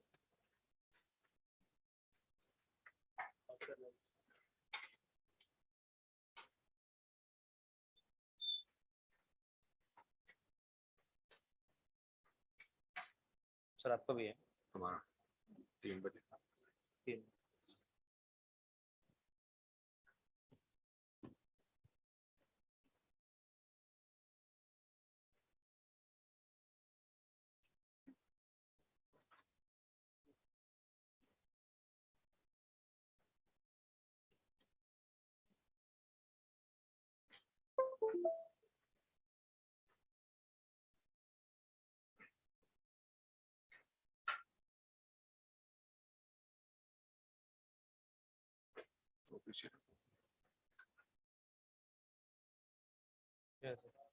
OPCW के नाम से आएगा ना pen drive.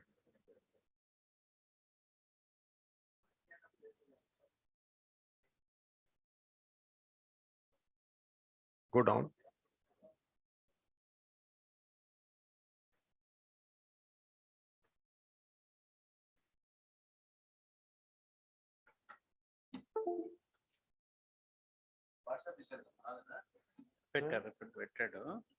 हाँ अच्छा है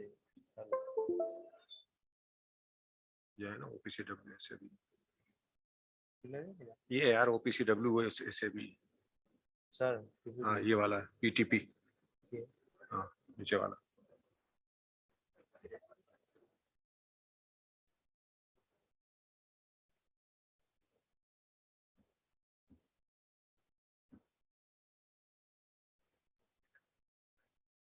उसके आगे SKR कर दो वरना फिर वो कंफ्यूजन नहीं.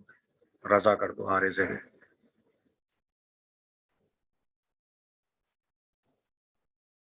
तू हटा दो ना. Raza, RAZA. डॉक्टर ठीक है डॉक्टर लग रहा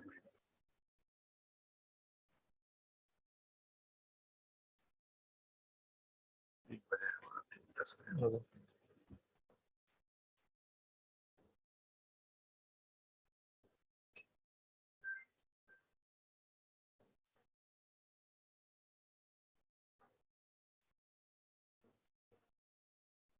आप हो गए निकाल दो उसको। Thank you. ओपन करिए इसमें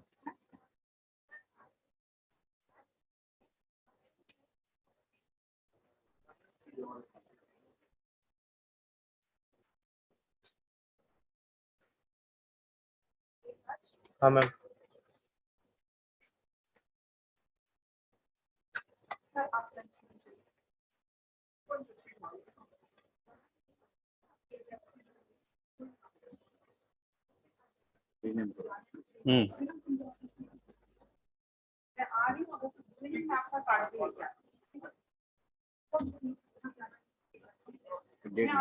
रेडी सर ये सबका है कोड सर आप लंच कर लीजिए ఎక్కడ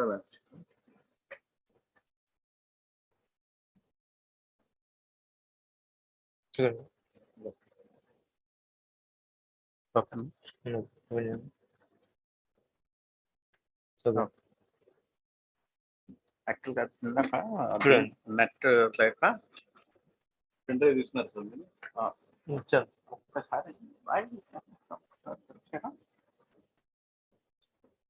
अरे वे ना फाइल आगे सर का आ गया एक कोड रहा सर का और एक ठीक है जरा बोलिए ठीक है सुनो जो हमारे डॉक्टर वाईपी सिंह सर आए थे ना वाईपीसी सर ये वाईपीसी हाँ ये और एक वाईपी सिंह सर और एक खुराना सर हाँ दोनों हाँ दोनों मुझे व्हाट्सएप पे या मेल कर दो अभी अभी आ रही हूँ आगे तुम चलो आ रही हूँ ठीक है ठीक है व्हाट्सएप नहीं मेल का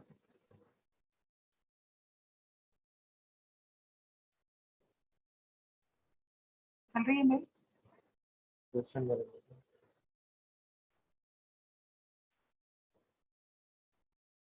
हमको भी तो लंच करना है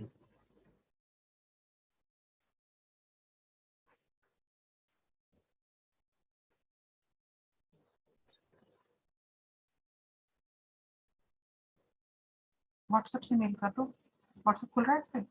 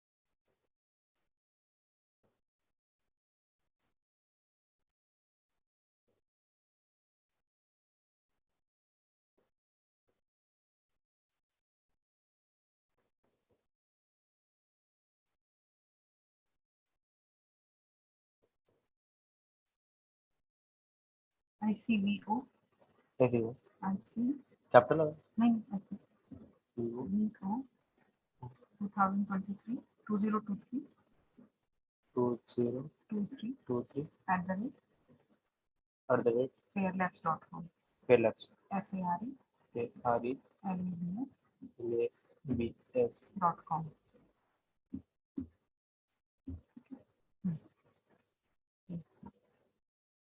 अटैच करो ये मैम हाँ दिस वन इसके पास हाँ कहाँ पे था वो प्रेजेंटेशन डाउनलोड पे है कहाँ रखा है तुमने प्रोडक्ट भी है डेस्कटॉप पे है डेस्कटॉप ये हाँ इसको खोलो हाँ अब इसमें खुराना सर का और उनका डाल दो दोनों का। सेलेक्ट कर लिया दोनों का। YPC ये किसका था नीचे वाला? खुराना सर का तो नहीं है ना ये में हाँ डॉक्टर खुराना ये है आपने लिखा था। ये डालिए ये वाला डालिए। रुको मैं डाल छोड़ो। ओके नीचे करिए। आप एक सेकंड छोड़ दीजिए मैं करती हूँ। हाँ एक साथ तीनों नहीं हो पाएंगे। तीन है दोनों दोनों हो गया। चलो इसको वो करना पड़ेगा। अटैच कहाँ से होगा फिर ये?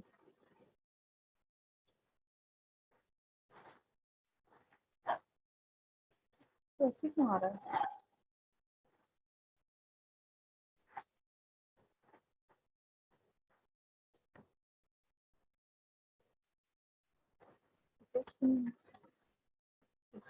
करो इसको। शेयर करेंगे शेयर।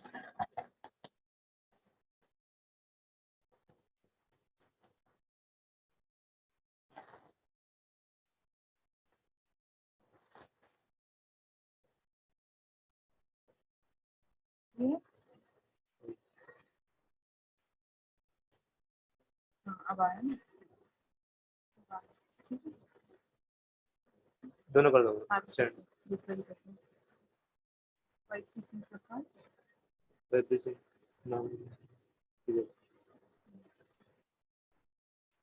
कॉटन सीड वाला का है लास्ट पर किसका है ये? YPC सर का ना।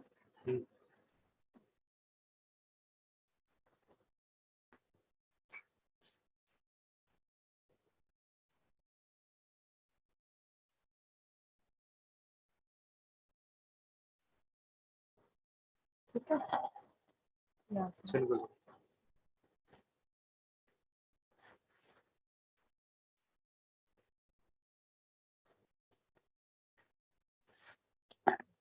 बंद कर वो दो। चेक कर लो आएगी नहीं नहीं मैं अपने में देख लूंगी।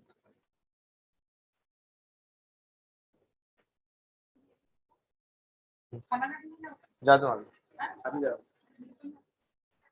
कोई भी नहीं ले कोई भी नहीं ले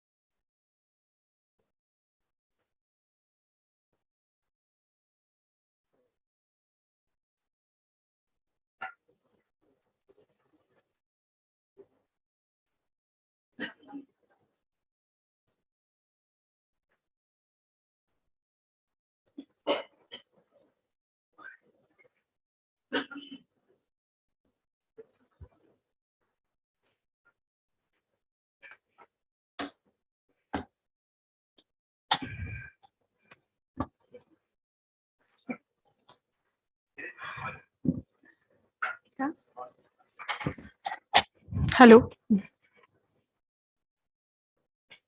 So a very good afternoon to all present here. Now we resume the session with the presentation of Mr. P. Koti Rao, Director, Thirumala Cotton and Agro Products Limited. Sir is also the Director of All India Cotton Seed Crusher Association. Sir, we welcome you for the presentation. Please be on the podium.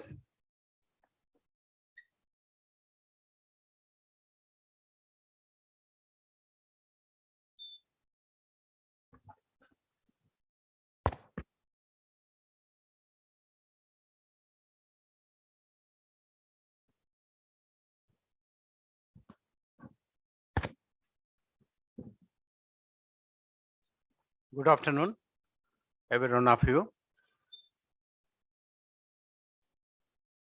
It is happy to see you all. Cotton, everybody knows that it is grown for cloth. In fact, from millions of years, cotton has been felt so. If you look at it closely, in the cotton, fiber is only 33%. Remaining 67% is cotton seed, in which 16 to 18% oil is available. Sometimes, depending on the conditions prevailed, there are cases where 19-20% of oil is also there. Now, let us see how the cotton seed can add the oil ecosystem in India.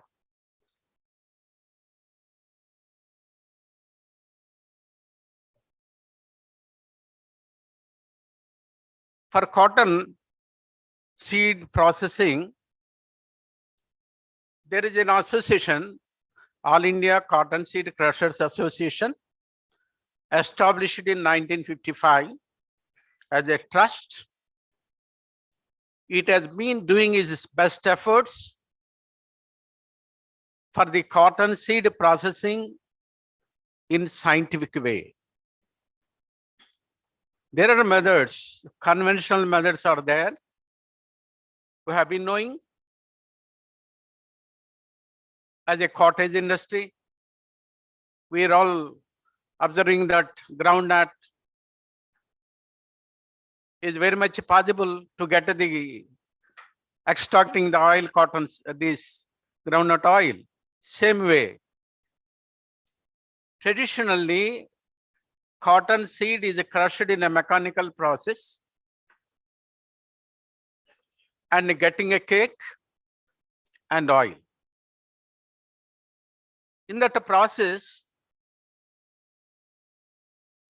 oil would remain in the cake. If you see about 18% of the oil in the seed, in the traditional process, you are able to extract only 10 to 11%. Remaining all 6 to 7, 8% would go into the cake. That's what we call is a cotton cake. Also called as undecorticated cake. Our farmers are very much habituated to feed the cotton cake and they feel happy by seeing the cattle look good, but not in terms of milk. Cattle requires protein food,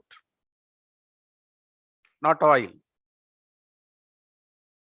Therefore, ICOSCA took initiative, lot of efforts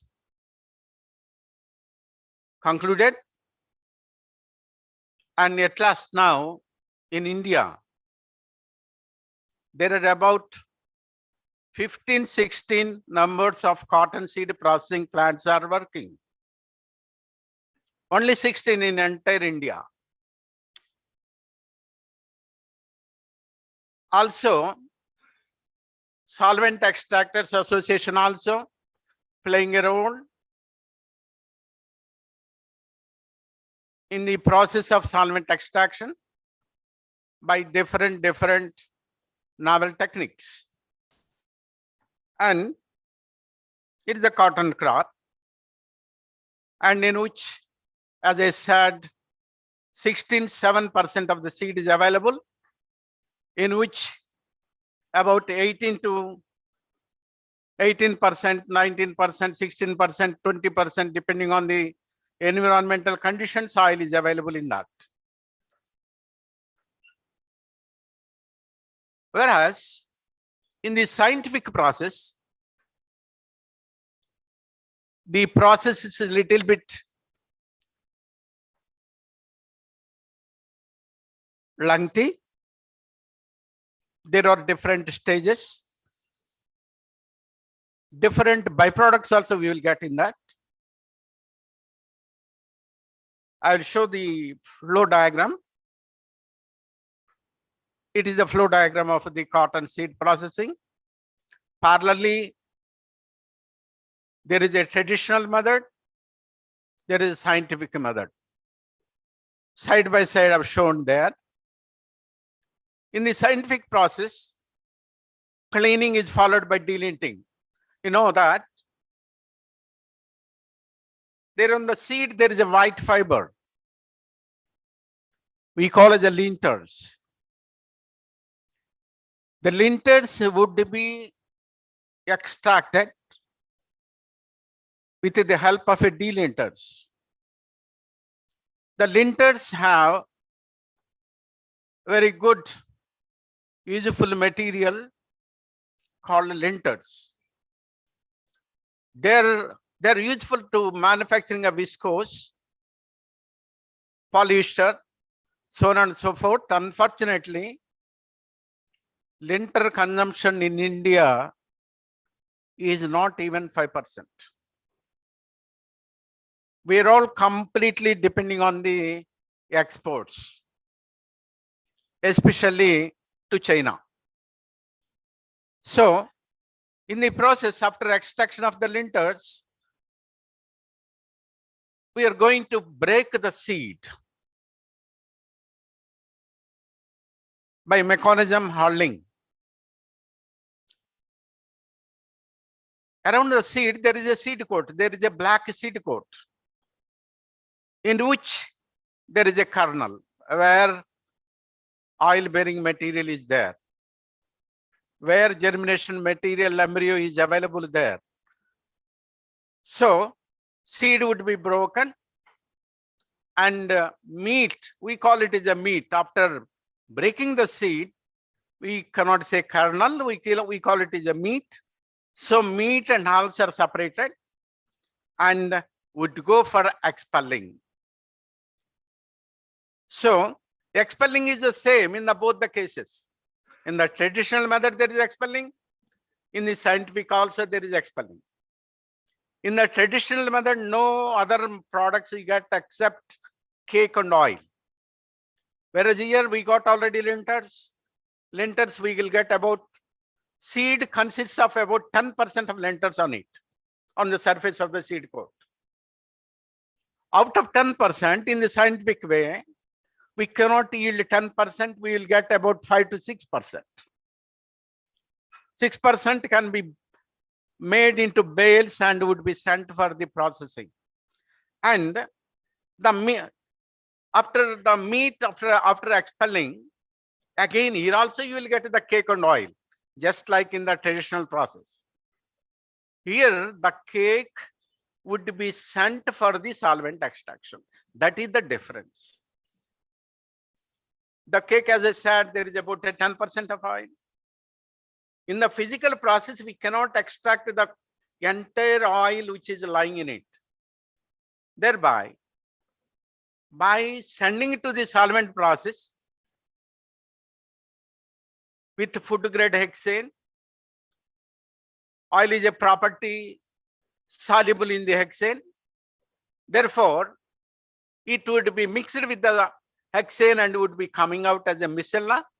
And because of the difference of the boiling, this temperature difference between the hexane and oil would remain and hexane would be, vapors would be coming out and they would be condensated and they would be taking it back. It is a different way.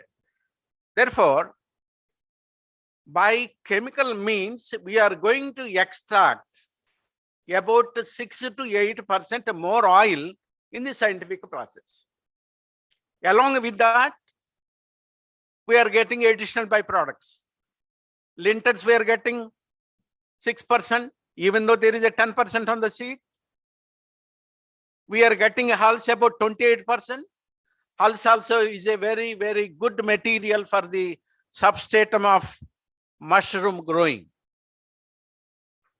South Korea, they are getting much hulls from India. It is the best bed material for mushroom grown. Therefore, we are getting hulls, we are getting a lint, we are getting a cake after oil. After cake, with the cake is not a cake, it is a de-oiled cake.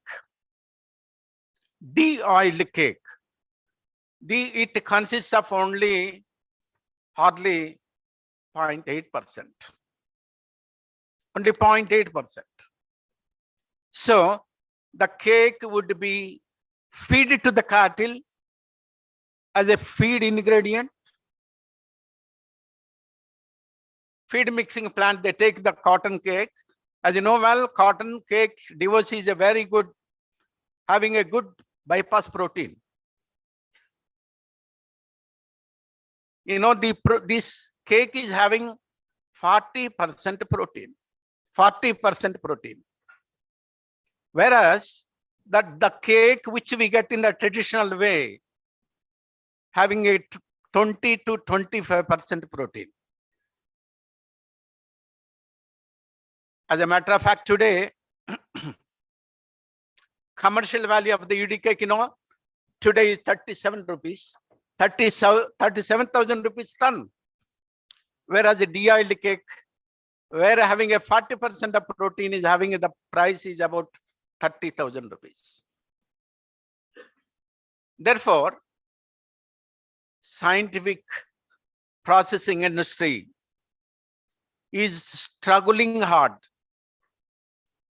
unable to compete with the traditional processors.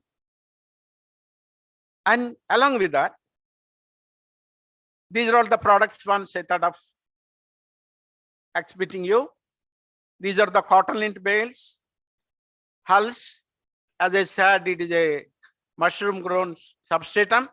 No doubt, the hulls also useful as a cattle feed, as a bulk material, they can make it, and it is a refined oil. And now,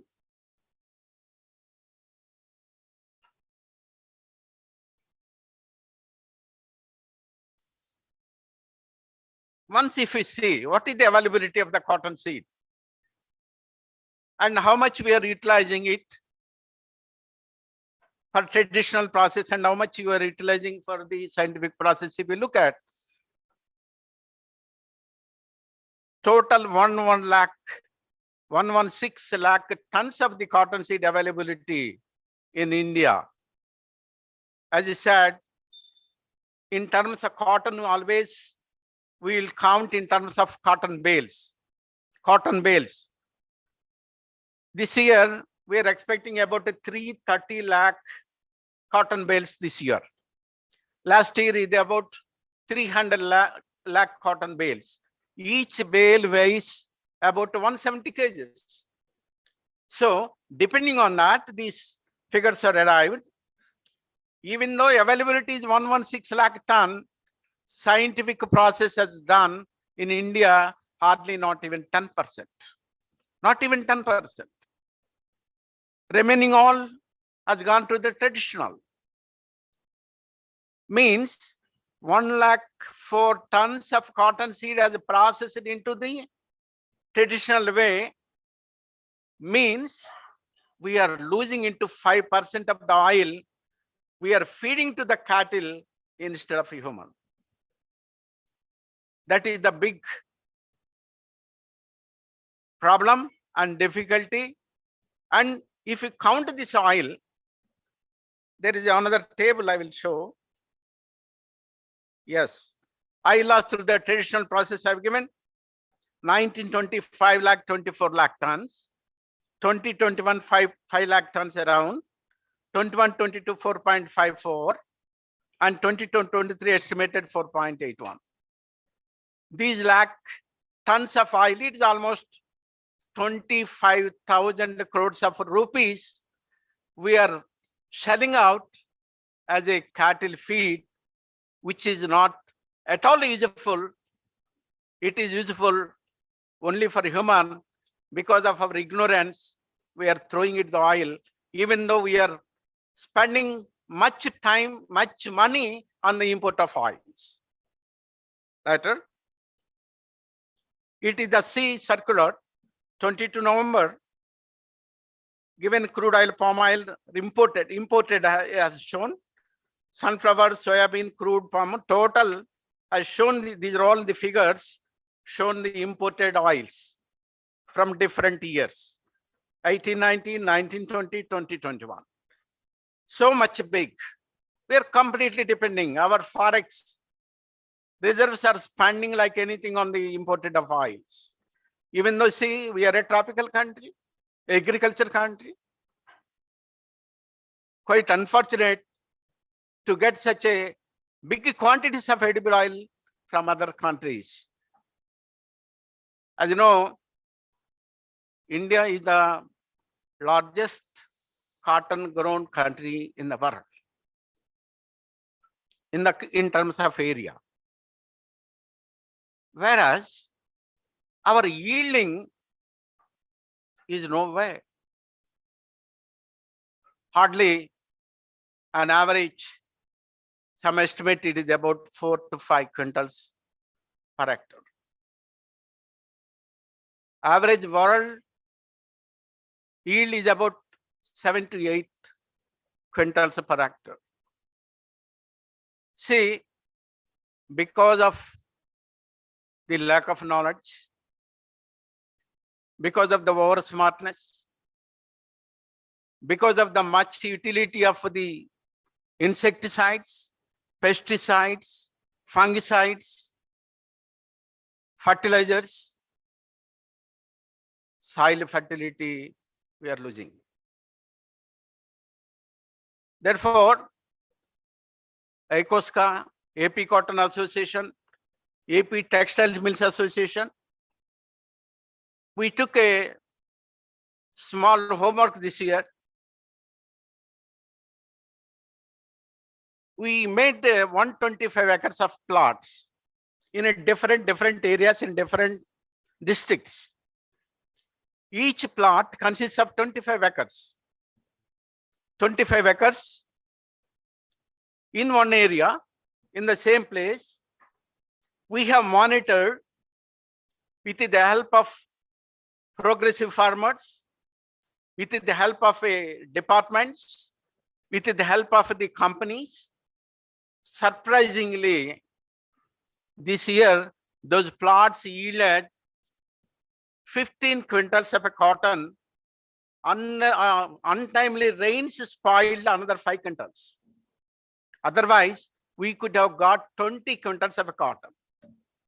There is a potential, but things to be monitored, things to be enlightened, and government, instead of giving what they are giving, MSP they are giving. Because of the MSP, there is a big problem on the other side. we are becoming uncompetitive in the global. Last year, what has happened? Our cotton our cotton yielding has gone down like anything. Cotton value as a candy, they call it. It is supposed to be 60,000 rupees. Last year, it has gone to 1,12,000 rupees. 1,12,000 rupees. And now, today, markets are global. Therefore, by increasing the MSP, we cannot make the farmer happy. Farmer would be happy to get more yield. If he gets a more yield, he would be happy even though he sells about 6,000. If he get a 20 quintals of a cotton, if he sells 6,000, he would be getting 1,20,000. If he get a 5 quintals of a cotton, even 10,000 rupees it is a price, it is not workable. It is not workable. Therefore, these are the things to be, make it a point. ICR, I thought of convey, to be taken to the agriculture department. And further, how to improve, whatever the availability of the seed, how to improve. First of all, we are getting a seed contamination is a big problem in India. Okay, seed contamination is a big problem in India. Our process, we are carrying out in Andhra Pradesh, Telangana, it is not there. In Andhra Pradesh, there is a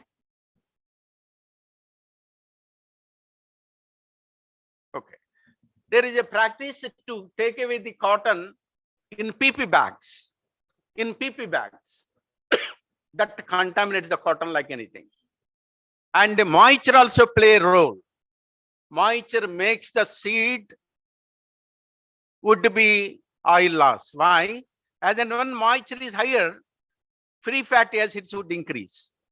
If free fatty acids are increasing, instead of getting oil, we are losing in the form of soap. Therefore, moisture content also to be maintained properly. And as I said, pesticides, insecticides to be very much regulated, fertilizers also to be regulated. And why scientific processing is not successful? One among the reason is it is a costly project, is a costly. Almost it is costing about 40-50 lakhs of rupees. It is not workable. And demand of UD cake leads to the loss of oil.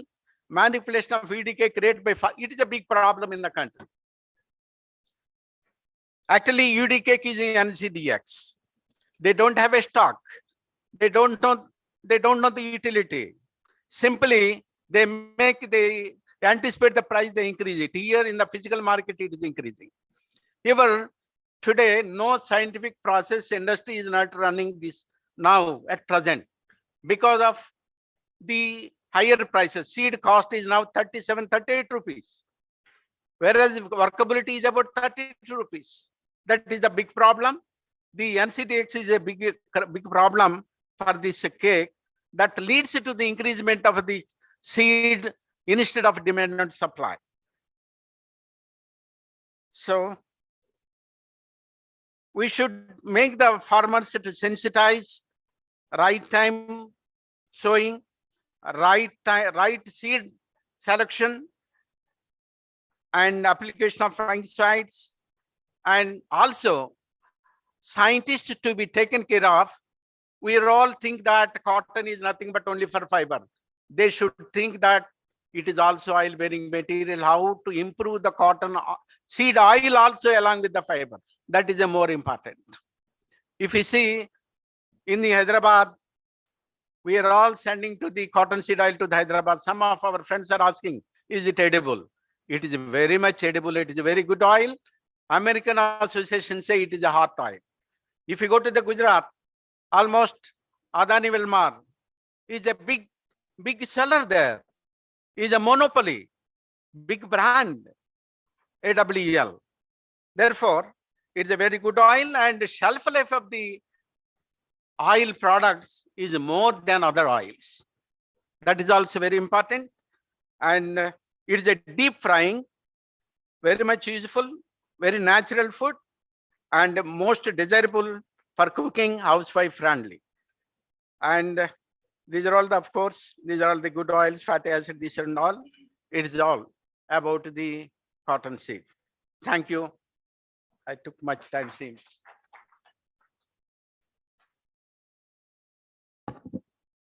Thank you so much, sir. I request CS Joshi, sir, to be on the stage to felicitate Koti Rao, sir.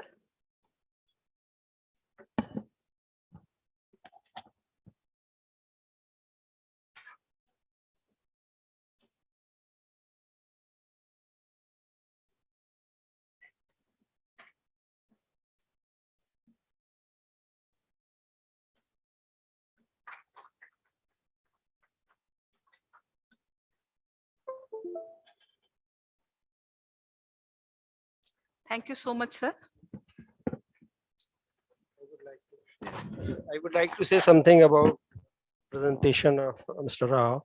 So indeed, whatever point he has raised, that if we use the modern methods of extraction of cottonseed oil by adopting the improved method, extra 5 lakh ton of edible oil will be available. And of course, this will be a great achievement for a country where we are importing 1.5 crore tons of oils every year. And productivity is also very important in this aspect. If we achieve somehow the global level, so again, this will be further more oil will be available. And cotton seed should not be seen only for fiber. The more important part, oil is there.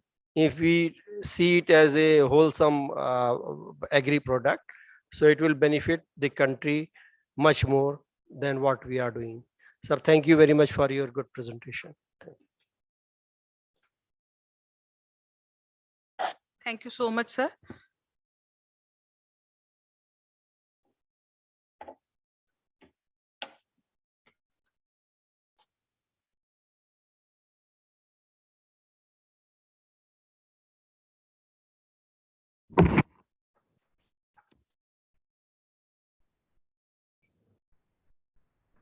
Welcome our next speaker, Mr. R.K. Prasad from Alpha Level India Private Limited.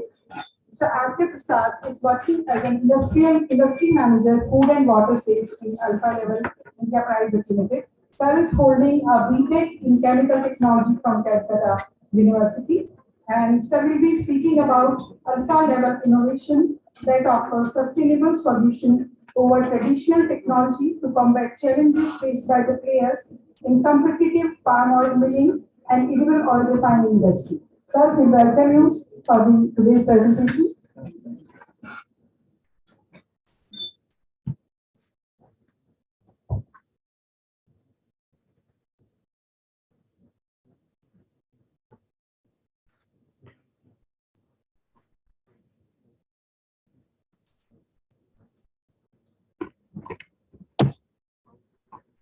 Good afternoon. Thank you. First of all, I say thank you from Alpha Level giving this platform to our and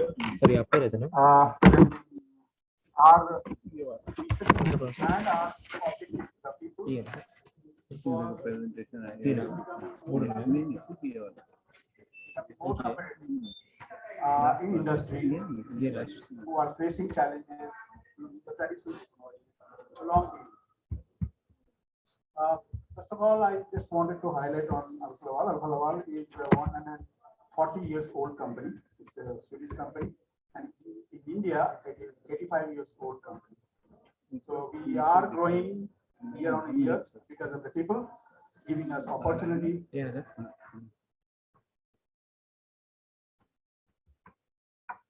So this is a brief about our components separation.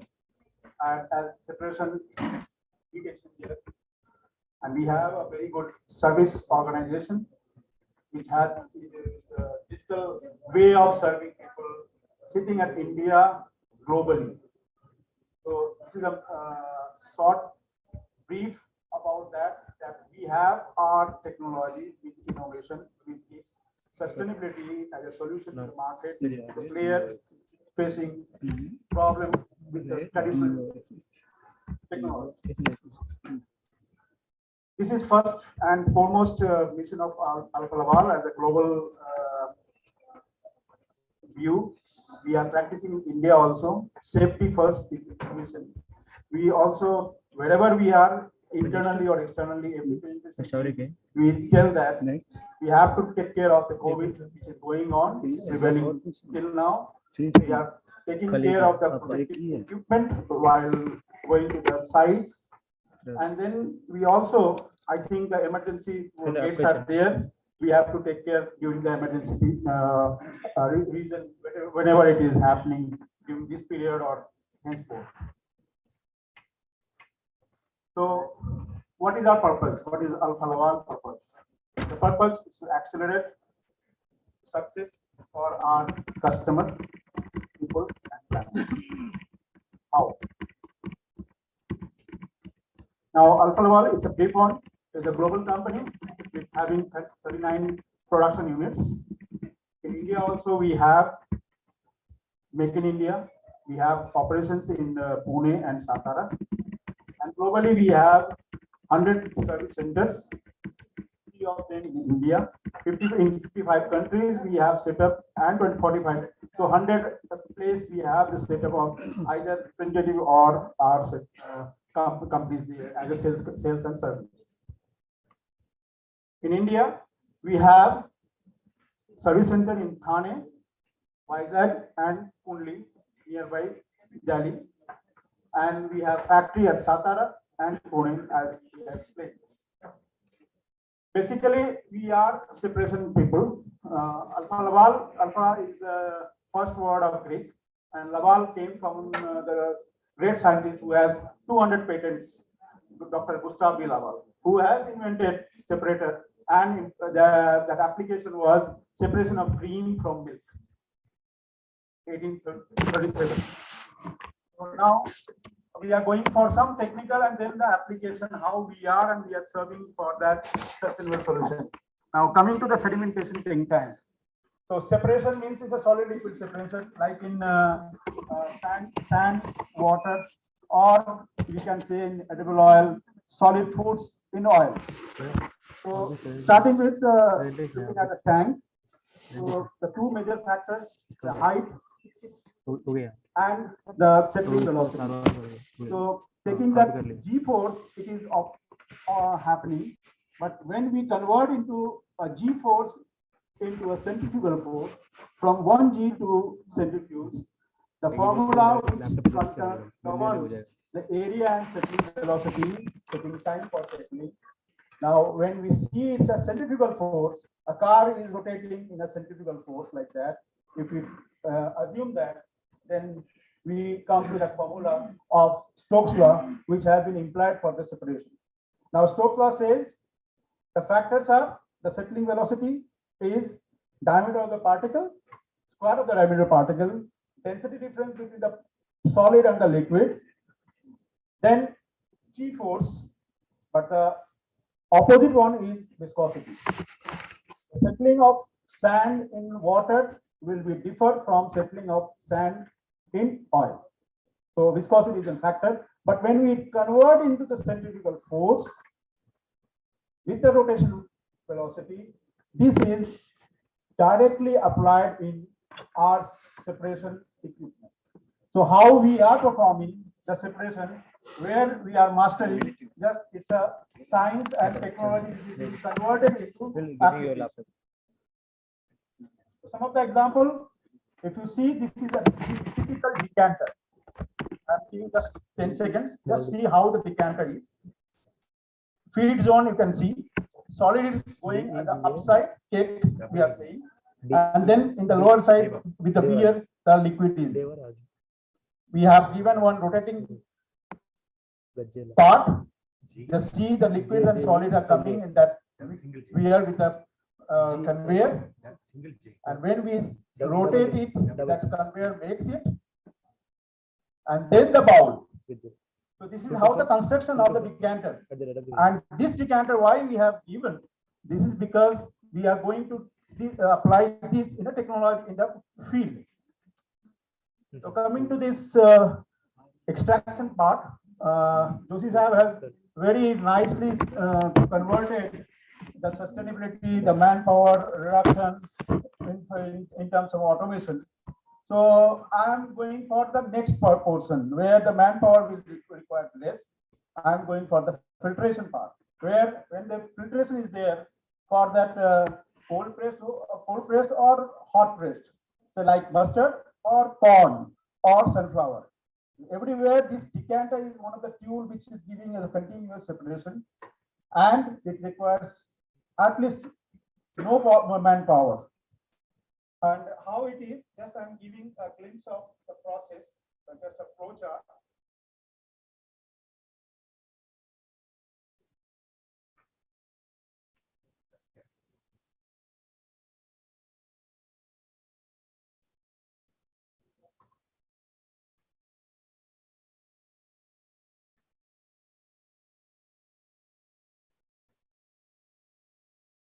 Okay, I will show you later.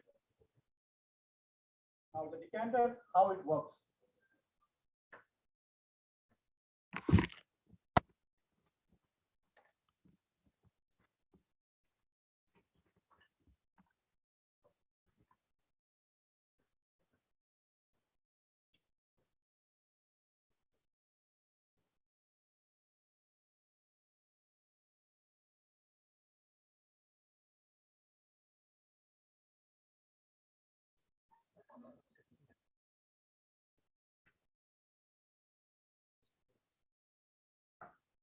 Yeah, if you see, this is the decanter, the solid part, the foods is the oil, which is getting separated here. And this decanter is coated decanter here. Control panel also an we are supplying with this decanter. One part the solid getting separated in that with that strong technology. And then if you find the other part, we are getting the clean oil. So this is a very simple technology which requires almost no manpower. It is just continuously running. And the cleaning when it is required is in situ, not required of opening time and time again. The oil which is being used can be again taken for the cleaning for say 5 minutes or 10 minutes. That is only.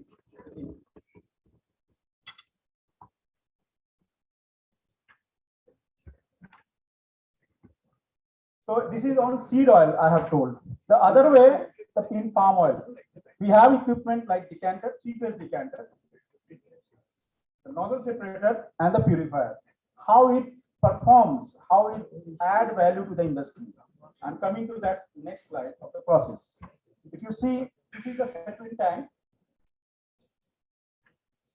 This is a settling tank, and then after settling tank, there is a cyclone which resists that sand in the sludge from the settling tank, and which goes to the decanter. The decanter is performing. The decanter function is to separate water and sand, oil, and the cake. So three-phase will come. So if the settling tank sludge, bottom sludge, contains oil in the range of 5 to 10%, this is reduced to 1% in the heavy phase. And the remaining goes as a oil to the, either they use it to clarifier or they can go for using the purifier for separation of moisture and remaining particles, and then it goes to the dryer and then used for refining. This is one way. The second, the heavy phase, which is water having also solid, and 1% of oil. That can be again recovered by the bottom separator. This is a nozzle separator. It reduces again the 50% of the oil in the heavy phase. Another recovery. So we have these three equipment which I have shown in the upper one: the nozzle separator, purifier, and the decanter, which helps to reduce the load of the palm oil mill. Earlier it was 1 ton FFB, 5 ton FFB. Now it is going to 120 ton FFB. So this kind of big load is reduced by using this equipment, and the ROI for this investment less than a year. And on the sustainability, and the prime topic is today is 3-MCPD. 3-MCPD mitigation. The cause of the 3-MCPD in palm oil is the precursor, chloride. If we can remove the chloride, our headache will reduce. So how we can remove? We have this process of washing, which helps using our separators, centrifuge, which helps to reduce the chloride up till what we have practiced in Malaysia. India has no awareness of this 3-MCPD, which is required actually. But in Malaysia, we have practiced. We have many plants wherein the millers have used after crude oil this one section with our separator, which helped to reduce the chloride content around 80 to 85% by using this only this section. Somebody, because the other part here is a heat exchanger, which requires to increase the temperature up to 90 degrees Celsius. Washing temperature is 90 degrees Celsius. And the separator is only helps to reduce the water heavy phase and the light phase. So this will help to reduce the chloride content and in situ the 3-MCPD mitigation. Now that is palm oil problem. Now we have solution which is going on as a separation in separator, in refinery, in chemical refinery, or in physical refinery for rice bran. We have one typical problem of HIS in all the oil which is either extracted mechanically or solvent oils. So we have one separator which is a clarifier in the first section. The crude oil, we have taken trial in Ricella, and we have gotten a separation of 50% to 60% reduction of the HIS before going to the refinery. What it helps, if the HIS is less, the lecithin quality will improve, and the load on the separator will also reduce in the refinery. However, if there is a difficulty in doing so in the crude oil section, one can also use our separator for the lecithin, the lecithin which contains more of the solid, which can also be separated by our separator. And the process is somewhat different, because there the process is not normal, which is water and oil. It is oil to oil, but we have practice in Europe, and that is we have the facility. If the requirement is there, we can supply in India also. Thereafter, in degumming, separator is another application. For wet dewaxing, nowadays wet dewaxing is not prevailing. People used to go with dry degumming. Sorry, I'm correcting. Wet dewaxing, I'm saying. Wet dewaxing is not prevailing now because of the water and other area which people goes to the dry dewaxing. But if somebody wants to do for wet dewaxing, separator is another solution, except rice bran oil. Rice bran oil, we are still not successful to use our separator and do the wet dewaxing. It's still with the dry dewaxing. Again, the washing, and then we have also application, which is a unique application in India. People are making, producing crude fatty acid. In crude fatty acid, they also remain some solid particles, some glycerin that wants to be washed. For washing, we have self-cleaning separator, VO separator. We have given to one place, and there are 4 installations which is running on in Gujarat. So this is all about the separation in refinery, chemical refinery. We have this product range with the manual separator, and then with basic price fighter, we say the VO separator, which is a seamless separator, and this is one of the sustainable product which is going on for the low range capacity from say 50 tons to 250 tons, and thereafter PX and premium separators will come into picture. We are also into biodiesel. We have the product for separator for biodiesel, and now we also get inquiries, and there is a possibility and potential we are looking at in India as a biofuel for biodiesel using say stearin for the first source. Then people are also thinking of used cooking oil. So this is a VO separator, VO 10, 20, 30. And this change the scenario of all the refineries in all the manual separator, wherein water is a concern. Say on one neutralizing separator for 100 tons require 250 to 300 liters per hour. This separator require only 40 to 50 liters. So this is straight away 200 to 250 liters saving for an operation. I am saying about the machine, not the process. Process, whatever required is required. For machine, this is a saving straight away coming. And when it comes, it is with the other benefits. If water is going with soap, it creates an acid oil problem for evaporation, steam consumption, labor orientation that can be reduced. And in rice bran oil, this is a very good moving fast nowadays a fast moving separator, wherever customer requires for good quality of gum, this separator is a blessing to them. They are all slowly replacing their manual separator to this separator for only reason is the gum. I can show you on picture of the gum. This is the gum.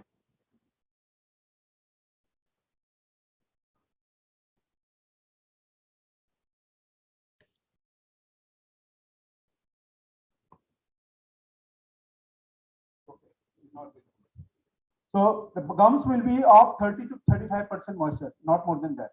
But when you go with manual separator, it is going to 90% moisture.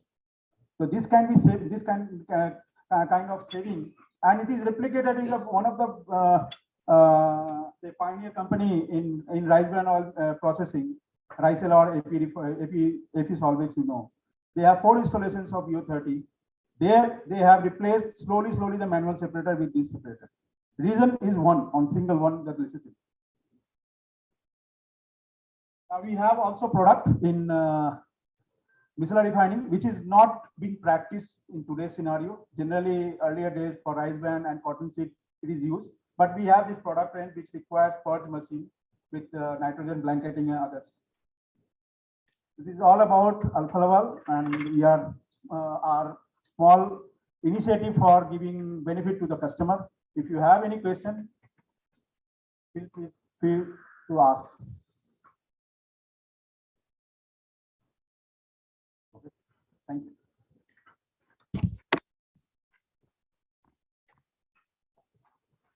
Thank you so much, sir. I request Dr. H.B. Singh to please be on the stage to felicitate Dr. Shri R.K. Prasad from Alpha Laval.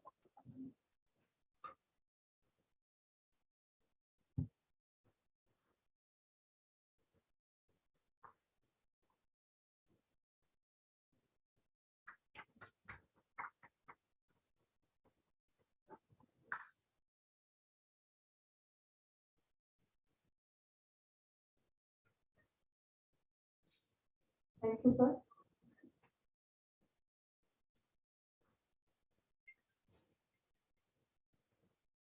We are proceeding.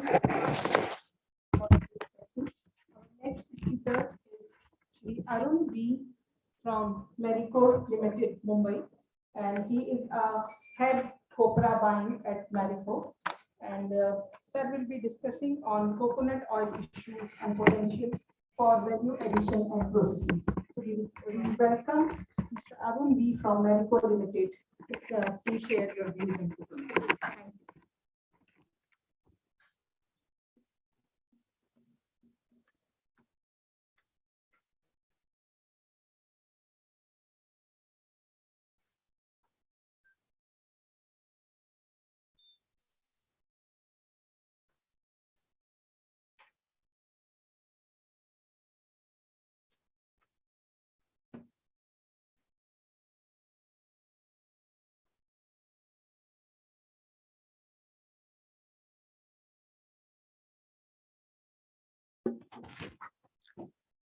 Good afternoon to all my distinguished speakers and the delegates who have assembled here. First of all, I would like to compliment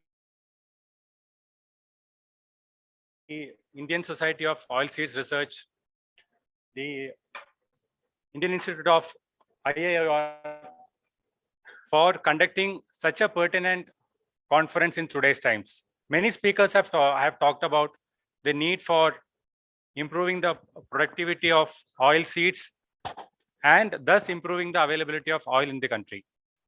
So over the course of the presentation, I would take you in brief about coconut oil, what we are doing in this field, and some small initiatives that we have done to improve the availability of oil for the country, which would be a benefit for the nation as a whole. I would also like to thank Neelam ma'am as well as Joshi sir for providing Marico with this opportunity. First of all, a brief about Marico.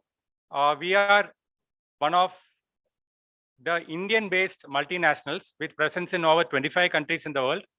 As on FY22, we had a turnover of close to 10,000 crore with a profit after tax of more than 1,200 crore. Many of the household brands of Marico might be familiar to you. And we are proud to say that 1 in 3 people in India is a Marico consumer. Now, stepping back from that, we all know what this is, right? This is something which is very deeply rooted in our culture and our history. This is the Samudra Manthan, wherein the Devas and the Asuras, they used the serpent Vasuki as a rope to churn out many valuable things out of the milk ocean.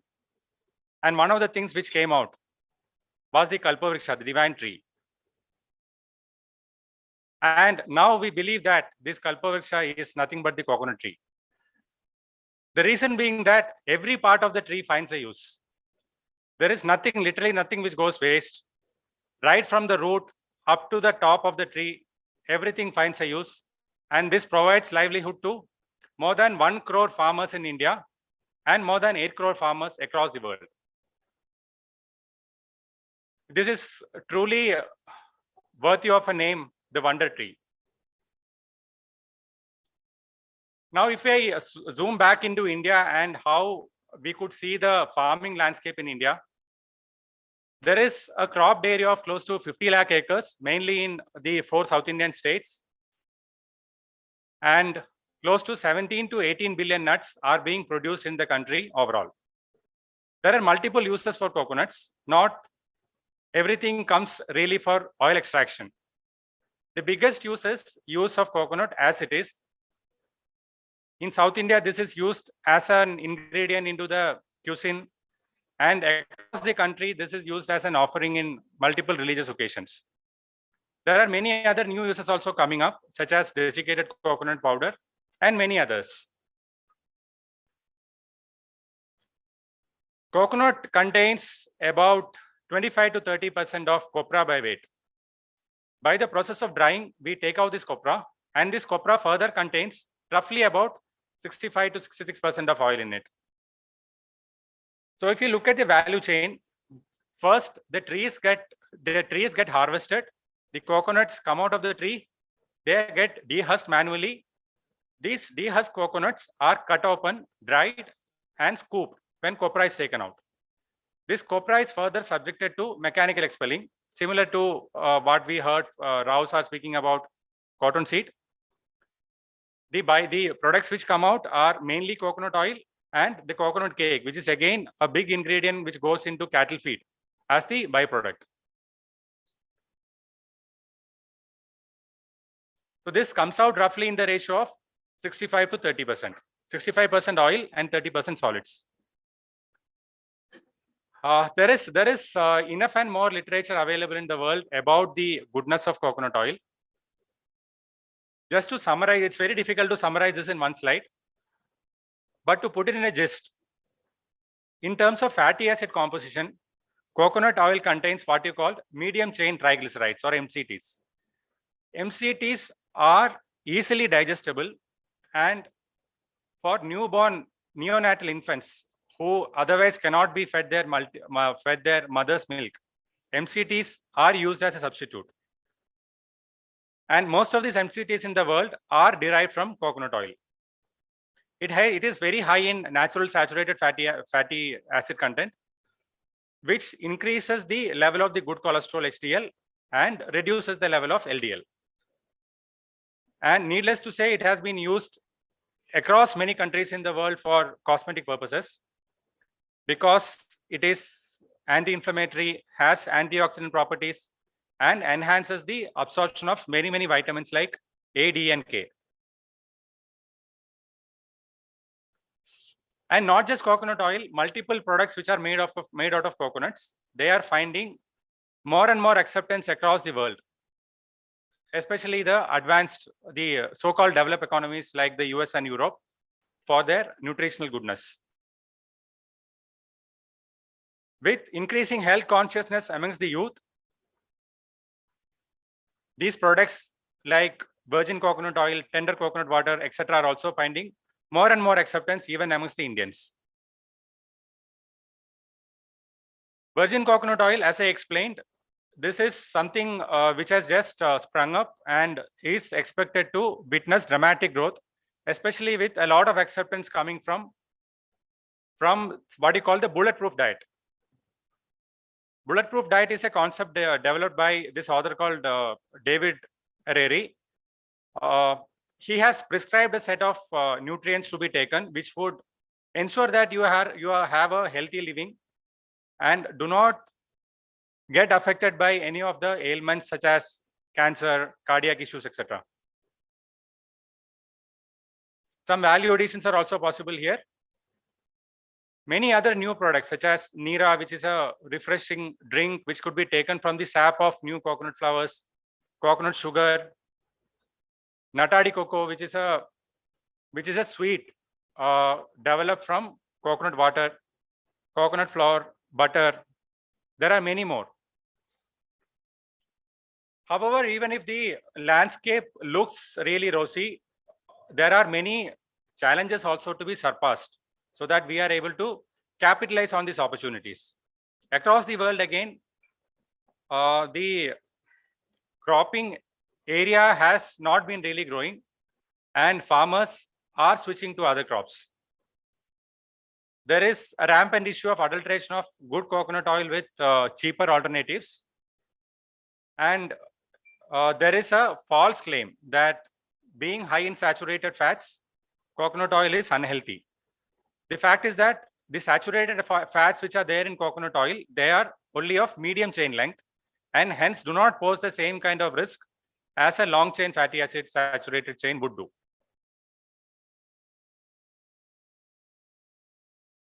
This is evident from the graph that while many other oils, the usual suspects, palm oil, soybean, rapeseed, and sunflower, they have been growing by leaps and bounds in terms of the area cropped and hence the production. Coconut oil has more or less remained stagnant. And this is evident from this graph wherein you could see that it's only about 1% of the world's oil supplies, which is coming from this wonder oil. And hence we need to do many things to increase the acceptance of the oil and also ensure that the farmer who's the root node, without the farmer producing the coconut, really nothing can go forward. So something has to be done with the farmers also. Of course, promotion of sustainable practices. Many of us here have spoken at length about the need for optimal use of insecticides and other chemical fertilizers into the soil and ensuring that sustainable practices continue into the future.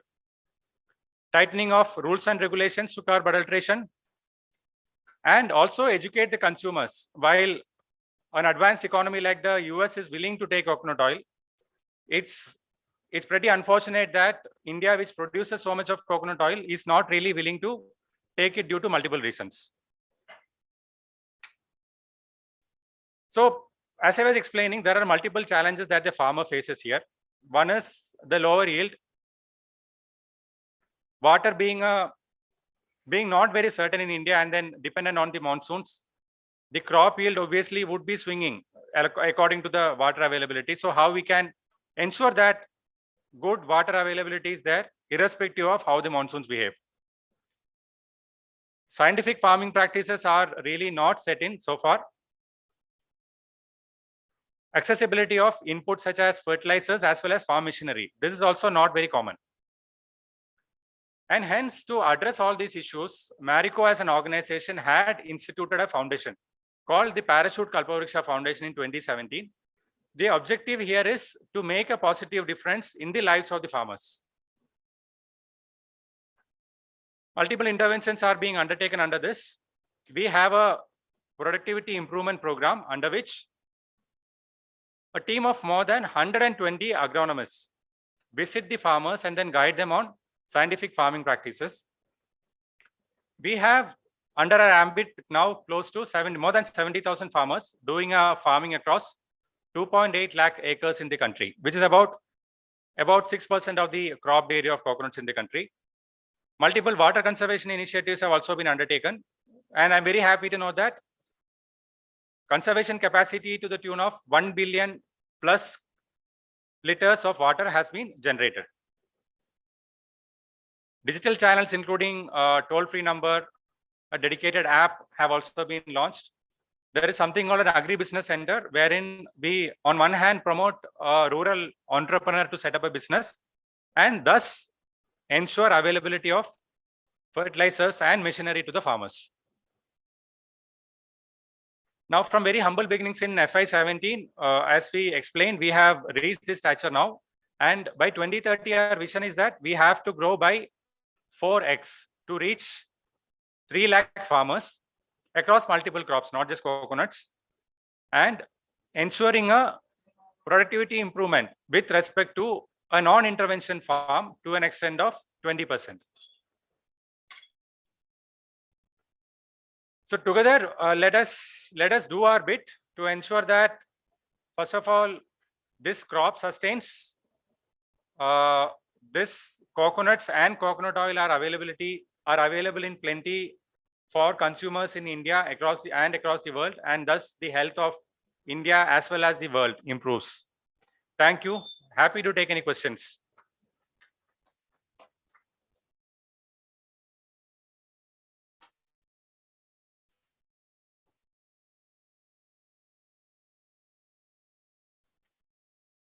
Thank you so much, sir, for giving us an insight on coconut. I request SK Raza, sir, to please provide a token of appreciation to Mr. Arun V.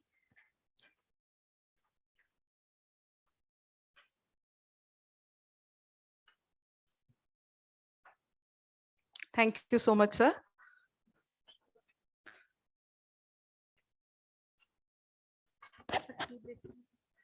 We have a tea break for 15 minutes, and now we will be assembled here after 20 minutes. Thank you, sir.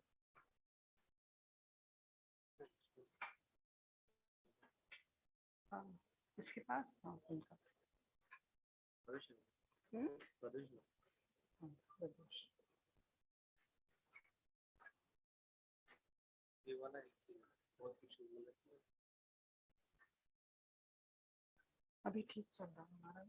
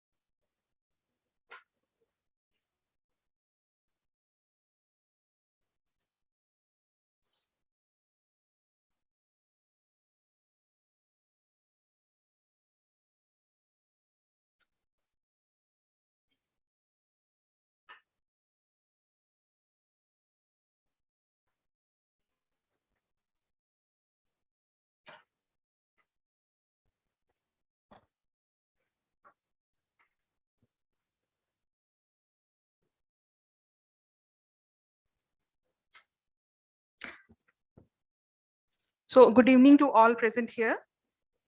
Our next presentation is by Dr. Pradosh P. Chakrabarti. I welcome you, sir, for the next round of presentation.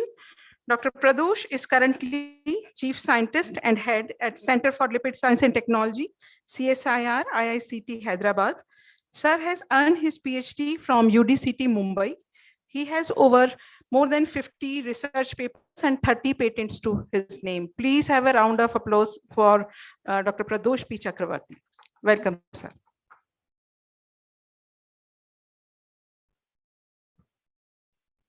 Thank you, Dr. Neelam.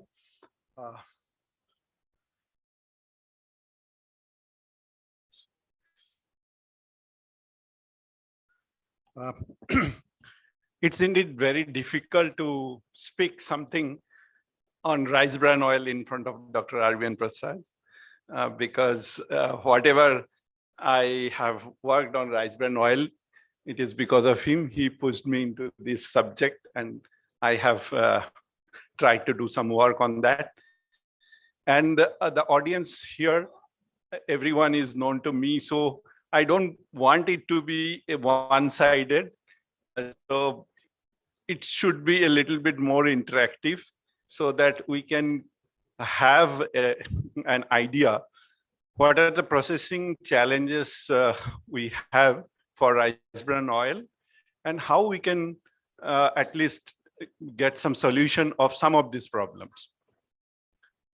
So first of all, let us discuss a little bit on rice bran oil, why we should work on rice bran oil. When we started work on rice bran oil in IICT, we had the idea that it is our oil. We are the second largest producer of paddy, and this is one oil which was underutilized. So we started working on this, and we know that it has the fatty acid condition composition which is very near to the WHO or American Heart Association's recommendation, and very good LDL-HDL ratio. And apart from that, it has high level of antioxidants or nutrients. Of course, it contains 2 to 3% phospholipids, and about 3 to 4% glycolipids are also present in that. It makes the oil as an excellent cooking and salad oil, and its use we should increase in India. That was our motto at that time. As I have told, it is known as golden health oil. It contains oryzanol, tocopherols, tocotrienols, sterile esters, squalene, and good amount of diglyceride. So some are good as nutrients, and some those nutrients also sometimes creates problem when we go for processing. There are some surveys by National Institute of Nutrition and also by CFTRI Mysore, and which studies confirm that significant reduction in total cholesterol, particularly the triglyceride levels, by using rice bran oil as compared to conventional other cooking oils. So as I told, it's enriched with nutraceuticals, gamma oryzanol, which is a mixture of ferulic acid esters of sterol and triterpene alcohols. And these nutrients are actually can be extracted separately or as a processor. As a technologist, I would always like to keep it in the oil so that it goes directly to the consumer. So I'll just go only with 2 slides where I'll discuss some of the nutraceuticals, which is very specific to rice bran oil. Other nutraceuticals like tocopherols or phytosterols, sterile esters, these are common for most of the oils. But one nutraceutical, which is oryzanol, it is available only in rice bran oil. And there are many physiological effects which are beneficial to the consumers. It can reduce hypocholesteremic activity it has. It can prevent lipid peroxidation in the retina, then reduction of wrinkles in aged women, then melanin formation, so conversion of gray hair into natural black. We have certain examples in our lab also.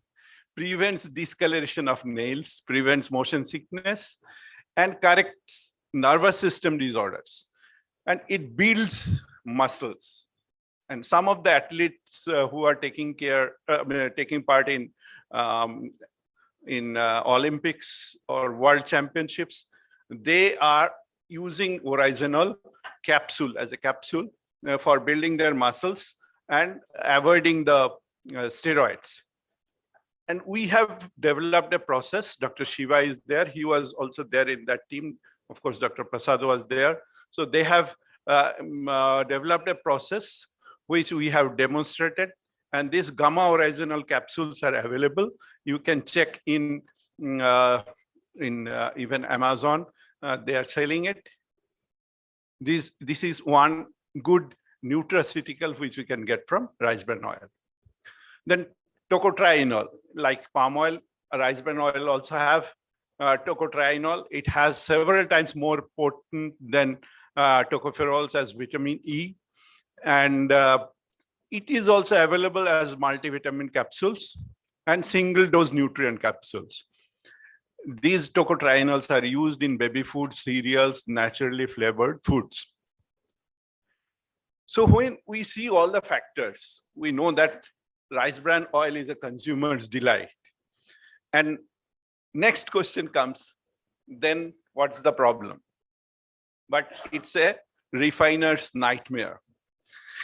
So there are huge problems in refining of rice bran oil. So we have actually developed one enzymatic degumming process which took care of most of the problems available in rice bran oil refining. I'll come because proper degumming is very essential for processing of rice bran oil. I'll come later in my lecture. So if we see the composition of vegetable oils, we have triglycerides and some amount of partial glycerides like monoglycerides and diglycerides. Then we have free fatty acids, phospholipids, which we popularly known as gums, then waxes, then some coloring bodies, and then odoriferous compounds, and some unsaponifiable matters, which are present as minor constituents. So as a technologist, I always will prefer to get rid of the things which I have kept in red without affecting the others, particularly the triglycerides and the unsaponifiable matters, which are minor constituents, which are the nutrients. So if we start with the rice bran oil, crude rice bran oil, the major problem is that it contains, bran contains some enzymes which will immediately trigger the raise of free fatty acids once we debrand it from the grain. Then FFA can rise up to 40% in 15 days. It contains high amount of gums, which we should remove efficiently. Otherwise, it will lead huge oil loss. And of course, it contains dark colors, and substantial amount of wax is there. So it creates the turbidity of the oil, and wax are non-edible. We have to separate the wax.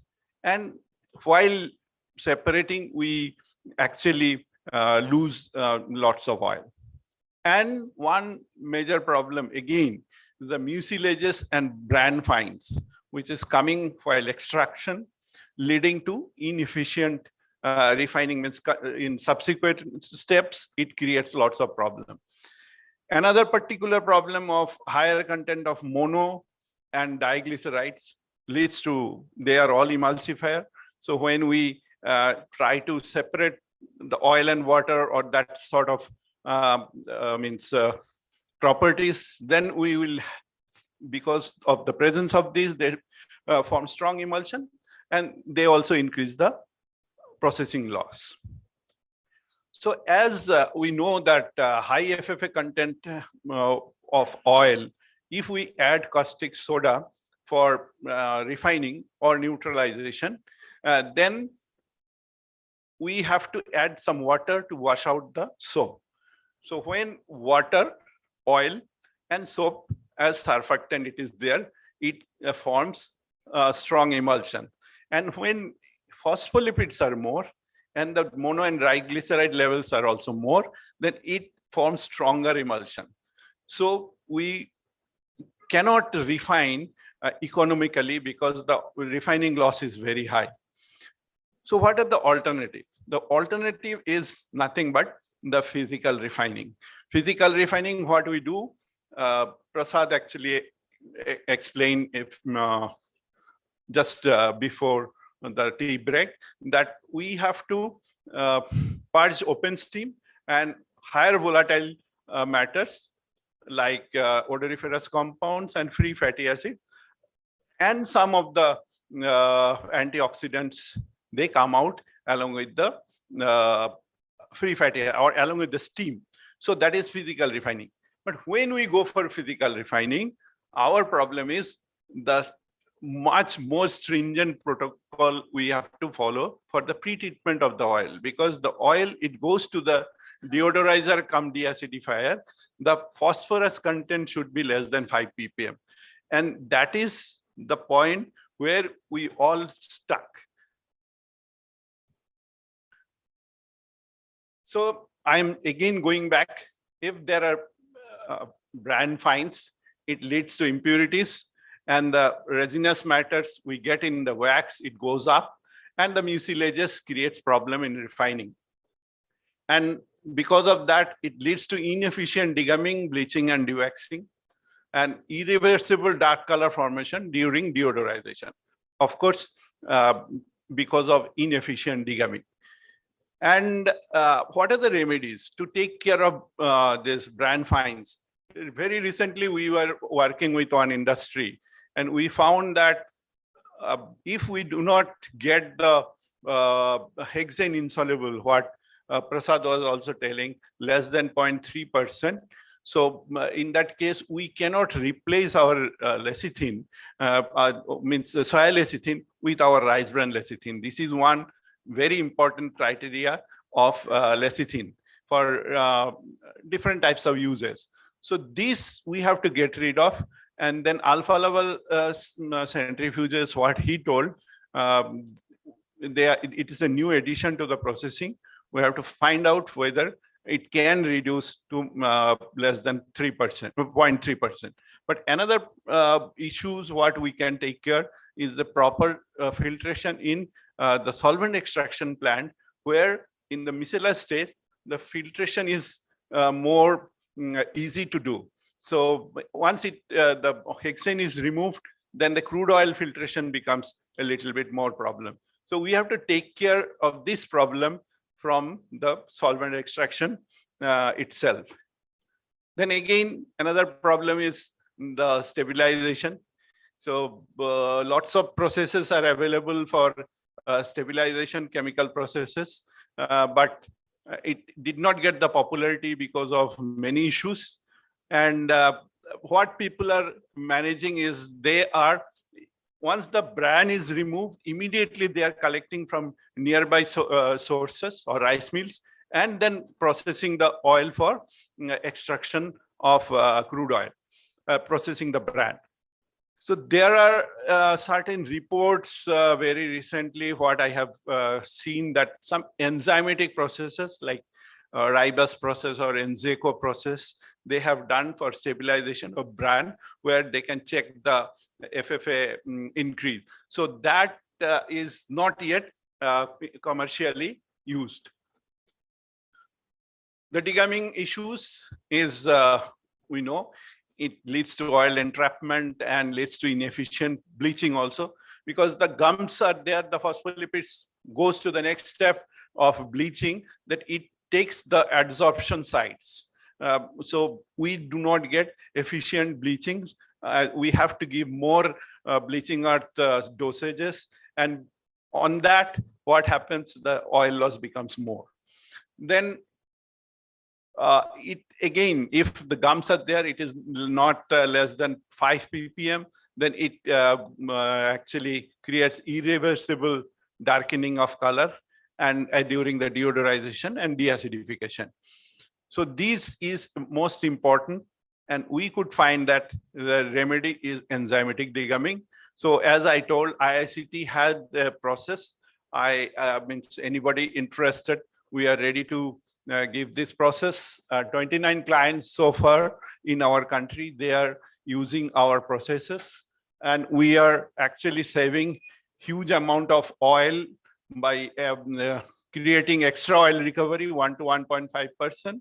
And then fatty acid also we can get, because the gums, from the gums, it leaves one fatty acids. So that also we can get in the deodorizer distillate. So if we consider this, this is the process where most of the problems of rice bran refining we can handle. So these are the industries who have taken, and we have the process of demonstrating it 50 to 250 tons per day scale. So once the degumming is done efficiently, then other steps becomes much easier. But if we cannot do it, if the gums are present, then it affects the next steps. So one problem is the bleaching. What I told, it actually absorbs the active sites, and then it leads to inefficient bleaching. And I have seen in many industries, the bleachers are not properly maintained, and the designs of the bleachers are all backdated. So we have to change the, there are lots of continuous bleachers, semi-continuous bleachers have come, and with pressure relief filtration. So that will always help you in coming out of the bleaching efficiency problem. And of course, there are very good bleaching arts available for specific to rice bran oil. Particularly, we have seen that rice bran oil contains more red color. To take care of that red colors, very good quality bleaching arts are available. We can use that. And as I told, that more the absorbent we use, it retains more oil, so more oil loss will be there. So we should always try to take care of the degumming, proper degumming, so that we require less amount of bleaching arts. And then in that case, we will have less loss and get a very good color. The red determining step in rice bran oil is the dewaxing. So what we see is, I have seen dewaxing in various parts of our country in a different way they follow. It's more of an art compared to science. So the operators are well trained to take care of the oil so that it doesn't give any haziness. Say in southern part, the temperature is little bit high, so we do not get much of haziness here. So we can actually choose different parameters compared to the processors from Punjab or Delhi or Haryana. And some new membrane filtration processes are installed. They can take care of the dewaxed oil. But when we go for export, we have seen that the export quality rice bran oil, it actually, they don't tolerate any sort of haziness. And some of the times the haziness comes for the saturated fats also. So they do winterization along with dewaxing to get rid of that problem.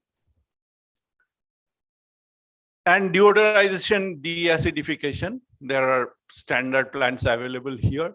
Here also, if the gum content is more than 5 ppm, then we will end up with dark color. And proper design of deodorizer, deacidifier, and proper heat transfer and heat recovery has to be there for economical operation. And of course, the fixing of deacidification temperature.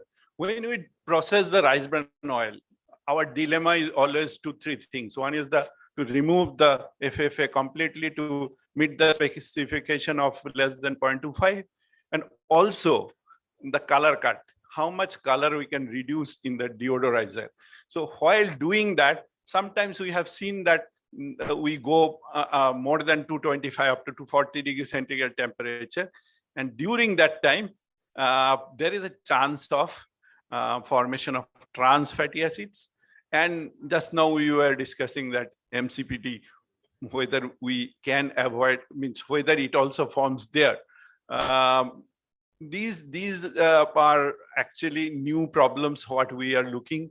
The data are not that much available to conclude something, but we have to, we have seen that trans fatty acid contents are getting a little bit more. So here we have to take care how much temperature will go, and then how much time of exposure we'll give, and how we'll target our color cut. And the materials of construction is very important here. And here we can do the fortification of the oil. And one problem I have seen in many industries, the thermic fluid which is used for heating the oil up to that temperature, that management has to be very proper. There should not be any leakage. And of course, the very, very efficient vacuum system. But when we process this, our main aim is the economy, how economically we'll get it. And these processes, if there are some problems, I just told you that we can take care of those problems by adjusting the processing parameters here and there. But in case of rice bran oil, what I feel is we should give stress to byproduct utilization. And every step, whatever byproducts are getting generated, we can use it very sensibly to get some revenue. And gums, as I told, we can make rice bran lecithin, and we can sell it or propagate it as a replacer to soybean lecithin, which the price has gone up very high. And some of the phospholipids for some pharmaceutical applications. Even during COVID time in IICT, our colleagues, they have worked day and night to get some phospholipids out of these natural sources. So we can get these phospholipids which are used in delivery system of the vaccines. So here there is a chance that even a rice bran oil phospholipids also we can process and use for pharmaceutical uses, pharmaceutical applications. So this is one area which we have huge scope. And then wax, we know there are huge uses of wax. And then from wax, we can get some plant growth stimulants. And from the deodorizer distillates, we can get tocopherols, tocotrienols, sterols, squalene, if we can use some technology for recovery of those. And we have a process for this also, ICT. So what I feel is if we follow the good processing conditions in each and every step, starting from the selection of our crude rice bran oil, the raw material, then we can get a better revenue, and that will actually contribute to the economy of the process. And every part, from degumming, from bleaching, from dewaxing and deodorization, deacidification, if we take proper care, we can get a very good quality rice bran oil where all the nutrients are actually retained and the fatty acid composition doesn't alter. It gives very near to the WHO recommendation, and that will be a good product for human consumption. Thank you.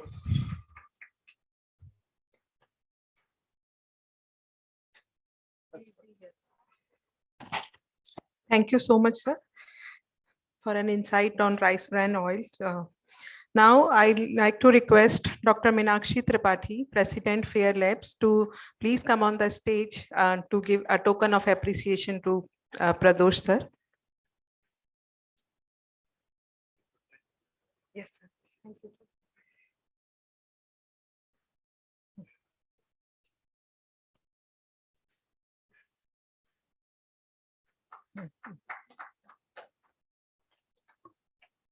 कुछ कहना चाहेंगे आप?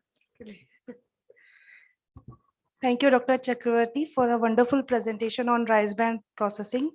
And as a laboratory person, I know that solvent extracted rice bran oil is very tough oil to refine. So you have introduced enzymatic refining and also patented that technique. 29 industries are using your technology, and it is covering 9 states. I hope in future more industries will come up to use your technology. Thank you.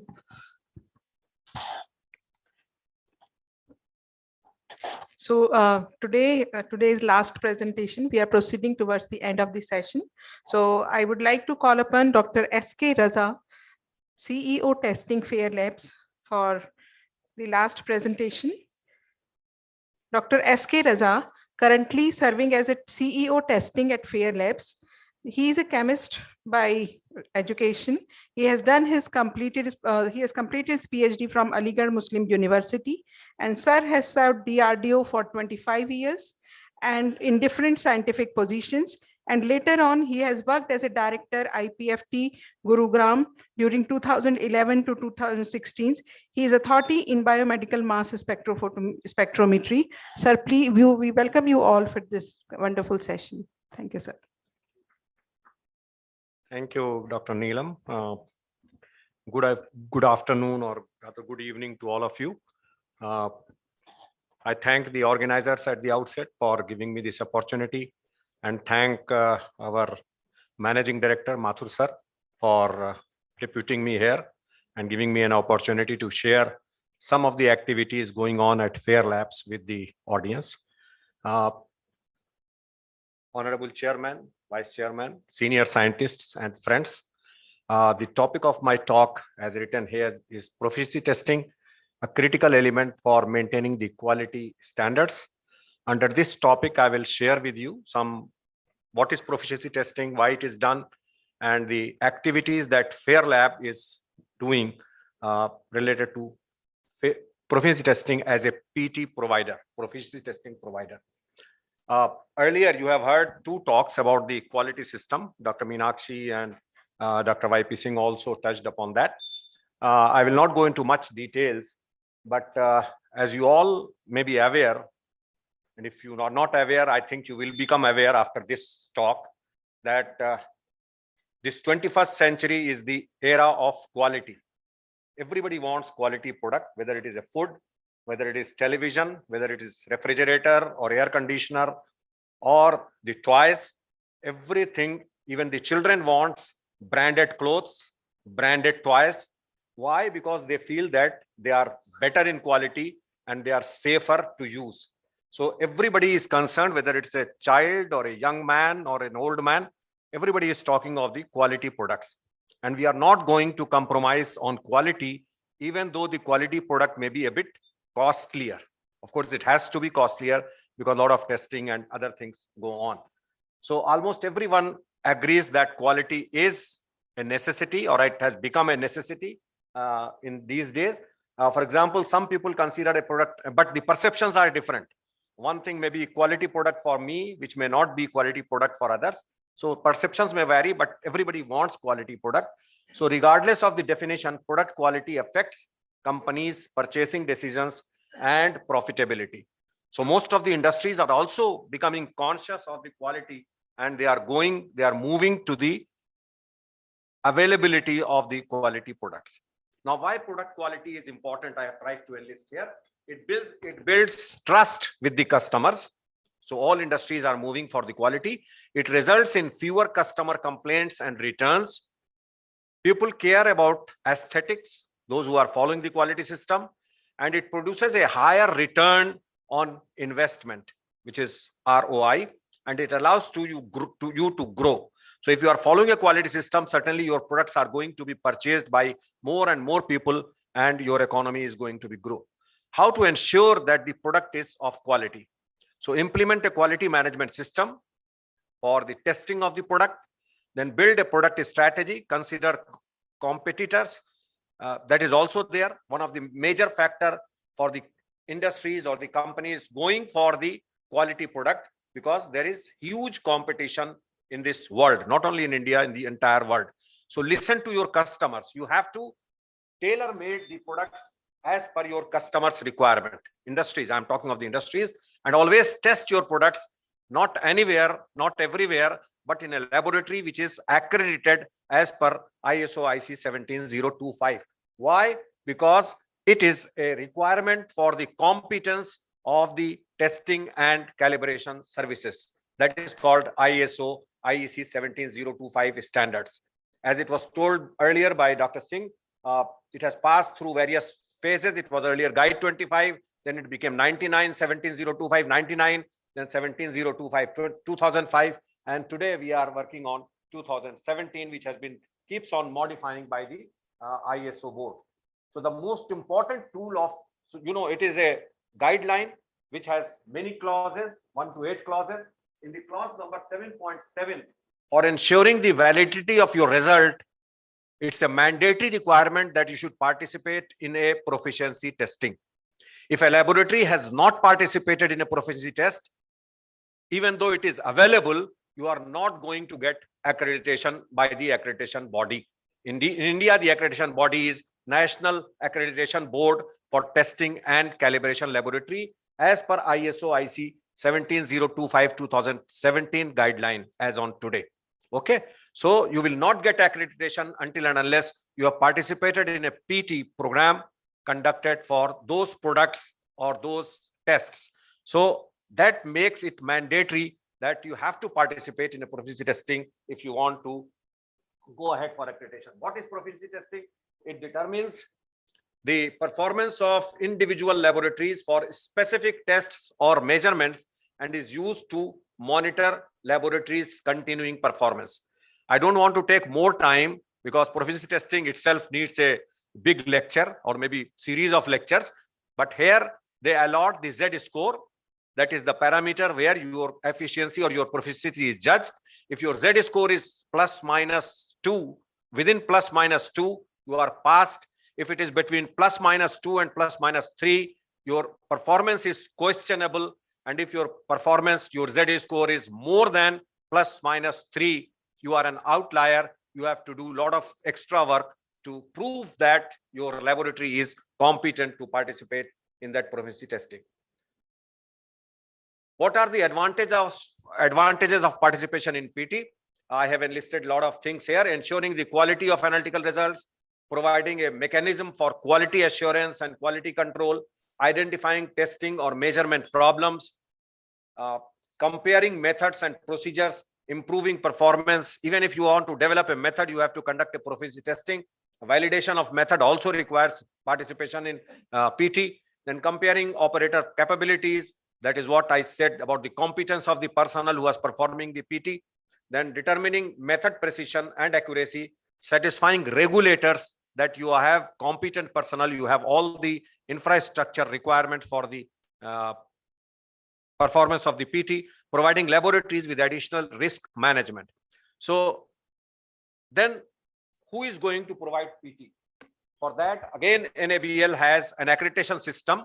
It is not as per ISO IC 17025, as I told you. It is, and there is another guideline called ISO IC 17043. So with that, NABL is giving accreditation to the PT provider. We call it PT provider. So Fair Lab has a lot of feathers in its cap. We are ISO 17025 accredited for testing. We are ISO IC 17025 accredited for calibration.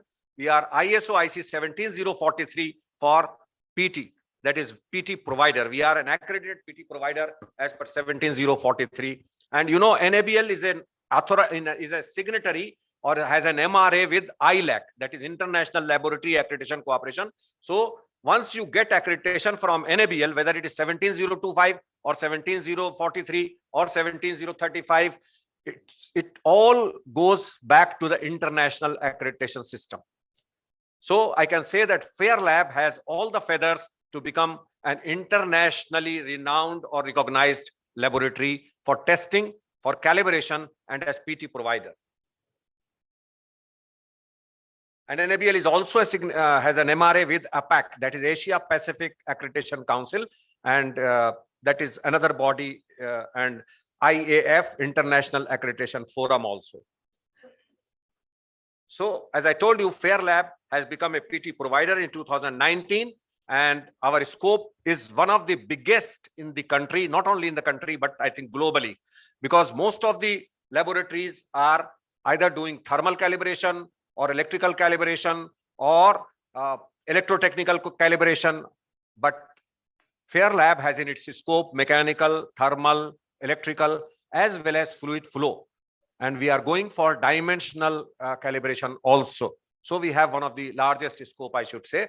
So we are accredited for, we are a PT provider in testing for chemical, biological, and radiological.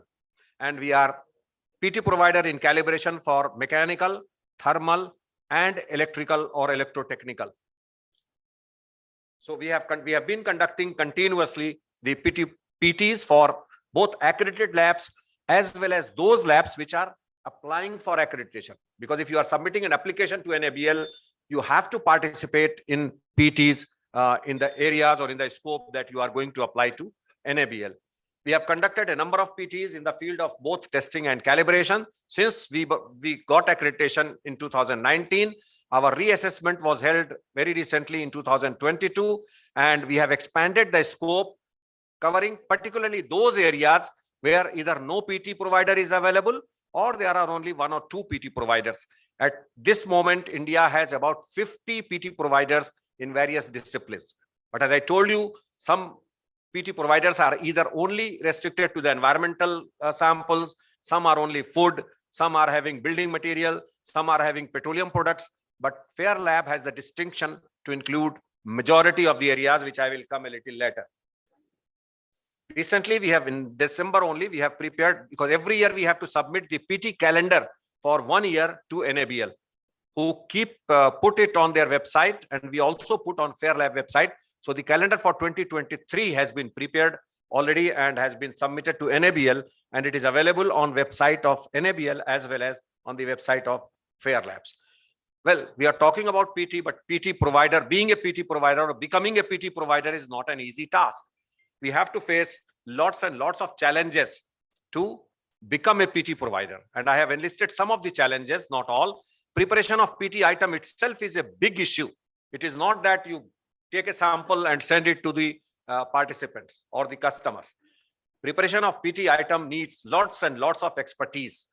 You have to homogenize the sample, because if it is not homogeneous, one laboratory will get result X, the other laboratory will get the result Y, and third we may get Z. So it will be very difficult to compare the results. until and unless the sample or the PT item is homogenized appropriately or properly. Homogenization of liquid samples is easier, but if you are adding, say, pesticides in atta or in rice or in any solid material, it becomes very difficult. Conducting a PT or in calibration is still more difficult because you have to send the artifacts sequentially to participating labs. So it's not an easy job. Then stability of the PT item, not only in your laboratory, but since PT items are going, say for example, from Delhi, we are sending a PT item to Trivandrum. And of course, those who are from North, they can easily feel what is the weather condition in Delhi today and what is the weather condition in Hyderabad and how difficult the weather condition will be in further south to Kerala or Tamil Nadu. So it is traveling from a cold temperature, 4 degrees Celsius to maybe 25 or 30 degrees Celsius. So you have to ensure that during the transit also, during the transportation also, the sample remains stable. And there are, of course, ways and means how we are doing all these things. I don't want to go into those details, but it is not an easy task. So stability in the lab and then stability during the transportation is also a very important and very difficult task, very challenging task. Then assignment of assigned value. The labs fight each other, how you have assigned the assigned value, because there are different means. If you adopt one mean, they say why you have not taken second means. If you take second option, they ask why you have not taken this way to assign the assigned value. Then, as I told you, dispatch of PT items, that is an uphill task because a lot of regulations are there. You have to fulfill the regulatory requirements also because liquid samples transportation is very difficult. The biological samples transportation is very difficult, particularly if they are containing some pathogens. So then compilation and statistical analysis of result. Once you have received the results, maybe from 8 labs or 16 labs, sometimes 50 laboratories are participating. Sometimes 20 laboratories are participating. You have to compile all those results and do the statistical analysis and arrive at the Z score. Then if some lab fails because of Z score, they complain to the authorities that no, our result was good. We have done it meticulously. How it can happen that our Z score is beyond ±3 or beyond ±2? So concerns of customers also are there. Now, as I told you, Fair Lab PT division got 2019. Now today we have got testing scope is in chemical, biological, and radiological, and calibration we have mechanical, thermal, and electrical or electrotechnical. So, sorry, there was a certificate. I put certificate, but I think changing the laptop has removed that certificate. But this is the gist of the certificate. So we have Fair Labs Private Limited. Our address is D18 InfoCity. Field is proficiency testing provider. Discipline is testing and calibration. Certificate number is PC1040. Issue date is 6/9/22. Valid up to 5/9/24. So we are valid. We have valid certificate. And as I told you, mechanical, thermal, electrical, electrotechnical, and in chemical, biological, and radiological. These are some of the PTs that we have conducted. This is not the complete data. Only up to June 22, I am giving the data. So we are conducting lots and lots of PTs for the customers. Now, PTs to be conducted in oils and fats in 2023 calendar I am giving. Of course, 22 we have already done it. So you can see that we are doing. I thought to divert the one slide at least to the topic of the conference, international conference, which is on oils and fats. So we are conducting a lot of PTs covering all the parameters, whether it is physico-chemical parameter or the biological parameter or the chemical parameter. All of them are covered. Even fortification is covered by doing PT on vitamins. So only one biological we have done because there is not much scope in biological we have. Then in 22, when we were going for reassessment, we were asked by NABL to go for those areas where either no PT is available or only 1 or 2 PT providers are available. So whatsoever is written in red, There was no PT provider in this area. We have become the first PT provider in these red written areas. While in the one which is in magenta color or blue color, there are only one or two PT providers. We have been an additional PT provider these days. So this is all in chemical. Then cosmetics and essential oil, such an important field, there was no PT provider till we became a PT provider. Then industrial and fine chemicals also, there are not many PT providers. Paper and pulp, there are no PT providers. Only one PT provider is there. And then, of course, a lot of PT providers are there in residues and in food as well as in water. So in biological also, you see, biological, there are very little PT providers. So we have gone for many, you see, there are a lot of reds in this. So we have Ayush, there was no PT provider. Nutritional supplements, there was no PT provider. Marine aquaculture products, there was no PT provider. Even food and agriculture products for biological, there was no PT provider. And one thing, very important thing, there are only few laboratories which are performing radiological testing. And Fairlab is one such laboratory.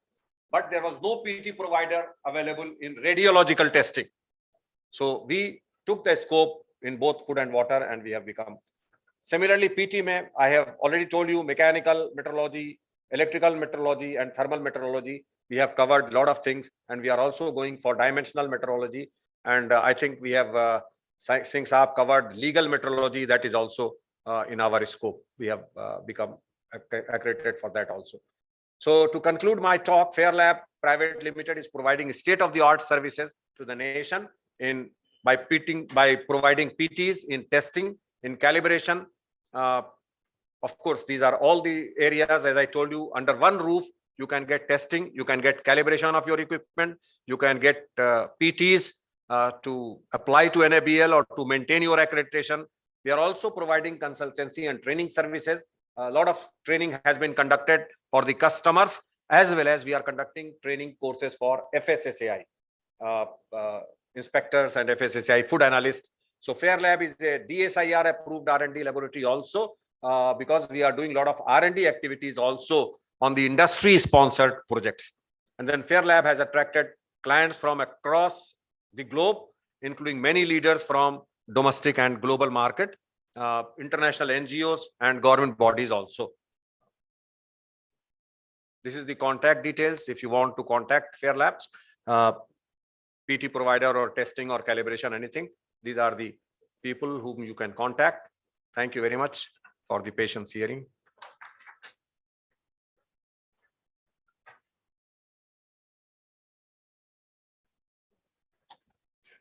Thank you so much, sir. I request Dr. Pradosh P. Chakrabarti to please be on the stage for the felicitation of Dr. S.K. Raza.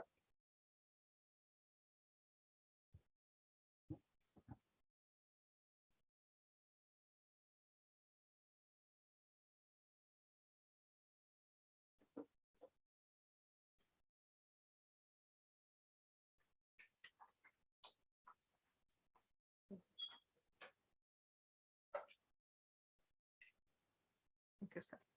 Thank you so much, sir.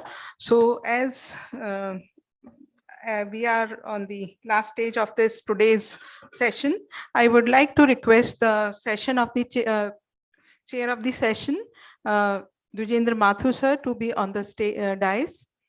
I would request the co-chairperson and convener of the session to be on the dais. The session is open for the question answers. So if you have any query, you can ask.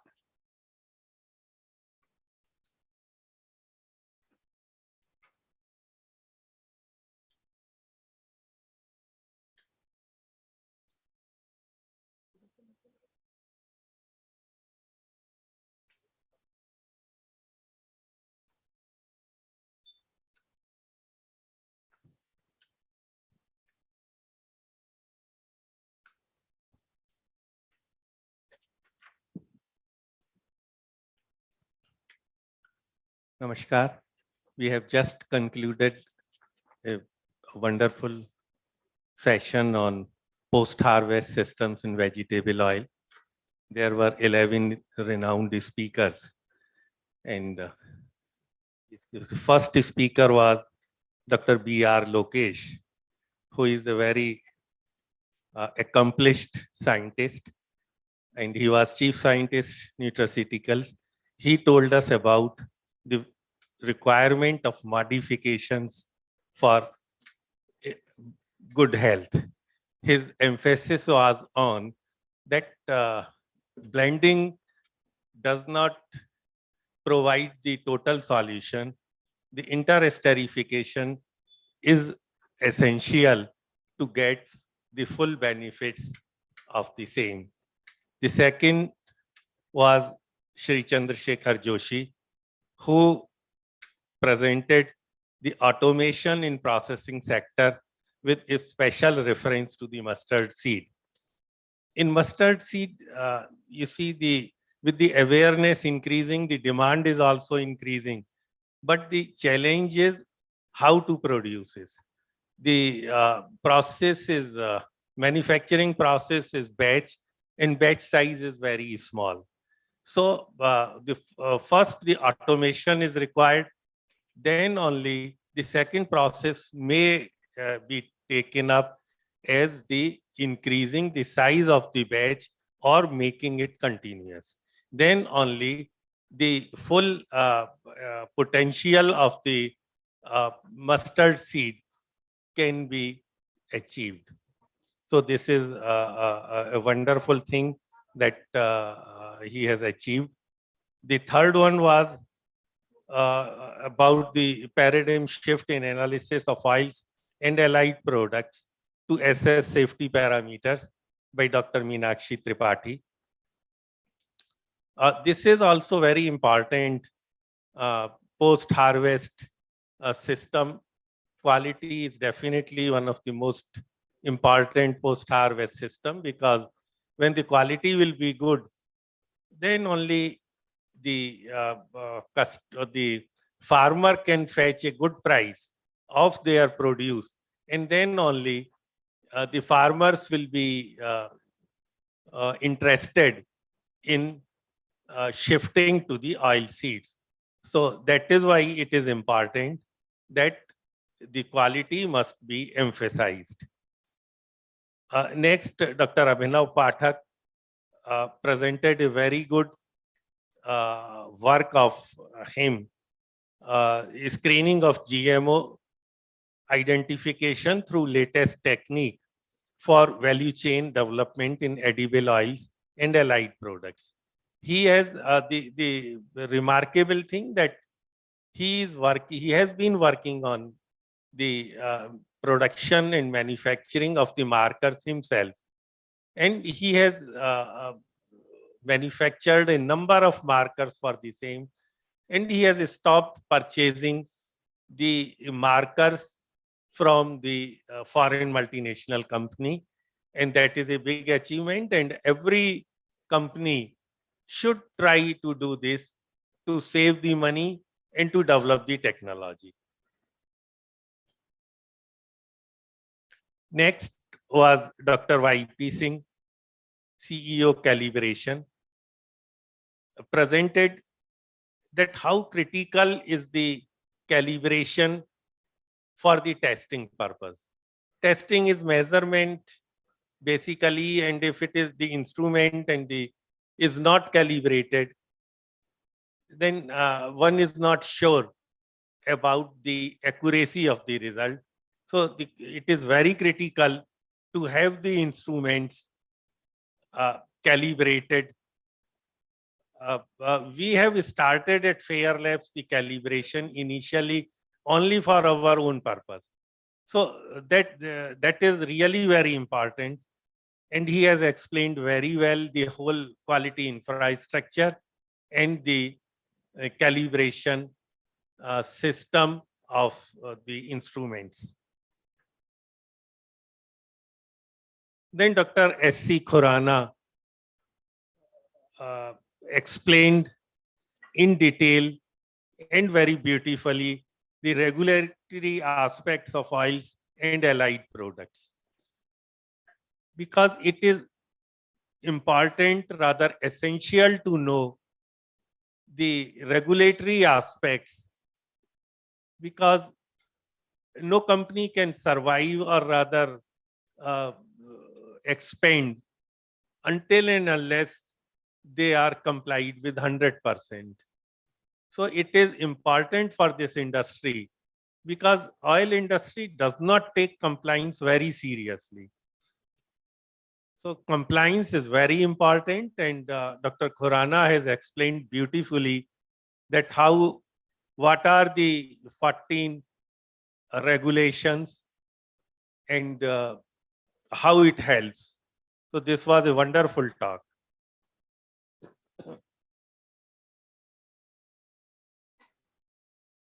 Then Shri Koti Rao spoke on cottonseed oil, challenges and options to increase the edible oil availability. You see, he explained or rather told that 6 to 8% of oil in the oil cake is going waste, which is a huge amount.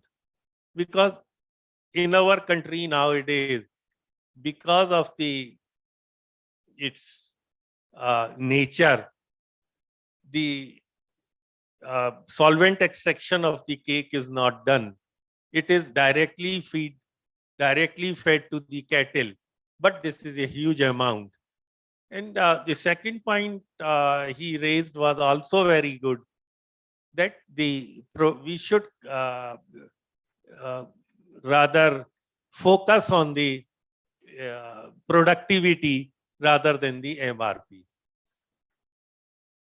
So he explained these things beautifully, and I personally never thought on it that 6% oil in the case of cottonseed oil is too much.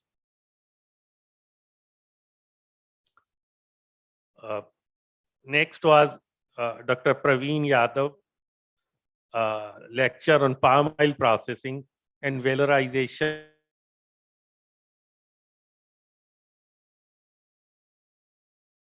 Actually, in case of palm oil is very important because it is a future oil, and it is a oil on which our country is also giving too much of emphasis. So we should be prepared for this to make the oil economical and don't waste and not to waste any resources. And in case of this oil, not much work has been done in India because it is a new oil and it is still in the stage of development in India. So this is the right time when we simultaneously start working on it and find some good methodologies and products and market for the valorization of byproducts. Then we had a very interesting information about the products of the alpha level from Mr. Prasad. And now there is much interest in the alpha level because they have recently acquired the Daysmet also. So now their range is very vast, and worldwide now they are the #1 company in all aspects, in oil at least. Otherwise also their scope is now very, very vast. So now they can provide a full and complete solutions, and he has very well explained the applications of their products.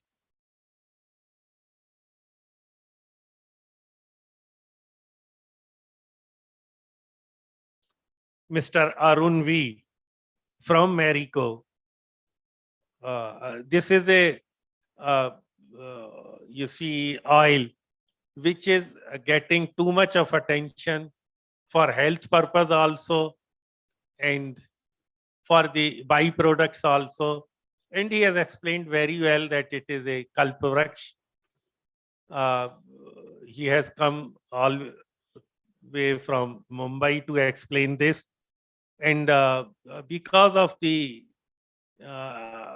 MCTs, it is become very popular, and health-wise also the oil is gaining popularity. So if we use its byproducts also, the price of the oil will come down, which will definitely make it available to the general public.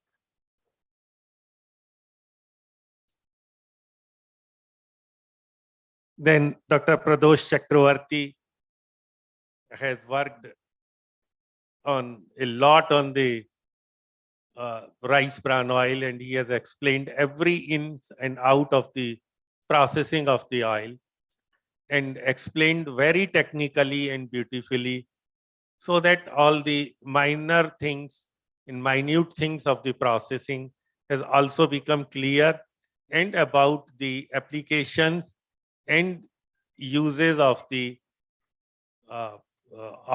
rice bran oil byproducts, which are very useful.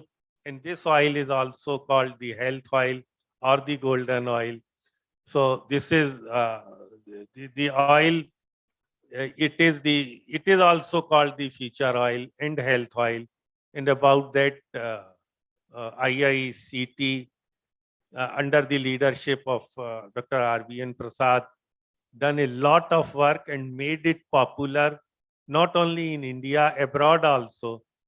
We went to Japan, I believe, in 2008, and Dr. Prasad has presented his work there, and it was appreciated there also very much.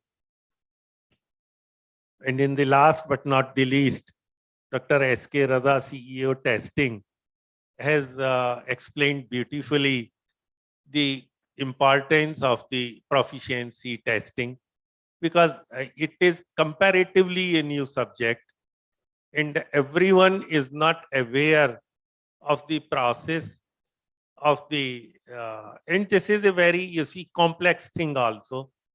One thing which is very important to this is the statistics, because statistics plays a major role in PT. So this is in sample preparation and everything he has explained very beautifully. And I think that people should get themselves tested for the proficiency for any good project they before they undertake, and that will definitely enhance the value of their work. Thank you very much again. We enjoyed very much, and it was a very fruitful and meaningful.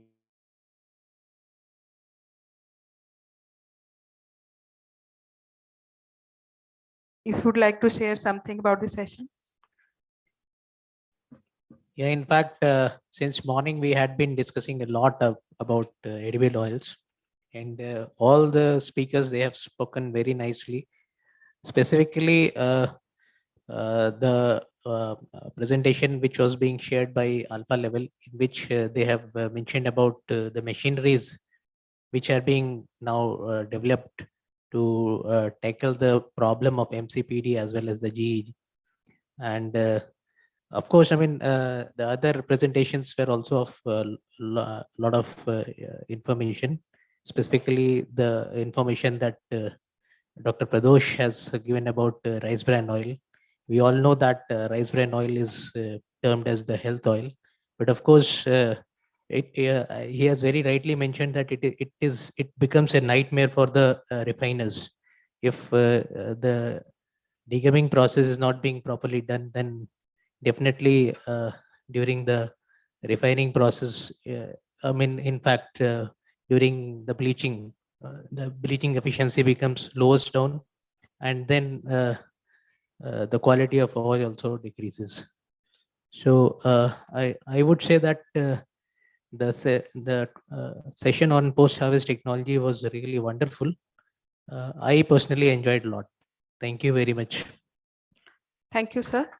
And in the last, I would like to request convener of the session, Dr. H.B. Singh, sir, who were with us from planning to execution. And sir has supported us and guided us in every possible way. So, sir, if you would like to share your thoughts. Good evening, ladies and gentlemen. I'm I, and on behalf of my organization Fairlab, and on behalf of the organizing committee, thank you all for your presence here, and I especially thank my speakers who took pain all the way I'd come here and presented their paper. Of course, the attendance was not to the mark, but we thought. Sorry, the session was it went well, and we learnt a lot from testing to the value addition, and then processing, and then even PT, all the calibration, all aspects of the post-harvest aspect of whatever we deal from post-harvest till end consumer, the edible oil, the way it goes, we have dealt today in this concurrent session satellite symposium. So thank you so much. Thank you, sir. I would like to call upon Dr. Qureshi for the felicitation of our convener, Dr. H.P. Singh. Sir, please come on the stage.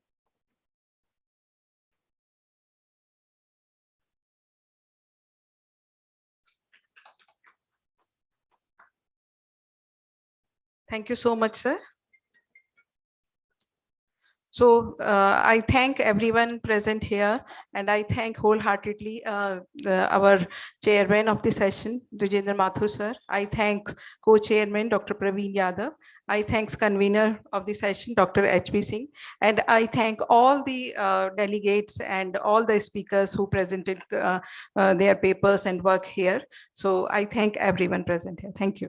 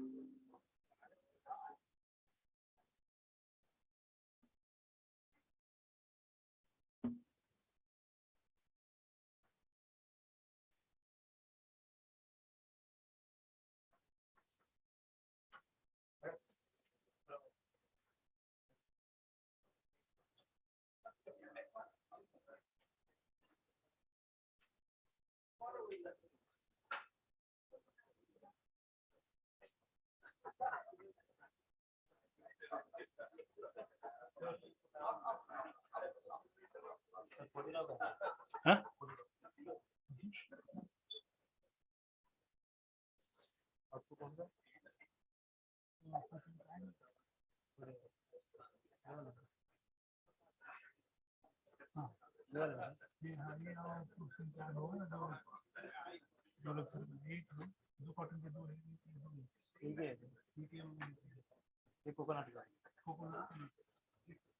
आपको एक ही दिया